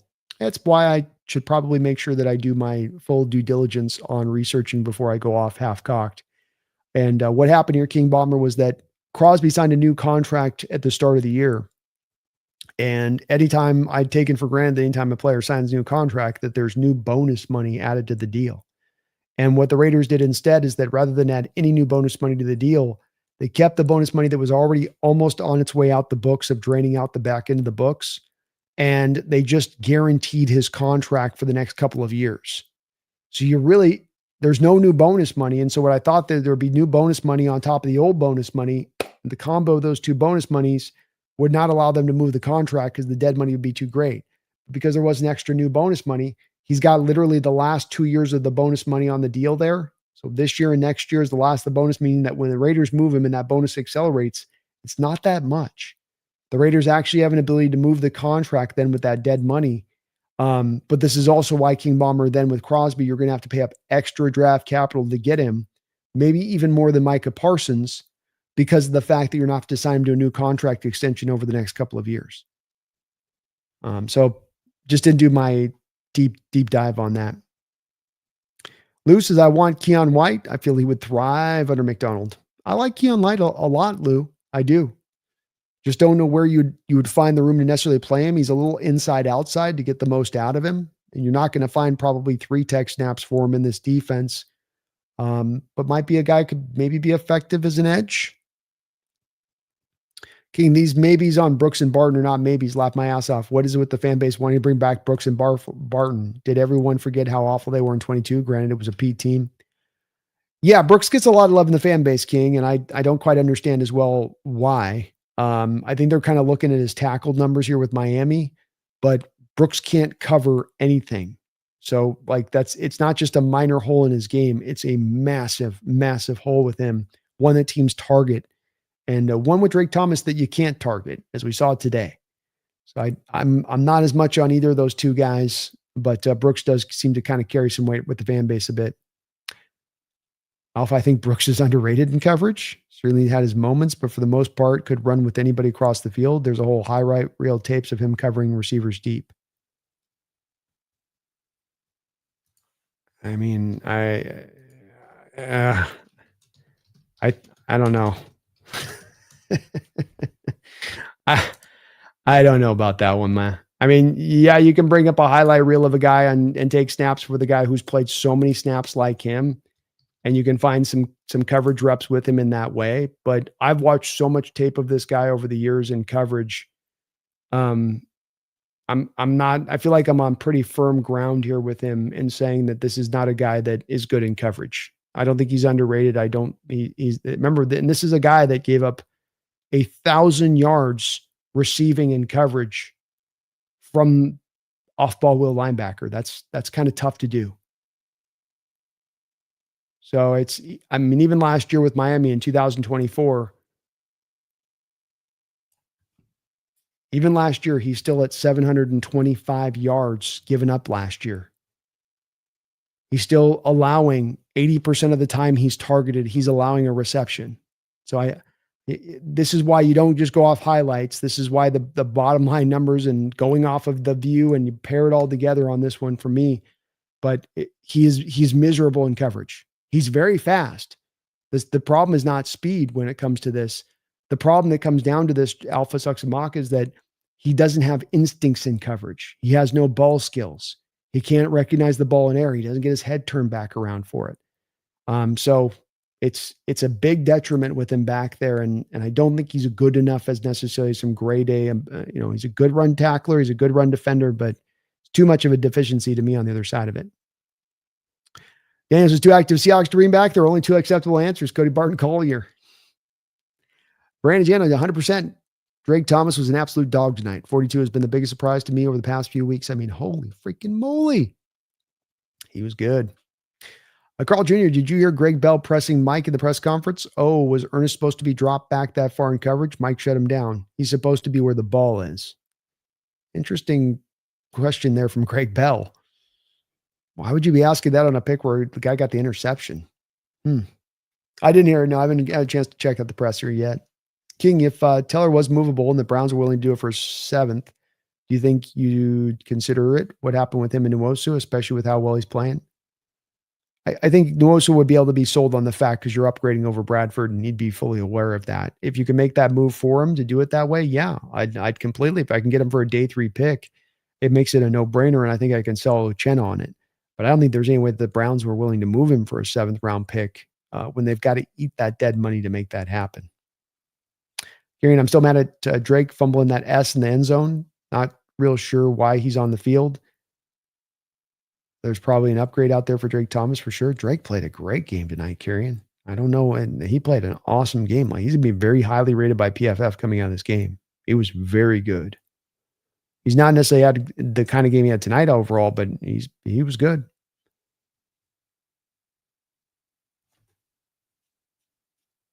Slowly one way. What do you feel about Joe Tippmann from the Jets? He was initially okay for them.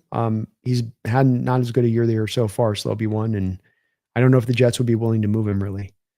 But he's not performing right now like a absolute upgrade over the top of Sundell.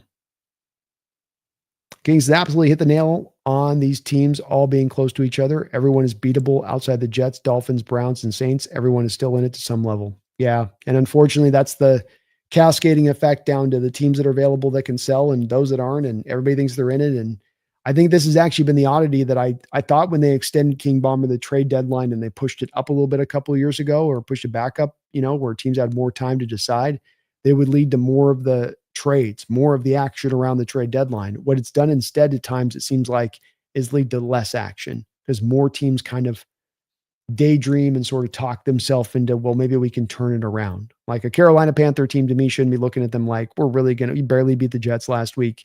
You shouldn't be looking at yourself like you're in this, but with your record and where you are kind of in it. And the division is kind of opened up. So you sort of still just talk your way into it. One more team less.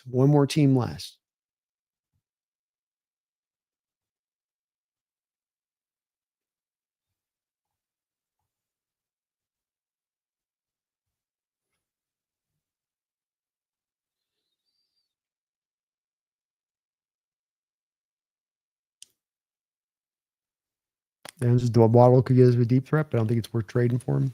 Yeah, I think the Dolphins want a first for him. And I don't know if they're going to even look at moving him. I don't know if I'd be super interested in either. Kieran, sometimes I watch the games after everyone else does because I lose my mind if I have to listen to Jake from State Farm 1,000 times. I get it, man. I was doing that before I was live streaming the games, is kind of do a little bit of the slow roll it. Used to play the game, Kieran, where I'd have it to set to where I could pause it just enough to where I could fast through all the commercials and then get right to the end right at the right time.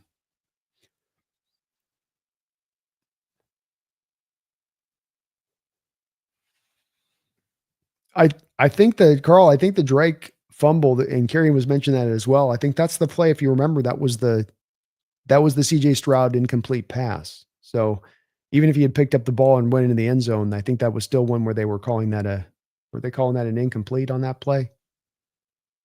If I'm not mistaken.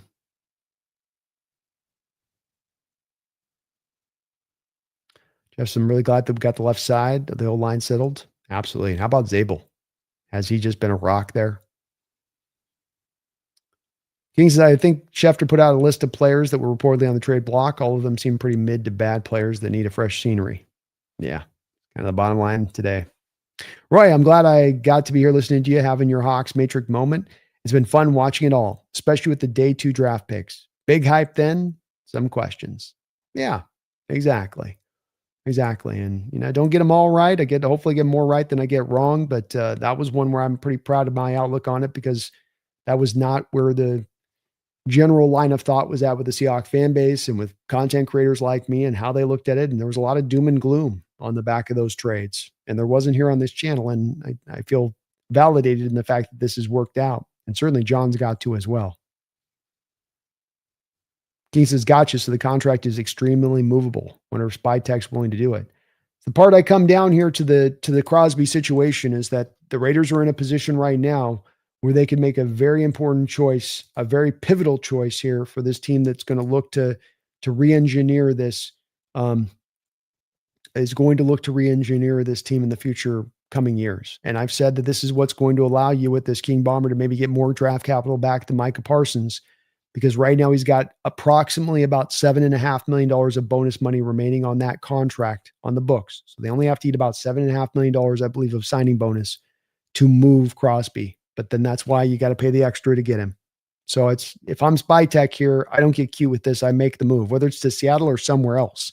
Get it now. Don't try to do that game where you go, well, we'll get just as much into this offseason.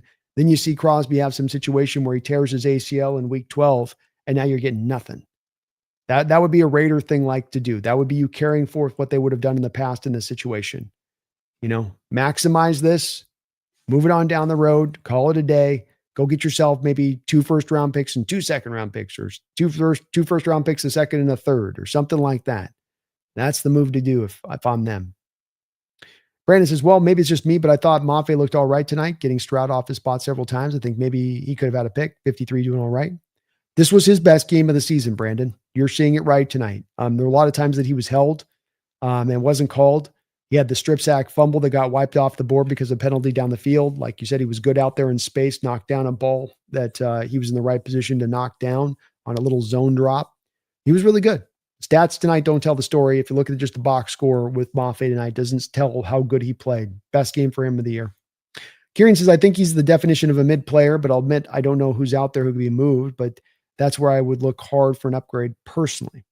I certainly think up until this game, Kieran, I think that he's been in that place of what he showed you on the field. It's been a little bit of a mid player. He's left you wondering a little bit of times of why isn't Tyrese Knight out there instead?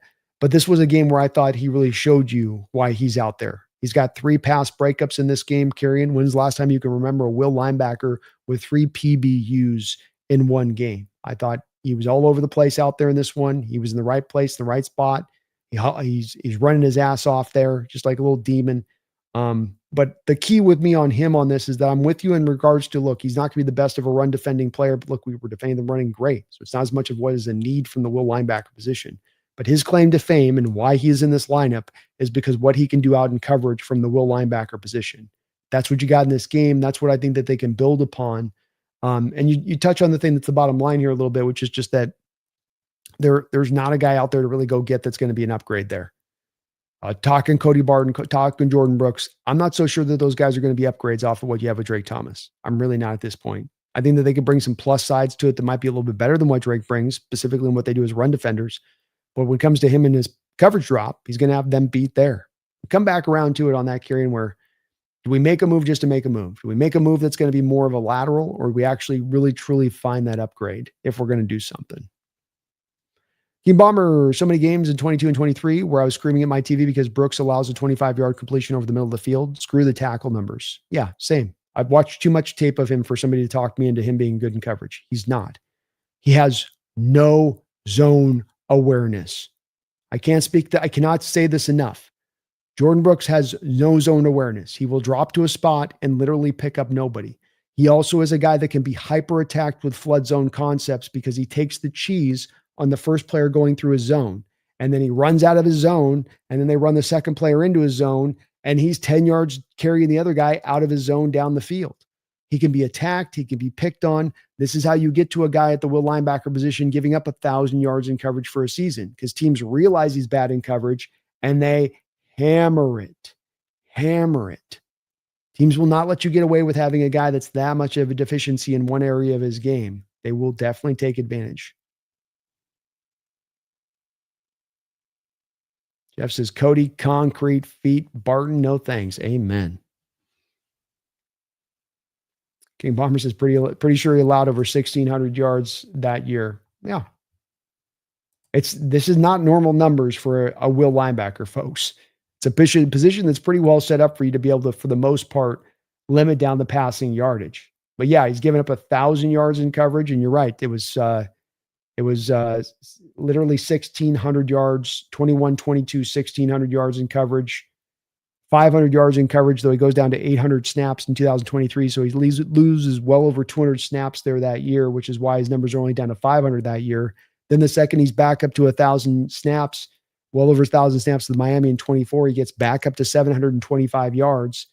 And so far this year, he's at 256 yards given up in the air. He's allowing 84.8% completion percentage. So the year that he allowed 1,000 yards receiving, he allowed 88.5% completion percentage. And he's allowing almost 85% this. So 3% less than what he was in his worst season in coverage. It's not getting better. It still kind of is what it is on that one. Holy cow, 6 hours streaming. You know, man, we got to go hard here. Carl Jr. must be a reason Broncos moved on from Barton after a decent season with them as a starter. Yeah, just leaves a lot to be desired. He's not a bad player, but he's just kind of a jag. Still clean and mean. Thank you, man. Appreciate you. Primo, thank you for the $5 donation. Primo. Good to see you in the house, man. Didn't have any note on your donation, but appreciate you for that. Very kind of you, man. Very kind of you. Trey Griff, thank you for 16 months as a Hawks Nest member. Am I crazy, or was that Reek's best game in a while? Think he bought himself a little time? Yeah, I think he's come off a little bit of this break, seemingly kind of refreshed. I think people were talking, rightfully so, in my stream earlier about this trade, and that he looked a little bit like year one Tariq. And I think that they're on to something with this. I think they're seeing this true, and that he's a player that I think you can feel a little bit of his hunger and a little bit of the lack of his hunger when it's out there. It's why it stands out when you get him sort of checked out on a snap, where you know what his ability is, you know what he can do when he's locked in and he's engaged. And I think in this game, he was fully engaged. And I brought up earlier on this, I really do believe in this too with this Trey. And that is that he's got an opportunity right now to go out there and earn himself money, big time money. Maybe he's not going to get the $25 million a year that you're going to get with what Sauce Gardner get, but can you go out there and get yourself 15? Can you go out there and get yourself 17.5 million per? Yeah, you absolutely can. Couple interceptions down the stretch, lock down coverage, limit down the passing yardage your way. You can go get yourself that contract. But if you put out on tape the other side of it, you put out on the tape too much of the bad moments we've seen over this last year and a half, you're going to be on the other end of that scale. So there's more motivation here for Reek than ever before right now. Ever before. There is millions sitting on this table with increased effort. And if he can provide what he provided today with the intensity and the engagement, not to mention what you can feel from him in coverage when he is in that way, where he's just draped over guys, there's no room for a completion to be had. He is right on top of it. And it is a tremendous boon for him, but it's also what that brings to this defense now, where there have been a couple of moments here you've been able to have these outside corners get targeted, with going into your depth here and there. So, yeah, I think he's definitely bought himself some time. He's certainly not going to get out of the starting lineup with a performance like that. I know Joe certainly still has continued to perform really well himself, but I think Woolen's probably done enough at this point to where Witherspoon comes back that he can be maintaining as the other starter on that other side. And that he will roll there. I will say if he probably falls back into more of some of what we saw early on in the year, there will be probably a pretty short hook for McDonald, knowing he's got a Job on the bench ready to go if Tariq is not able to sustain it and keep it consistently in that same place. But man, he's right there with the money on the board here. He can go grab. So much money to go made, and just on a back 9 games of the schedule, essentially, just finish off that year in that way, and you will have earned your money this offseason. It's all there for him right now. It was a backwards pass. Well, they ruled it incomplete. Oh, was it a backwards pass? I thought that was incompletion, but I could be forgetting this wrong. Phoebe, I'm sorry. I've been streaming straight live, so I haven't had a chance to check out the Mike McDonald presser. King Bomber says, yeah, there's not a single seller in the NFC except the Saints, and they don't even sell at the deadline. Yeah, exactly.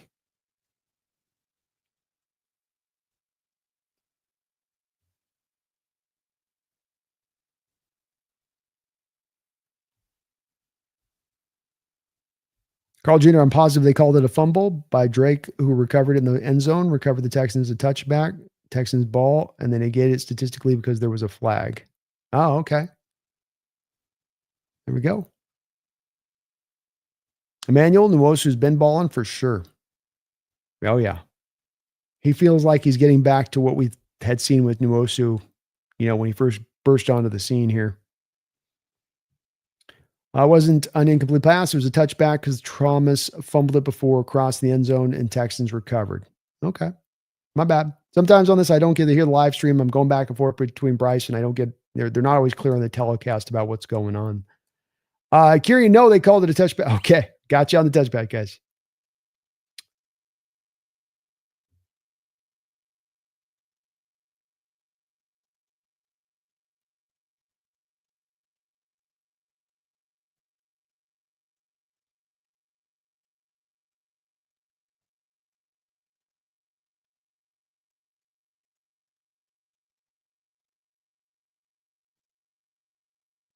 Carl Jr., bro, what was worse, the opening safety? Every replay that showed made me think more and more that's a safety. Ball was on the line when he first touched. Mike definitely sounded pissed at the press in that. Yeah, I was a little thrown off. I don't know on that one either. It seemed like he was at the one and then got knocked back, but that seemed to be the call there on where they saw it, but I could see it going kind of either way. Daniel said the touchback rules are dumb as F. By the way, if the offense fumbles it, I don't care if postseason possession changes. It's still the defense and there's still the offense. It should be a safety. I understand that. I definitely get that. Gary, and I do admit Drake Thomas played fabulous today, other than a handful of mistakes, and he has good energy. I do understand why he's out there now. It's just like there's got to be someone out there, right? Right, please. It's pretty lean, man, Gary. And it's as me and as we're kind of talking through this, it's we went through and did this exercise on the Seahawks roundtable last week where I kind of went team by team with you on that. I went through the over the cap with you on it.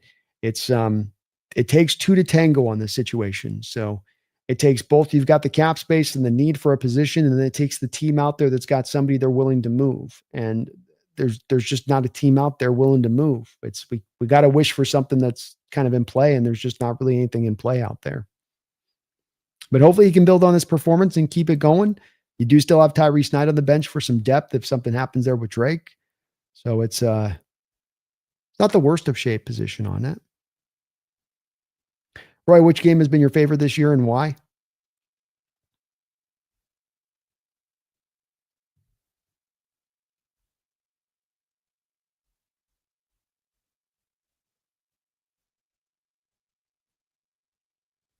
That's a good question. I think it's probably the Jacksonville Jaguar game because you are going on the road on a game like that. You had a tough loss to the Buccaneers. You needed to come up with some answers in a couple of different ways, especially defensively with some of the vanilla concepts you were running. And off the changes you made with that Jacksonville Jaguars game, I think you brought a lot of those same changes into play here against the Texans. I think it allowed you to find some more firmer footing on knowing what you are defensively and what makes you work best, on top of just going and get that ninth straight road win and really, really setting then the stage for what we were able to then take through today, which is putting you in a place heading in this trade deadline where you're in as ideal situation as I think you could hope to ask in this wide open NFL. Kieran says the Saints game was my favorite, even though I fell asleep at halftime because we were up by 30 or whatever. That was one I was thinking about. I love the dominant effort in that one. It was definitely that'd be my number 2. Daniel says also the other type of touchback is dumb too, like Adonai Mitchell did. Should just be a put on the 5-yard line or something, not a touchback. I don't know on that one. I'm okay with that one on the touchback a little bit. Daniel says, I hope you guys know I was joking about Barton, hence also saying Collier laughing out. Oh, I know. I got that. The Collier was the indicator there, Daniel. King says, feels so weird. There's nobody to acquire the deadline. One of the best rosters Seattle has to put out there. We might actually do something. It'd be cool if there was a team that was willing suddenly to do it, that might start to kind of recognize and make their peace with the fact. But, these teams don't operate that way. And if they think they're in it, if they think they're close, they want to talk themselves into the vision that they walked into this offseason where they're like, okay, we haven't hit there yet, but look at this and look at that. And there's a lot of indicator and reason to believe we should be optimistic and we shouldn't tear this down. And, when you tear it down with these general managers and the short shelf life they've got and the short, rope that they have with ownership, knowing that, is an owner going to buy into me selling and then still keeping me on as a GM? Maybe not. So maybe I can't sell then. There's a lot that goes into a decision to be that team. But bottom line is there's just not a lot of teams out there to go and roll with. You got no dance partner. We're on the floor. We're just doing our own move on the floor. We're doing the dice move. We're looking for the ladies. I'm like, what is going on here? Where are all the girls? It's a freaking sausage fest in there right now, man. Kieran says, well, Woolen played decent. I think he still gave up a bad play along the sideline when we needed him to lock in. Technically caught by not his man right next to him, but he was better today for sure. Yep. Amen.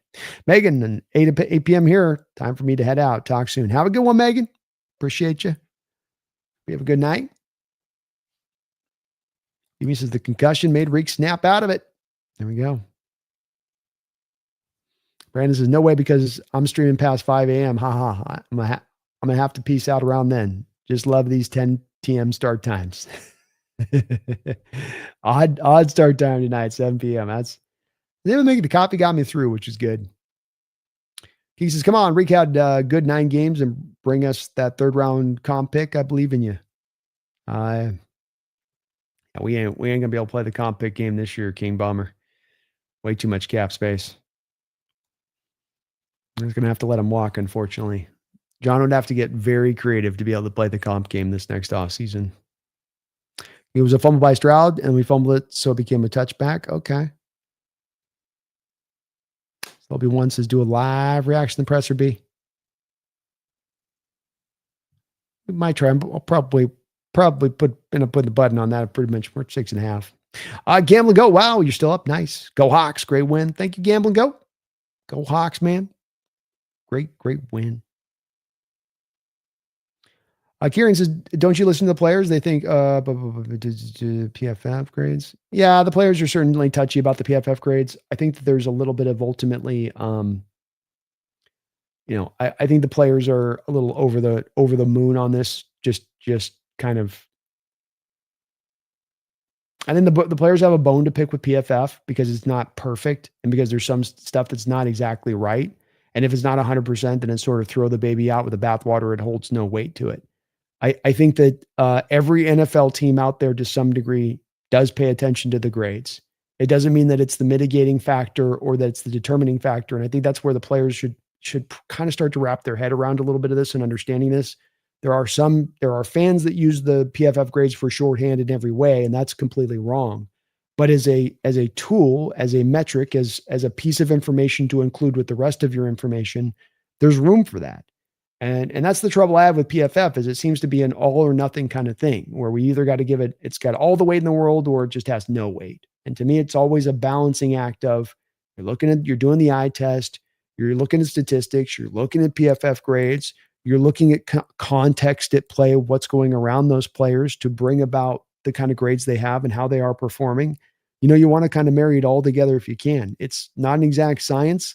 There's always room for error with this type of thing. But I do think that the whole thing that you hear at times with people who want to just sort of toss out the PFF grades as though there's no value to them, I think that that's incorrect. And again, I think every team in the NFL, to some degree or another, is utilizing those grades a little bit in their assessment and evaluation of players. Kind of to my point on it, where it's a metric to be used. It's not a whole thing on its own that you just lean on all the way. American, thank you for the $10 donation, American. Very, very kind of you for that. New offensive coordinator, new quarterback. We could be 7-0, but I'll take a sloppy 5-2 heading into a bye. Washington plays the Monday Night Football before we play them on Sunday Night Football. 6 days of rest versus a bye week of rest. Let's get to 6-2. Go Hawks. To your point, you got to wonder if maybe it helped us out a little bit, American, having that extra day off the game with, remember the Texans got their bye week coming into this game, an extra week to prepare for us on the road. And maybe we were able to counter that with a little extra bit of that rest. It's a good point there on that part. Washington plays Monday Night Football before we then play them on Sunday Night Football. So that 6 days of rest makes a difference, American, especially to your point on this, when you're trying to get Jaden Daniels back on the field on the hamstring, number one. But number two is you're kind of mid-season going through kind of that shortened week. That's to me where you really do feel it. That's where the stress is real there on the bodies. Hopefully we can have that as a nice, at least a little bit of advantage for the Seahawks going into that game on that. But a great note there. Washington playing on Monday Night Football before we've got to play them on Sunday Night Football. And I think that's the part where the patience is required to the offense. And when we all knew walking into this, that new OC, new quarterback, this is going to take some time. And you hope you get some early returns from that as it's taking its time, which we absolutely have. We've got maybe the number one rated quarterback in the sport, or one of the most efficient quarterbacks in the sport. We definitely got the best wide receiver in the sport and how he's playing right now as you are working out those kinks. You got A.J. Barner playing as efficiently at the tight end position as you've seen the NFL right now. You've got Arroyo who's showing you he's got some components to where this guy can be a weapon within this offense. Your running backs are still going strong. The offensive line is improving. I'll take the 5-2 as well, understanding these parameters coming into play. I think a lot of teams bring on a new OC and a new quarterback. It's pretty rare that they're able to get these kind of quick returns in this way. Look at the chemistry between JSN and Darnold right out the gate. Like those guys have been playing together for 5 years. They're locked in sync.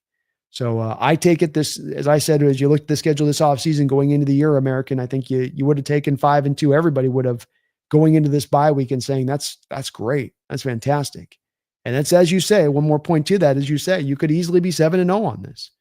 A couple of games go a little bit another way. Woolen actually goes up and makes that play in the 49er game. You get the 2-minute drive there at the end for an offense that's moved the ball all day. We're talking about potentially that team that is 7-0 and that team that, and that's still with some warts. That's still with some stuff that needs to be cleaned up at that point, 7-0. Again, that's the thing that would speak to me, and that's maybe as much as being a Homer fan in my outlook of it, because there's always the draw within that when you see these kind of numbers and think about this type of stuff. But it just does speak to me of that you're two plays away from having a 7-0 kind of record, and that would still be a 7-0 record with a very much an imperfect team, with a team with a lot of things that can still be corrected. And then that makes you think, well, what happens if we can just get even a couple of the collection of those things corrected with already what we know is working? If that stuff can maintain, well, then doesn't that take that ceiling of that team, the potential of that team, that much higher with it? And it's certainly within me. I go, well, that's my homerism talking. That's my own internal biases speaking there a little bit. But maybe it's also true that it's teams when they tend to have sloppiness or just a little bit of disjointness in varied places, don't go out there and come out to 5-2 records to start their years off. That's much more of a middle of the road team or a team at 2 and blah, blah, blah. And we're not that. So the optimism is true. It's real. There's good reason for it, American. A lot of, as I call it, the fundamentals of this team are pointing in the right direction. And a lot of reason to think that you're going to continue to get better and that you're going to play your best ball down the line, hopefully as this season is wrapping up. And that's what I call the stage being set here. That's the stage that is set right now. They've done a lot of the hard work here to set this up. They've lined this all up for themselves here rather than being behind the 8 ball, no room for error. You better go on a run. Not necessarily what we're saying right now. Love to see them go on a run, but we're rolling. We're rolling well, man. Thank you for the $10 donation, American, and go Hawks, brother. Go Hawks. Michael Bicknell, thank you for the $5 donation. Appreciate that, Michael.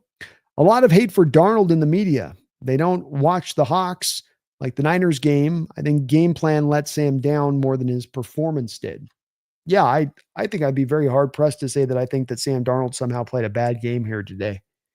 The ball where it's ripped out of his hand in the back of the end zone and the guy recovers it and they get a touchdown for the Texans. you didn't give Sam Darnold a hot route read. So you can say in that moment, like, well, Sam's got to get rid of it. He's got to get rid of it to who? Throw it into a sea of hands in coverage where there's not an opening to throw it to.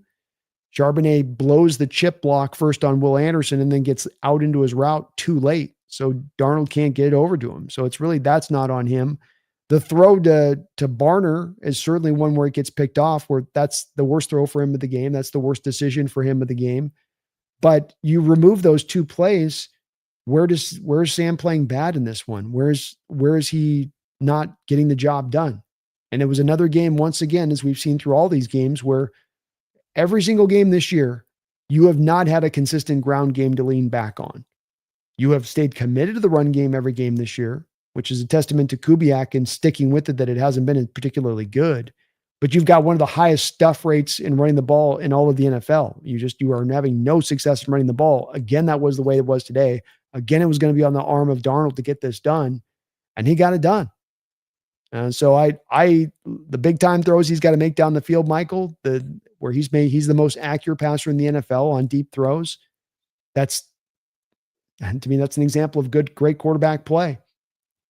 That's an example of a guy with great arm talent for the position that he does have. So was it a perfect game? Was it the best game? No, but this is not a game where you can, again, look at Darnold and go, see, this proves Darnold this or that. That's pre-built-in biases of hate against Darnold, like you say, where there's a lot of hate in Darnold in the media, and that narrative that hangs over the top of him. He's having a hard time shaking it as far as it stands. It should be shaken. There's people that should be able to reset their eyes a little bit with him on this, but you can hear it in the debate that I have with Jesse over there on the roundtable, and probably we'll have again tomorrow, where just some people with certain quarterbacks, we saw this with Geno, there are people that will just dig their feet in on certain quarterbacks and say, I will be not moved off this spot. My assessment is this of this QB. It's locked in. It's loaded. You are not going to move me with even the grandest of arguments to get me to a different position on this. The guy can't move out of this place and where he is in my head right now. There's just no way. I see it this way. That's where it's at. And it's for some reason, the quarterback position especially seems to lend itself to this sort of, the concrete's dried. It is what it is. He is what it is. There's no changing him kind of outlook of things. But I think that people should with Darnold. He's done plenty now after a year and a half here of this kind of level of performance, that you should stop looking at him as a New York Jet and start looking at him as a guy that's not only reclaimed his career, but reclaimed that top 5 status of what made him that high pick. You're seeing and feeling, why was this guy a top 5 picks? Because teams saw the vision of this player, of what this guy could be down the road. And he's realizing that potential. But I'm not surprised, Michael. This is the way that media narrative stuff kind of clicks in and sets in. And it's not just this way for him. It's this way with all quarterbacks. It was this way with Geno Smith. We saw when he came in here. People don't move off their spot with quarterbacks, even with new data. Thank you, though. Appreciate all of the donations today from you, Michael. Ton of support. Carl says, I just hope Drake being out there isn't primarily because of regression and Tyrese Knight. He's a high draft pick. Can't have that coming to a close like this.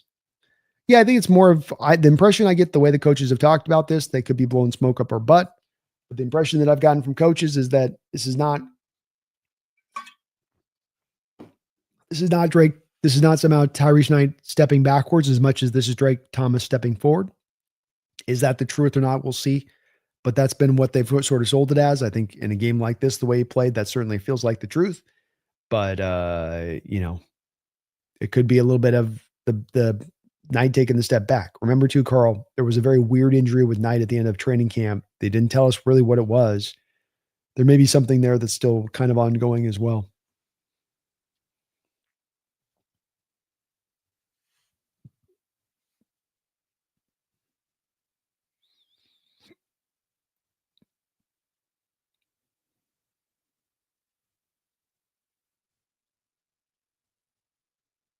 Vin Russo, Drake Thomas has had the 3rd highest PFF grade last week. There we go. He's grounded. He's coming in shape, Vin. He's been playing better. Chase says, plus Drake Thomas really good. It's not like we're cooked if Knight isn't good. It's true. He was a day 3 guy. You're not as worried about day 3 guys if they don't quite kick in. Here's I think honestly Drake Thomas will get less snaps because even Warrior will take a spot, and Job, Woolen, and Spoon will be the nickel corners. We'll see. It's potentially a way they could go. Remember the plan though was with this off season and moving through training camp, and I saw this in person, Kieran, when I was there through all 3 days, is that Spoon was playing specifically and just only out there on the outside. He wasn't as much slid into the slot in training camp, which made me kind of guess that maybe the plan here is a little bit of Woolen, Spoon outside, Eamon Wari into the slot. But you can go a couple different ways, and certainly Eamon Wari's got enough size to play off-ball linebacker. King says, I genuinely believe we can win a playoff game this year. I'm hyped. Let's go, King. Playlist Trav, I know the draft's weak, but some interesting, versatile physical corners and linebackers. I am hearing linebackers are really good in this draft, Playlist Trav. I haven't gotten too much into the scouting side of things yet here. So I'm still kind of just getting into that part of it. But I have heard that the linebackers are good. BC, oh my effing God, is this still going on? Still going. Still going. Jason GLC Murphy sniff out the screen. He sniffed that out like a bloodhound, man. Made that noise when he smelled it out too. Carl, with the way we're using Arroyo and with him being second round and Barner being more than serviceable, I worry about that pick too. Yeah, the Arroyo pick and I think Milroe pick, if I'm just to be honest with you guys, is really 2 picks about the future as much as anything else. And with Arroyo, you were going to use him as a weapon this year, but we can see with him being a lack of like a heavily targeted guy through any of these games, he was going to be a little bit of a piece of the puzzle. He was not going to be pieces of the puzzle. And I think that he's doing fine for what you're asking him to do. And I think the same thing about Barner, Carl. This really comes down to a 2-prong issue. And this is the thing that can kind of come up with maybe Cooper Kupp and the way that people look at him with him too. You really got to backward step off of this first and foremost too. Coming into this game, JSN's eating up 44% of the receiving target share. So 44% of the passes are going JSN's way. So already out the gate, about half the passes of your offense go to one wide receiver. So now you got the rest of the 50% left over, right? Okay. But now you're also coming into this game 20th in passing attempts in the National Football League. 20th. You're going to be right around the same area here after this. So you have one receiver taking half of your target share, and then you're throwing on the back third of the league as far as the number of passing attempts. What this is going to lead to is that the rest of the guys, the pass catchers here on this team, aren't getting the opportunities. And they're not getting the opportunities because your offense isn't not being effective. It's being effective. It's just that when you're going to be a low volume passing attack, and then you're going to cut out half of your market share to one wide receiver, there ain't a lot left for anybody else.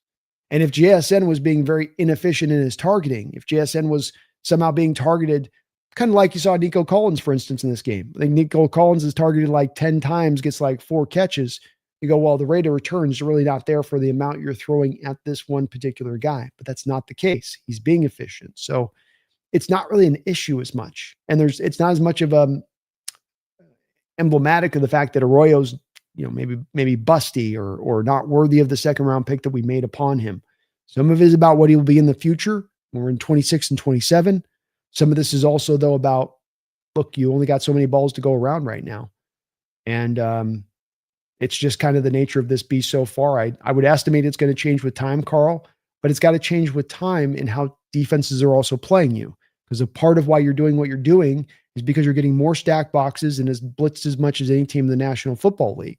And that's driving you over to JSN. So if some of that stuff adjusts on the back end, then you're going to probably see more of these guys getting a dispersing of the ball worked all the way around a bit. Houston, you keeping me company through my overnight shift. Thanks for all you do for us, Brando. My pleasure, Houston. I love what I do. Glad to help you get through, man. Glad to help you get through. Austin, I don't know if you mentioned it, but I could point out 2 plays where DeMarcus Lawrence had huge plays. The stop of the goal line, he was the one that made the play, and on the screen, he sniffed it out. He's played really well, man, and his impact the last 2 weeks, I don't think it's any coincidence. The last couple of weeks, that pass rush coming off the edge has been improved, not only because of what he's brought, of course, the 2.5 sacks he had last week, but also because now the rotations get rounded out right. where you don't have guys taking on 10, 15 snaps too many off the edge because you're a little bit lean there from the injuries you were dealing with, both DeMarcus and Havett Hall out there. Ben says, media head for Donald. What a surprise. He must play Pro Bowl level every game or else. I know, Ben. Exactly. Like you talk about a guy where it's like he's definitely not given the benefit of the doubt in the least, despite the fact that the guy's turned his career around. Michael Bicknell with another $5. Thank you, man, for all of the donations. You are awesome today. Thank you so very, very, very much. He says, players don't like PFF because it is owned by Pat Mahomes' personal butt cork, Chris Collinsworth. That might be a little bit of a part of it. And I don't blame players a bit on this because it is a tool that's used by these teams. And that tool then comes back around at times, I think, when it comes to contract negotiations and can be kind of used against you. And if you thought the grade wasn't entirely accurate, then that would miff you up a little bit. And it certainly is, not perfected, and it should not ever be used as an end all be all. The only time you'll see me do that is if I just haven't had a chance to look at tape on a player and I can kind of shorthand it until I can go and do that. But you always should marry the tape to what you see on the scores and marry in with it the context of what's going on with their positional group around them, the help they do or do not have. It's a lot to try to measure. I'll give you that. But I think that's where you get the accurate outlook on a given player or a given team or a given positional group on a given team. But yeah, players definitely are very much anti the PFF stuff. And I get why. I get why when there is some basis on the back of it for driving, I think, contract negotiations and whatnot. But yeah, Collinsworth loves himself some Patrick Mahomes, doesn't he? God, that guy just can't stop himself with him just over and over. It's like, God, we get it. Get on your knees, man. Mark Sanchez, thank you for the $10 donation. Appreciate that support. B, I heard that Jackson Powers Johnson is in the doghouse with the Raiders. He got benched and could be moved. According to Raiders content makers, it's an internal dislike because he tries to be Crosby. John Schneider should get him. Yeah, I don't know what the issue is there with him as far as that goes. Because after all, if this is like a personality thing, certainly we've seen in Coach Carroll a willingness to embrace colorful personalities. If they're willing to move him, I would certainly be willing to get in there on it. You know, he's actually not been he's been pretty well graded for the fact that he's playing guard. And that's kind of the other part of this. I was looking at this the other day. Yeah, he's the 30th ranked guard right now in the sport at a 63.7 grade. So he's essentially at, he's got quite a split too from his pass blocking to his run blocking. So he's a nightmare in pass protection, but he's a good run blocker. But he's also playing out of position at guard when he should be playing center. And we know that this is a problem with Pete, right? This is a problem with Pete going back to Ethan Posick, where he likes to move those centers into guard to make him more quote unquote versatile, but you can end up having the guy play at a lesser out of position than what he would be played if he's just at his strength and he's just able to do what he should be doing. I thought Jackson was a pure center coming out. I thought you really don't want to move over to guard. So I'd like to get a little more fleshing out and try to understand what this is and why a guy gets into that sort of doghouse like that this point, especially when you have moved him off of his natural position and he's been kind of the good soldier to do that. So I'm willing to take advantage of the Raiders if they've messed that up, Mark, and they've just gotten in their head on that one a little bit. But he's not playing too bad at guard, man. I mean, whether he can come in here and be your starting center or whether he's just going to be then your right guard. I mean, he's been better than Bradford. Where we got Bradford rated here?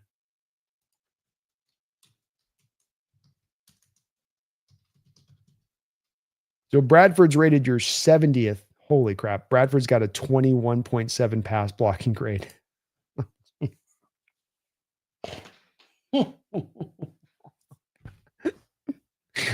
That's so bad. So look, I mean, he'd be a significant upgrade over whether or not it's the center or right guard. It'd be both of them, Mark.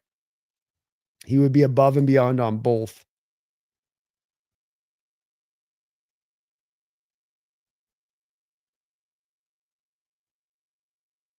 Old perceptions do die hard. That is for sure. Thank you, Mark, man. Appreciate all your donos, brother. I'm definitely in on that with JPJ, and I got to think it'd be a day 3 pick if that's the move you're making for him there.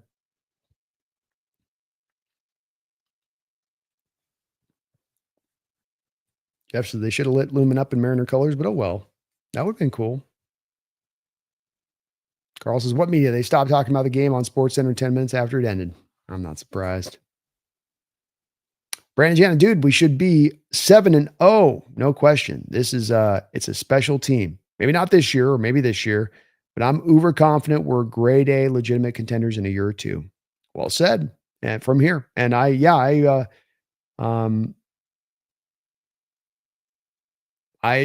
echo your thoughts on this. And I said this even this year where I wasn't as sure and still am not totally sure about the final form this team's going to take this year.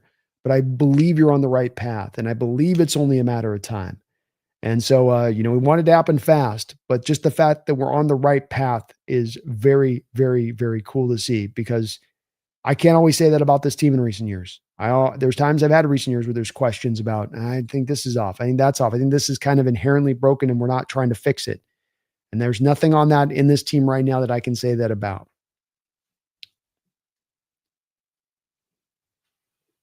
Kieran says, we're going to struggle with the Niners being 3-0 in the division at the end of the year. Yes, we will, potentially. They've got an easy schedule set up for the rest of the season, Kieran. American, we are rolling, man. Rolling. Kieran says, Sam did not have his best game tonight. Not bad, but we can't get stuck inside our 5 this year without giving me a heart attack. Can't roll out of the end zone after the play breaks down, man, laughing out loud. Yeah, I mean, I guess just from my standpoint on Kieran, it comes down to a little bit more of the play calling was the issue there. If I'm making the itemization about what the problem was, that's, to me, Kubiak getting a little weird in this game at times there. But again, Sam didn't play as good a game as he's played throughout this year. I still think he played winning football and certainly did enough to help you go get the win in this one.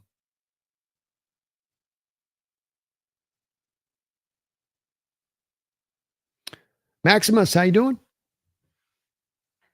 Played Stafford like 6 times and lost every single one of them. It's not like all those rosters were stacked. True. Ben Russo, Darnold's 19-5 in the last 2 years. Wow, great stat.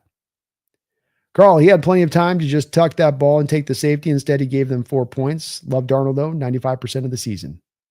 Yes, sir.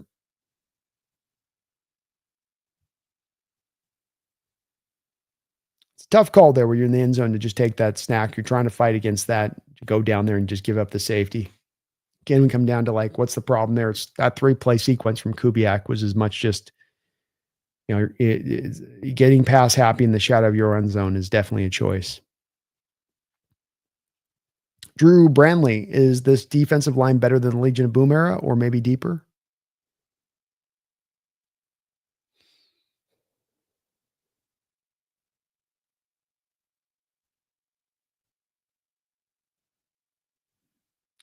It's got the potential to be on par, I think, Drew. Maybe a little bit better on the interior of the defensive line.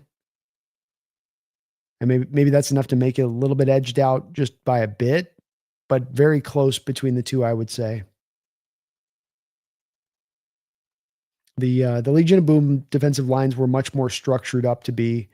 You had an early down crew and then you had a late down crew. This is more of a pure rotation all the way through where guys that are on first down can play on third down, guys that are on third down can play on first down. So Legion of Boom, of course, had their base down, Clint McDonald, Brandon McBain. You'd have Michael Bennett off the edge on one side. You'd have Red Bryant as a power edge 5 tech on the other side. Then you'd flip to the cheetah package. And on passing downs, now the 3 tech becomes Michael Bennett. Cliff Averill comes out. You bring out Michael Clemens the other side. You got Clint McDonald in there as your 3 tech. To the other side, as you're kind of rocking 2 3 techs at that point in the cheetah package. So it's very, very close to each other, just differently kind of put together as well, which makes it hard to make quite a comp for comp comparison there. Mac offense let the defense down. Indeed it did. Carl Jr., don't forget how good Cliff and Mike Bennett were. No. They were good. Very good. Maximus, I'm happy as long as one of our phases can carry us. We have to be happy with a win. We do indeed, Maximus. no sadness here. Certainly feeling good about this team. Nothing but sunshine and roses heading into the bye. Brandon, day 3, day 4, man, I get it, but I think we just want players that will help us win. At the moment, 42 looks like he can do exactly that. I could care less if we win a chip on the back of an undrafted player. Me as well. And the NFL's that way. Guys come from all different directions to become starters in this league. NJ, how do you think this offense functions in a situation with JSN locked up? Do we trade for another guy? I don't think we trade for another guy. I think that we haven't faced this yet this year so far, so it's kind of hard to predict of what it's going to look like when you actually do it.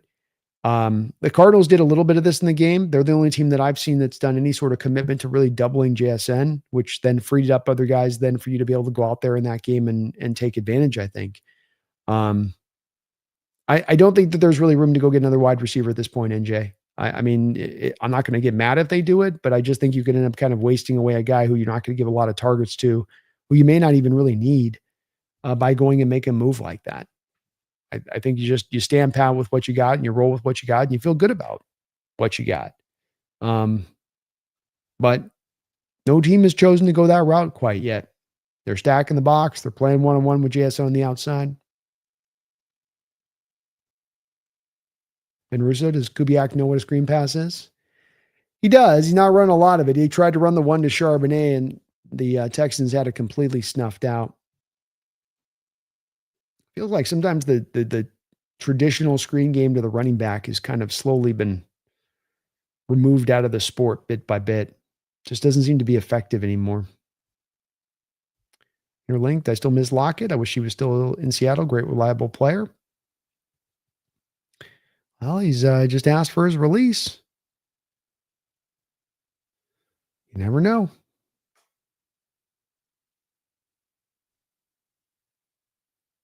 Carl Jr., hopefully it's Cooper. I get he's not Triple Crown, but one catch is one catch. Yeah, he's doing great. 32-yarder in this. You're just not targeting him a lot.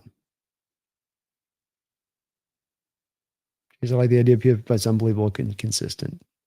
Yeah, be a little bit out there.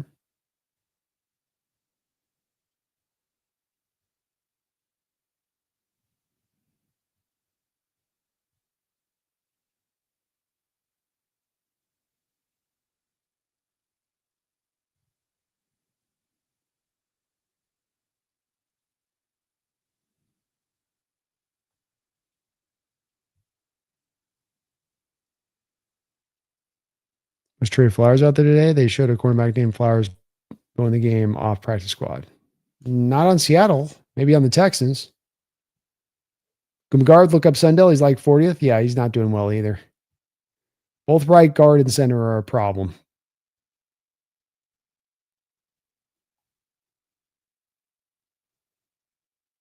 Mark Hawksnest, check Wi-Fi Willie Raider. He's great with Raider content. He thinks the original plan fell through and JPJ is playing guard because he's their best lineman.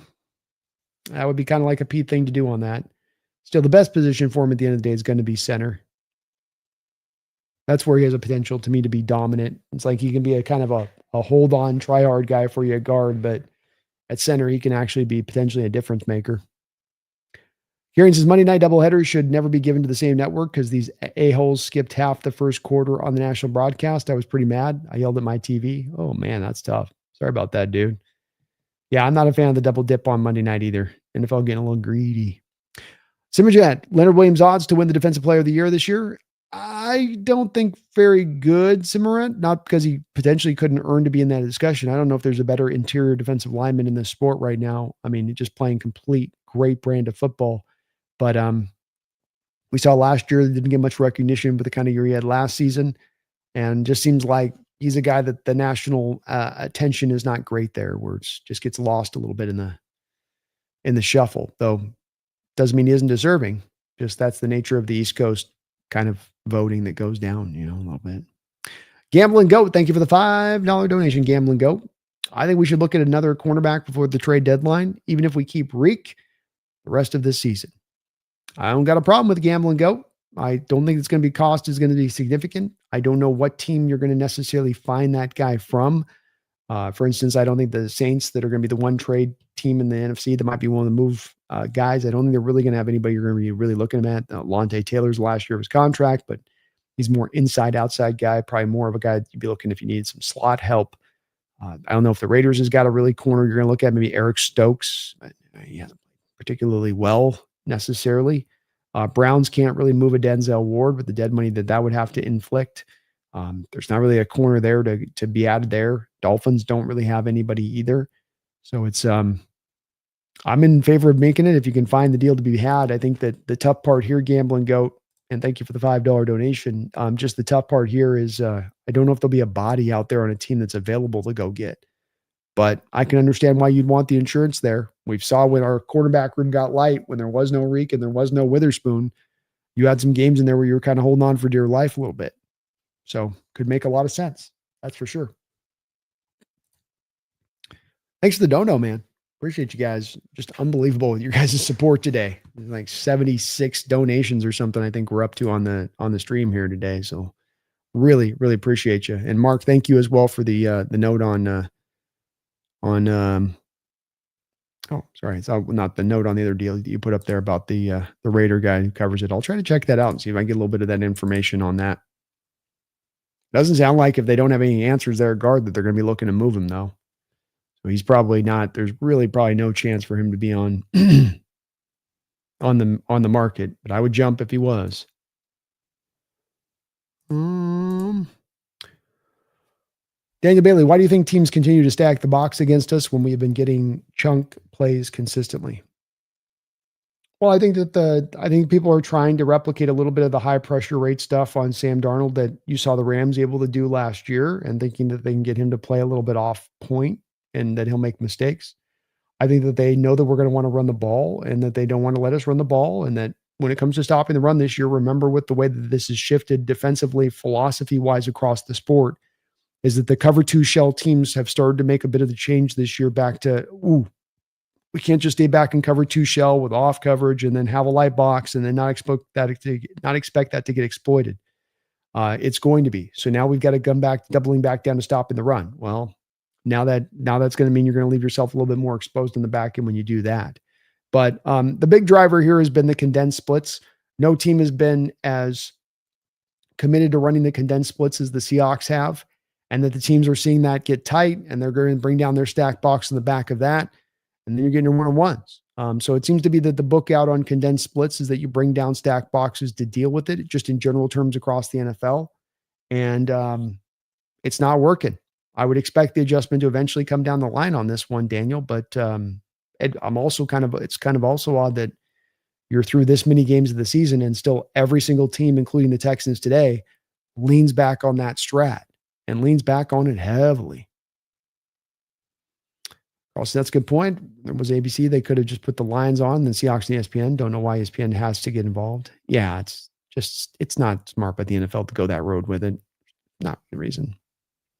Gambling Goat. The cornerback wouldn't have to be a world beater now, just someone else average for depth. I'm with you 100%, man. If you can make that move out there, and it is. And we've been kind of discussing this a bit tonight, Gambling Goat, where it's just you go through the teams right now. Let's do it really fast here on this. I think that this does show it. How do I get that on there? All right. So let's do this.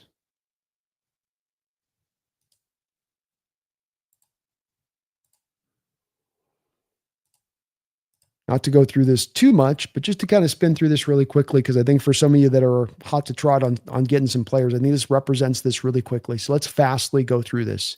Gambling Goat, there's got to be teams that are willing to sell for you to buy. You can want a corner, want a lineman, can want an edge rusher, but there's got to be the team that's got that player who's selling as well. And when you go through all of these teams here, let's go for first the NFC. Nobody in your division is trading you a corner. 3 teams out the gate, gone. Falcons, Panthers, Tampa Bay.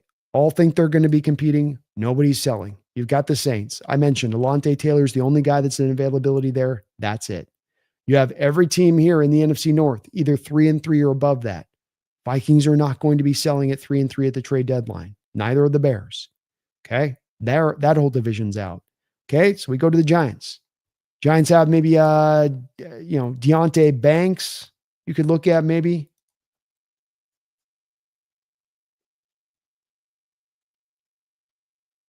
I mean, they don't even have Deontay Banks there anymore, I don't think. Yeah. Paulson Adebo, Drew Phillips, and Cordell Flott.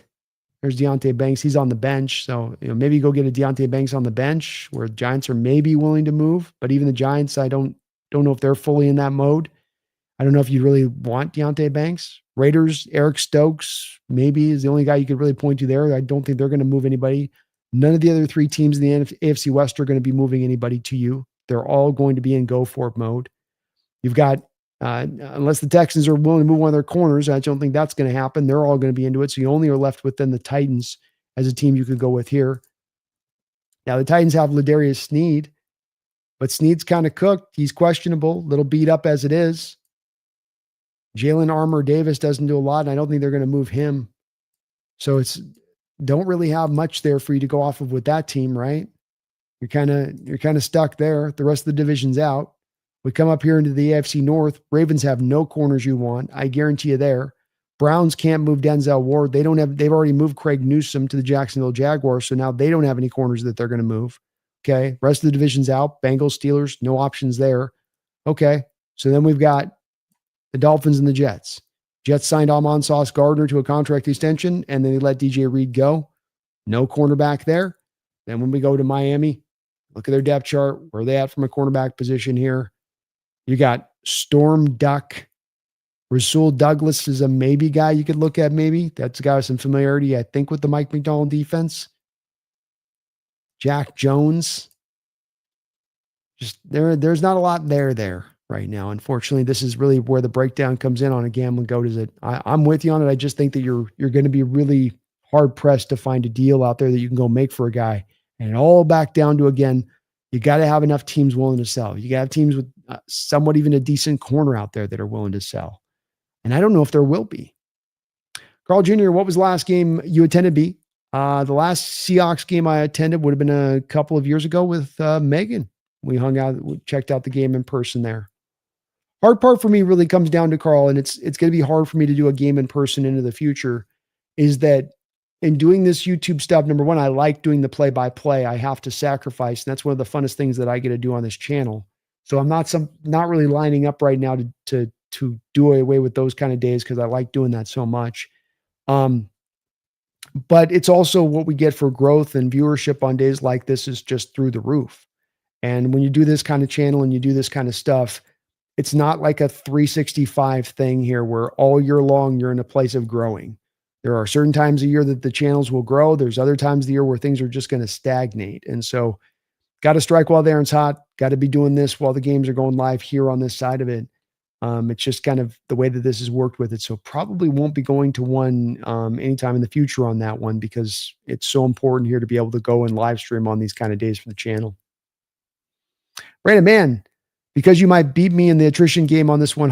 Never tuned out one of your streams before it ended, but I think you got me on this one. Damn, I'm going to push it till 5:30. We might not last super much longer here on this. I'm definitely holding on a little bit. Jeff Logan, D. Eskridge is still in the league. Wow. Yes, he is. Carl Jr. D fumbled yesterday. Ouch. Garen, got to get some UDFA or practice squad players somewhere. Maybe there's somewhere out there. Might be somebody out there on that. Gambling Goat. Solid points. This season has been so strange that way more teams think they have a shot than normal during this time. You've really touched on, that's the bottom line with it, Carl. So there would typically be more of I would say a pecking order where you would see maybe not half the teams in the NFL, but like 40% of the teams in the NFL might be more driven towards the sell mode. But what's happened is that everything is just into the middle right now. Part of what makes it so cool that the Hawks are at a 5-2 record is everything is kind of smashed up for everybody to be 3-3. The NFL is already generally set up for parity and everybody to be basically 500. This year has just reinforced that like no other. And then what that means is that that's just less teams in sell mode because you're always just seemingly 2 games out, right? You're one little hot 3-game run away from getting on top of the division, even if you find yourself in 4th place, like the Vikings do, for instance, right now, where they go, hey, Lions run on a couple of hard times. We get hot. We get back JJ McCarthy, and we're cooking with gas. Just believe in the vision, believe in the dream. They're dreamers, is what I'm trying to say here. These guys are dreamers, Gambling Goat, whether it's a real dream or not, whether they've just taken a lot of peyote to get that dream to happen. They always want to kind of generally, in most terms, want to lead into that dream and still try to make it go, even if there are real small possibilities of it really happening. And that's just kind of an NFL thing. But yeah, it's where we find ourselves right now, where it's going to be a little bit of a limited, I think, trade deadline, because there just won't be as many teams willing to make those kind of moves, willing to sell. I think there'd be a lot of buyers. And that's the other part of this. That's the thing to consider gambling, is you go, well, go get a corner. Doesn't have to be a game breaker. Can just be a functional guy.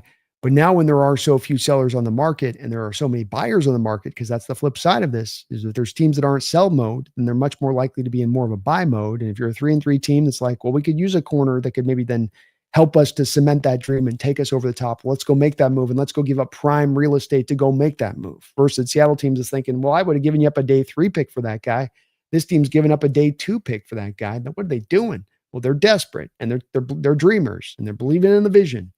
So that's also what's going to make this hard, is I think that you're also going to have to pay those seller prices. And that might be enough to make John a little bit nervous about making a move that kind of just laterally helps you out as far as roster goes.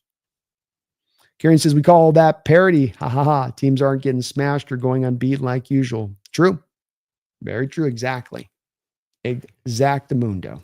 I want to thank, if I can, with you guys here today, the sponsorio of the show. Sponsor of this show is who? Oh, yeah. The sponsor of this show is going to be Sleeper. Sleeper is the number one app rolling in the business right now. And that is an app where you can take advantage of daily fantasy. You can get a little bit of baseball here with the World Series, comboed up with football. You got basketball right around the corner. Put a mix together, get your overs, get your unders. But use my code today, NEST, and they'll match you up to 100% of your first deposit, up to $100. There is also another secondary part to this as well, which is that you can also get yourself $20 in your pocket just by creating the login on Sleeper app. So create a login, instant $20 in your account. Then you can use my code NEST. They'll match you up to 100% of your first deposit, up to $100. So it's $120 from me to you through the Sleeper app. And I know many people say, but wait, here in the state of Washington, it's not being used as much anymore. We can't get access to it as much as more. Well, now you can. Now you're able to actually use this in the state of Washington. So use my code today, get in the daily fantasy, get the overs and unders. A little bit bigger on the picks here in this one. I tried to go for shooting for the moon on this one here a bit today. Wasn't able to quite hit my picks on this one, but I have hit and landed on a couple of picks. We'll keep those going through here through the NFL season, trying to get you guys some money selections. But over under, get back in fantasy if you find yourself already out of the fantasy game in your league. Get into a weekly fantasy, recoup a little bit of that pride, start getting a little bit of like training yourself for next year already. Start putting in that groundwork a little bit on that. But do use my code today. Terms and conditions do apply. Please do see their site for details. And thank you to Sleeper for sponsoring the show throughout this year. It's been very, very kind on that part of it.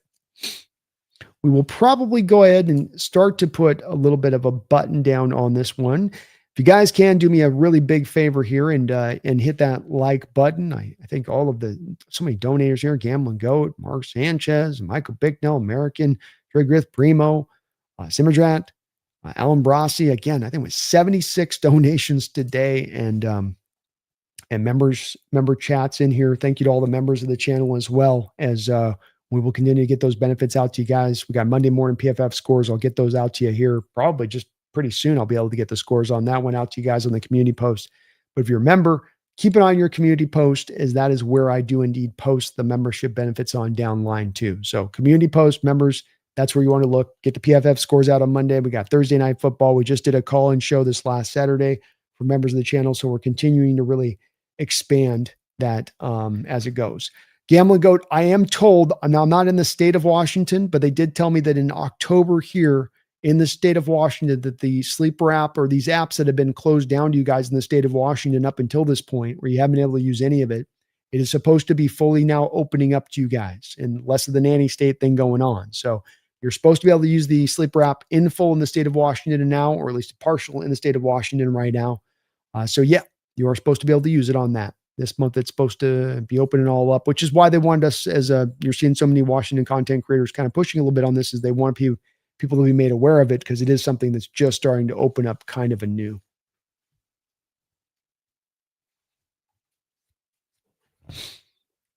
Yes. Well, all right. Let's put a little bit of wrap up on that. We're at 2:30 in the morning. We're at 7 hours and 20 minutes on the live stream show. So I think that's probably a good time to go ahead and cash this one in and call it a day. I really thank you guys for watching. Brandon, aren't I tired? I'm jacked, man. I got my team playing great. You guys got me thinking. And yes, I'm definitely a little tired, but always remember with this, Brandon, I'm going to be up for about another 4.5 hours, because I got to put the wrap up video together now. So wrap up video comes next, and that's always an experience putting that one together. So yours truly still in for a really long night. But look, I got a bye week this week, so I get to rest up after tomorrow and recharge the batteries. And I'm going to be so hyped on adrenaline with this team doing some really nice things. That's got me really encouraged and still very hopeful for this season on that front of it. And you guys keep me going, Brandon. I'll tell you what, you guys keep me going. I swear to God, 7.5 hours goes by, if you can imagine it, in the blink of the eye. And hell, we still got over 660 people at 2:30 in the morning in this chat. That's incredible amount of people still hanging with us. And I thank you guys, all of you, for hanging out with us so long. If you can hit that like button for me, I'd really appreciate it. If you get subbed up, I really, really appreciate that. It helps out the channel, helps me grow, helps me show. We got a schedule that will be kind of in flux this week a little bit. We'll be doing the Thursday B&B show, probably doing some discussion on Thursday in regards to this trade deadline. We got the Seahawks Syndicate coming up on Wednesday as well. We'll be doing a little bit of discussion on the trade deadline with that. So you're looking for a lot of turning over the trade deadline. I'm going to go a little deeper into this here after this week, take a look at these teams, see if I can find a creative team and maybe a couple players that we haven't been able to kind of rip off the top on this, that we got to look a little bit deeper in to kind of see who might really be available. Maybe we get a little bit creative in our designs and our outlook here. But we'll be doing a little bit of those focused centric shows, maybe a little bit looking at kind of the first half MVPs. We got the Seahawks weekly roundup as well. We'll be doing this week. So we'll still be coming at you guys. We'll still be rolling with you guys. Rock with me here throughout this week. And let's get dreaming big, guys. I don't know where this team's going at as far as the final point of the season, but I know we haven't played our best football. I know we are as talented as a team as you will find in football. I know we got the right coaches to make this work now, both on the defensive side of the ball and the offensive side of the ball. We damn well know we got our quarterback. A lot to feel good about here. A lot of reason to have this optimism. It's not blind optimism. It's not homer optimism. It's true and it's real. We'll see if this team can bring it together through the rest of the course of this year. But Lord knows we are on the right path and we're moving at a good speed. So keep the good vibes going. Maybe our Mariners do fall here and the end of their season does come abruptly here in the Game 7 series against the Blue Jays, but maybe the Seahawks can pick us up here through the rest of this year and make us dream big and bring us one hell of a football season. As you have set the road, you've set the stage. We're primed and ready now. Let's see if we do a trade deadline. Let's see if we can keep this momentum. See if we can keep cooking and take this team to the next level, because we're ready to break through. We are a hungry fan base and we are ready to break through. Big win for your Seattle Seahawks. Sloppy or not, doesn't matter. No style points in football. 4 turnovers, yeah, it hurts. Yeah, the offense could have played better. Yeah, Kubiak could be a play call. But the defense is sensational. The special teams continues to bring it every single week. And this team is coming together little by little. And oh, by the way, they're pretty darn healthy here for being halfway into the year. We're looking good all across the board here. Everything is in really strong shape. So I hope you're thinking big. I hope you're dreaming big. And I hope you are ready for a hell of a final run through the rest of this season as we go into the bye week. I thank you guys for watching today. Fun P, thank you so much. Carl Jr., you have a great night. Brandon Jana, great talking with you as well. Go Hawks, man. Thank you for all you do. Gambling Goat, appreciate the donations. Kyrian, always a pleasure talking with you, brother. Thank you so much. We call that parody. And we call it parodies, right, man. You guys are awesome. I really, really appreciate you. Dream big, my fellow Seahawks fans. We might be on for a hell of a ride this football season, and it's been a fun one to watch with you so far. I can only imagine what is to come the rest of this year. We will be back very soon, but until next time, please, please, please, please, don't you ever forget. Don't you dare ever forget. Go Hawks.